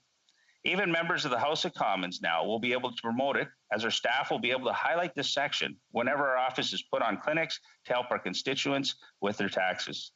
For whatever reason, there will never be 100% donation rates. But I know that the simple and straightforward change increase our dismal number, and it will save lives. Mr. Speaker, the most surprising thing about the bill is that it actually needs to be done at all. It is such a practical solution that one would assume this is the way it has always been, even though it has not. But my colleague from Calgary Confederation came close in the last Parliament to making it a reality. The bill quickly passed and unanimously through all stages of the House. It is my hope that in this same spirit, that it continues to move quickly through this Parliament once again. There are thousands of Canadians and their families counting on us to do the right thing. I want to thank the member from Calgary Confederation for introducing this excellent piece of legislation. I know my father passed away during the election process here, and I had to drive to see him with my sister. He was 80 years old, and he did not, unfortunately, did not fill that out, and they asked him, he had a brain aneurysm, so whether he would want to donate his organs. And I can tell you that my sister and I knew my father would want to do that if given the opportunity, so we did sign off. But I think if it was simpler, my father would have had that decision ahead of time, and it would have been something that we had to do. So I just want to thank my friend, the member from Calgary Confederation, for this bill, and I urge all members to push this through as quickly as possible. Thank you, Mr. Speaker. Resuming debate, the Honourable Parliamentary Secretary to the Minister for Veterans Affairs. Thank you, Mr. Speaker. I, too, am very pleased to be able to speak today on the importance of creating and maintaining an organ and tissue donor registry for each province and territory in Canada. Far too few Canadians at present have registered to give organs or tissues. The system for transplants needs to be improved in order to ensure that Canadians have faster and more efficient access to this.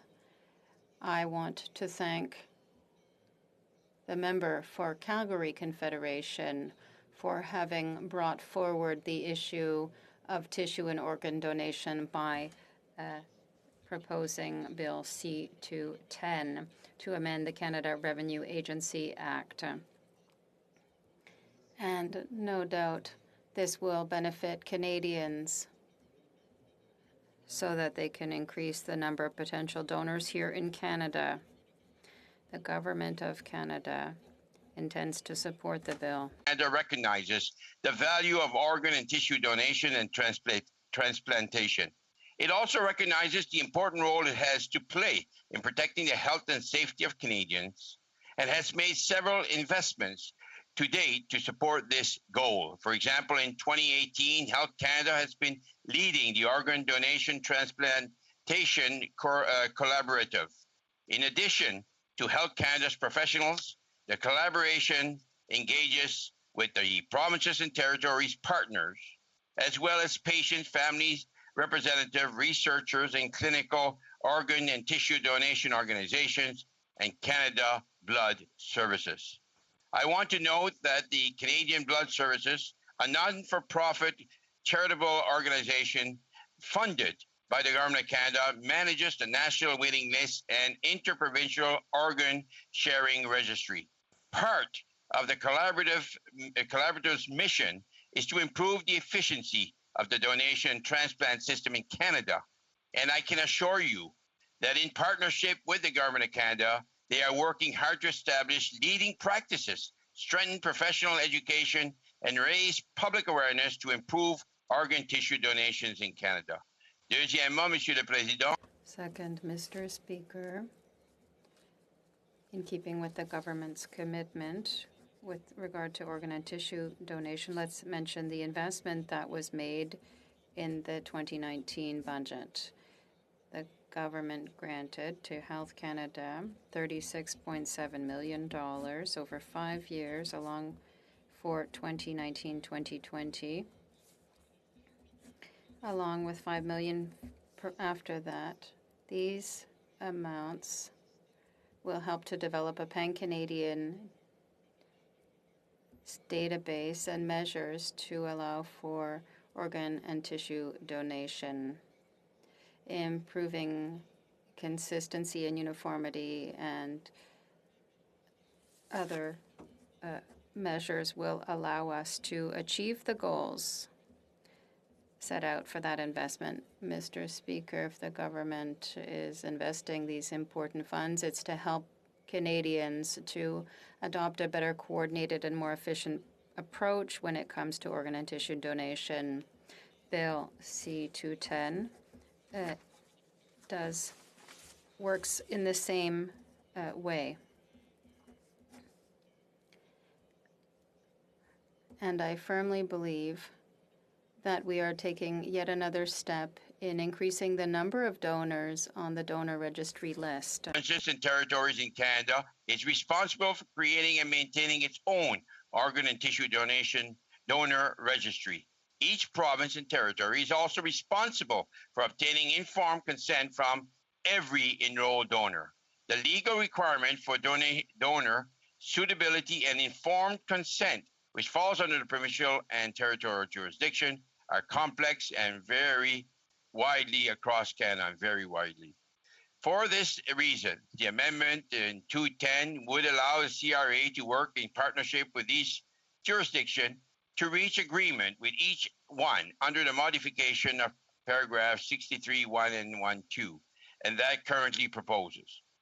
In implementing some of the amendments in C-210, the CRA will continue to respect the important role of the provinces and territories in organ and tissue donation, as well as ensure that the personal information of Canadians is handled in a secure manner. The Government of Canada has full confidence in the CRA's ability to negotiate these agreements and to prioritize the safekeeping of Canadian personal information. Ultimately, this initiative will advance partnership with provinces and territories, which are essential to making real and positive changes for Canadians in organ and tissue donation. Cela étant dit, Monsieur le Président. That said, Mr. Speaker, we must mention that the member for Vaughan Woodbridge had proposed in a simpler, faster, and more direct way to achieve the same goals. instead of asking the agency to directly get the consent for donors in each province and territory, which could involve long negotiations given the disparity of admission criteria in different provinces. The member for Vaughan Woodbridge rather asked Canadian taxpayers if they wish to receive information about organ and tissue donation in the province or territory in which they reside, with a view to registering on the registry.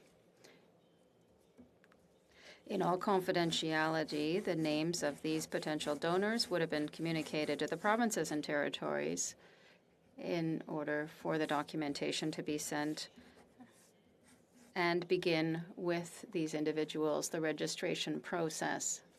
Proposed by the member for Vaughan Woodbridge would have deleted the reference of section 63(1) and 2 of the current bill, which refer to the income tax returns filed under paragraph 150 of the Income Tax Act. This method was inspired by the approach taken by the Government of Ontario, which includes a separate page in the Ontario taxpayers' income tax return for provincial benefits. Once the CRA has processed an Ontario tax return, this benefit information is forwarded to the Ontario government, which processes the benefit using its own system and methodology. While I regret that the amendment proposed by the colleague from Vaughan Woodbridge were not adopted, I and the government will nevertheless continue to support this bill. In conclusion, Monsieur le Président, chacune des Mr. Speaker, each of the waiting lists have far too few organ and tissue donors. But by working together at the national level, we'll be able to improve the existing systems and ensure better organ and tissue donation so that Canadians can have effective and fast access. If the bill is passed as we wish, the Government of Canada firmly believes that the Canada Revenue Agency will be able to play an important role in this respect. Thank you very much. Resuming debate, the honourable member for Barrie, Springwater, Oro-Medonte. Thank you, Mr. Speaker. I'm happy to be here today with my colleagues to speak on Bill C-210, an act to amend the Canada Revenue Agency Act, organ and tissue donors, tabled by my colleague and friend from Calgary Confederation. It's important, Mr. Speaker, to note that this critical legislation was tabled in the House in the previous session, passing the House but dying on the order paper in the Senate when Parliament dissolved for the last election. When the honourable member from Calgary Confederation tabled the bill, it was seconded by members from all parties and supported by numerous transplant organizations and doctors. I think someone was not on mute there. Yeah, I think that's been corrected, but go ahead, the honourable member. Thank you, Mr. Speaker. Just a little distracting there, but all good. It's Friday afternoon. Everybody's anxious to get home. I'll start here. When the honourable member from Calgary Confederation tabled the bill, it was seconded by members from all parties and supported by numerous transplant organizations and doctors. There are currently 4,600 Canadians awaiting a life-saving organ transplant. Polls have shown that 90% of Canadians approve of organ and tissue donation, but the reality is about only 25% of Canadians have registered their consent with the province or territorial registry where they live. This creates numerous issues that I will address shortly, but Bill C-210 is simple. The legislation asks Canadians when filling their taxes if they consent to having their provincial or territorial government informed of their desire to be added to the organ and tissue donor registry in the province or territory. One hurdle to this is that currently the Canada Revenue Agency forbids the use of income tax form for any purpose other than tax administration. For a simple change to be implemented, asking a simple question regarding organ and tissue donation, a legal exemption needs to be created. This has been done before to allow Elections Canada to ask Canadians for updated contact information, so it is not out of context. Making a simple line addition to the tax form would have little to no cost implications, and it would not infringe on any provincial jurisdictional concerns or create any privacy concerns. The legislation would allow for the use of established protocols for information sharing between the federal government and provinces as they currently use an encrypted method to share sensitive information. Another reason that this simple addition to the tax form makes sense is that we are seeing the current voluntary method of registering is not proactive or effective. Mr. Speaker, another unfortunate complicating factor with donation, particularly when someone passes away, is the gray area that exists for hospitals and families. Sometimes there is confusion between family and what exactly the wishes of the deceased are with respect to organ and tissue donation. The Standing Committee on Health, in their Organ Donation in Canada report, Dr. Levy, Vice President of Medical Affairs and Innovation, Canadian Blood Services, said, "It behooves us not to miss this opportunity, to use that donation of an organ or set of organs." In 2016, 260 Canadians died while waiting for a transplant, while Canada has seen an uptick in living and deceased organ donations. Canada ranks among the top 20% of countries in the world when it comes to deceased donor rates. It was also noted that those rates are half the rate of some other high-performing countries in the world, for example, Spain. Dr. Levy noted to the committee that our living donation rate, on the other hand, compares quite favorably internationally. Canada ranked 14th internationally in living donors in 2016, even with the rates declining or staying stagnant. Mr. Speaker, we can do better. We need to do better.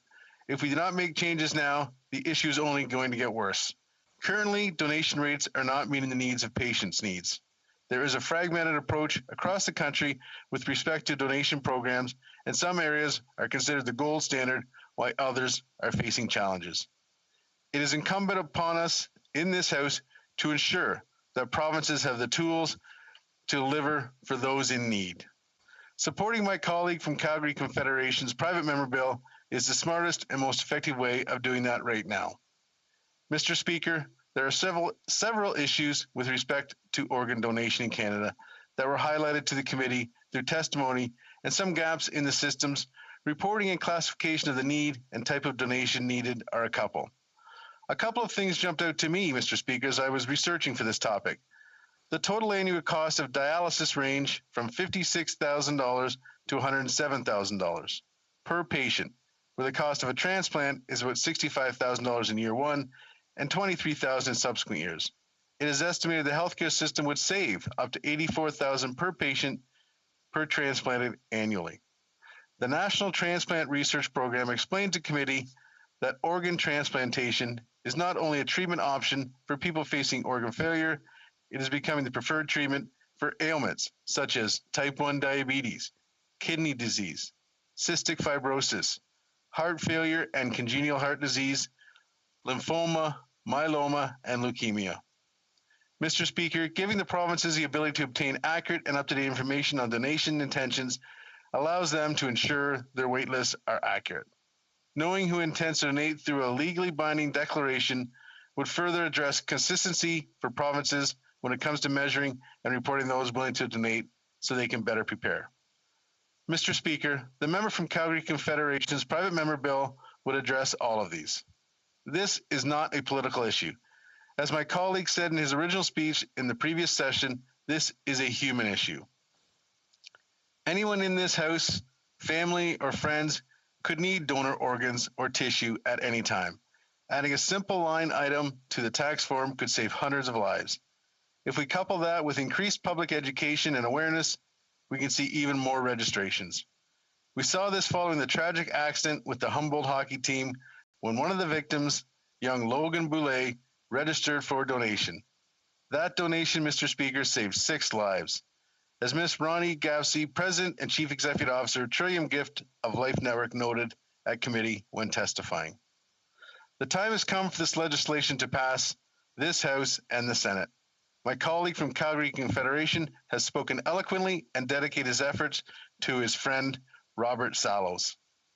The legislation has received support from all parties in this House, and stakeholders have been universally supportive of the bill. Families who have loved ones on waiting lists are welcoming of this legislation. It is now up to everyone in this House to make sure that we don't delay this much needed legislation any further. We owe it to the hundreds of people who pass away every year on the wait list. We owe it to the organizations on the front lines, and we owe it to the provinces to give them the tools they need to adequately support and deliver of their donation programs. Thank you, Mr. Speaker. Resuming debate. Reprise de débat. Hearing none and seeing none, we'll now invite the Honourable Member for Calgary Confederation for his right of reply. The Honourable Member has up to 5 minutes. The Honourable Member for Calgary Confederation. Well, thank you, Mr. Speaker. And as you know very well, Mr. Speaker, it was mentioned numerous times today that this bill did get its second chance in this Parliament when my name was drawn first in the private members bill lottery, and it was you, Mr. Speaker, that drew that name out of the hat. And so I owe you big time, Mr. Speaker, so thank you sincerely. This exact bill was first introduced in the last Parliament as Bill C-316, and it did pass unanimously at all stages. But unfortunately, it did die in the Senate when the 2019 election was called. So here we are again today. This bill, now C-210, it also enjoyed the same unanimous support at all stages. Hopefully an election won't be called before the Senate has the opportunity to pass this into law, that assuming, of course, if it passes here in the House next week. There are so many people I need to thank. I don't even know where to begin. First and foremost is my assistant, Terrence Sheltema. His help throughout this whole process has been immense, and I can't thank him enough. Thank you, Terrence. And of course, the member from Oakville, North Burlington, and the member from Vancouver Kingsway, and the member from Courtenay Alberni, who kindly helped on my behalf to ensure unanimity and a quick passage. And to my colleagues that I served with on the Health Committee, who really went above and beyond to ensure that the organ donation question be on the front page of the income tax form.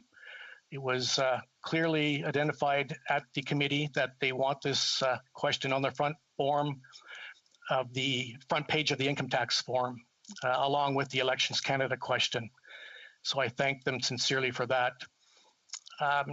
To the 20 members from all parties who seconded my bill, and the ones who spoke on this bill throughout this entire process, I thank you all sincerely.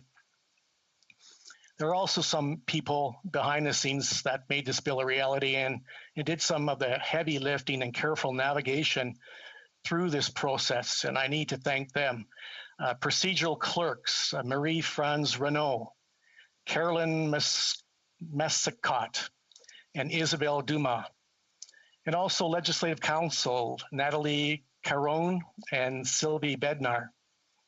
And I also want to thank 3 government staff in particular for their nonpartisan assistance and cooperation. Ministerial Assistants Yannick Cormier, I apologize for that pronunciation, and Christina Lazarova, and also Parliamentary Assistant Christopher Lalonde. As I've mentioned before in this House, Mr. Speaker, my inspiration for this bill was Karen Korchinski and my late friend, Robert Salos. I pray the day will never come when Karen will need that liver transplant, but if she does, then perhaps the chances of getting one will be that much better. And to Robert Salos, a double lung transplant recipient, who sadly passed away just before my bill C-316 passed in the House in 2018. We need to get this bill passed so that we can finally tell Robert we finished the job for him. He fought so hard to help others also get that second chance at life, and we need to finish this for him. Finally, I want to thank the many, many Canadians who shared their personal stories with me along this journey. Some were tragic, some were remarkable, but all of them came from the heart. So let's not delay this any longer, Mr. Speaker. Everything that needs to be said has been said. It's time to get Canada's organ and tissue procurement system on track and give hope to the thousands of Canadians awaiting a transplant. Thank you, Mr. Speaker. Accordingly, the question is as follows. Mr. Weber, seconded by Ms. Rood, moved that Bill C-210, an act to amend the Canada Revenue Agency Act, organ and tissue donors, be now read a third time and do pass. And now, if a member of a recognized party present in the House wishes to request either a recorded division or that the motion be adopted on division, I'd invite them to rise and indicate so to the chair. I see the honourable member for Kingston and the Islands. Thank you, Mr. Speaker. I would request a recorded division. Accordingly, pursuant to an order made on Monday, January 25th, 2021, the division stands deferred until Wednesday, May 12th, 2021, at the expiry of the time provided for oral questions. And it being 2:25 p.m., this House stands adjourned until next Monday at 11 a.m., pursuant to Standing Order 24-1.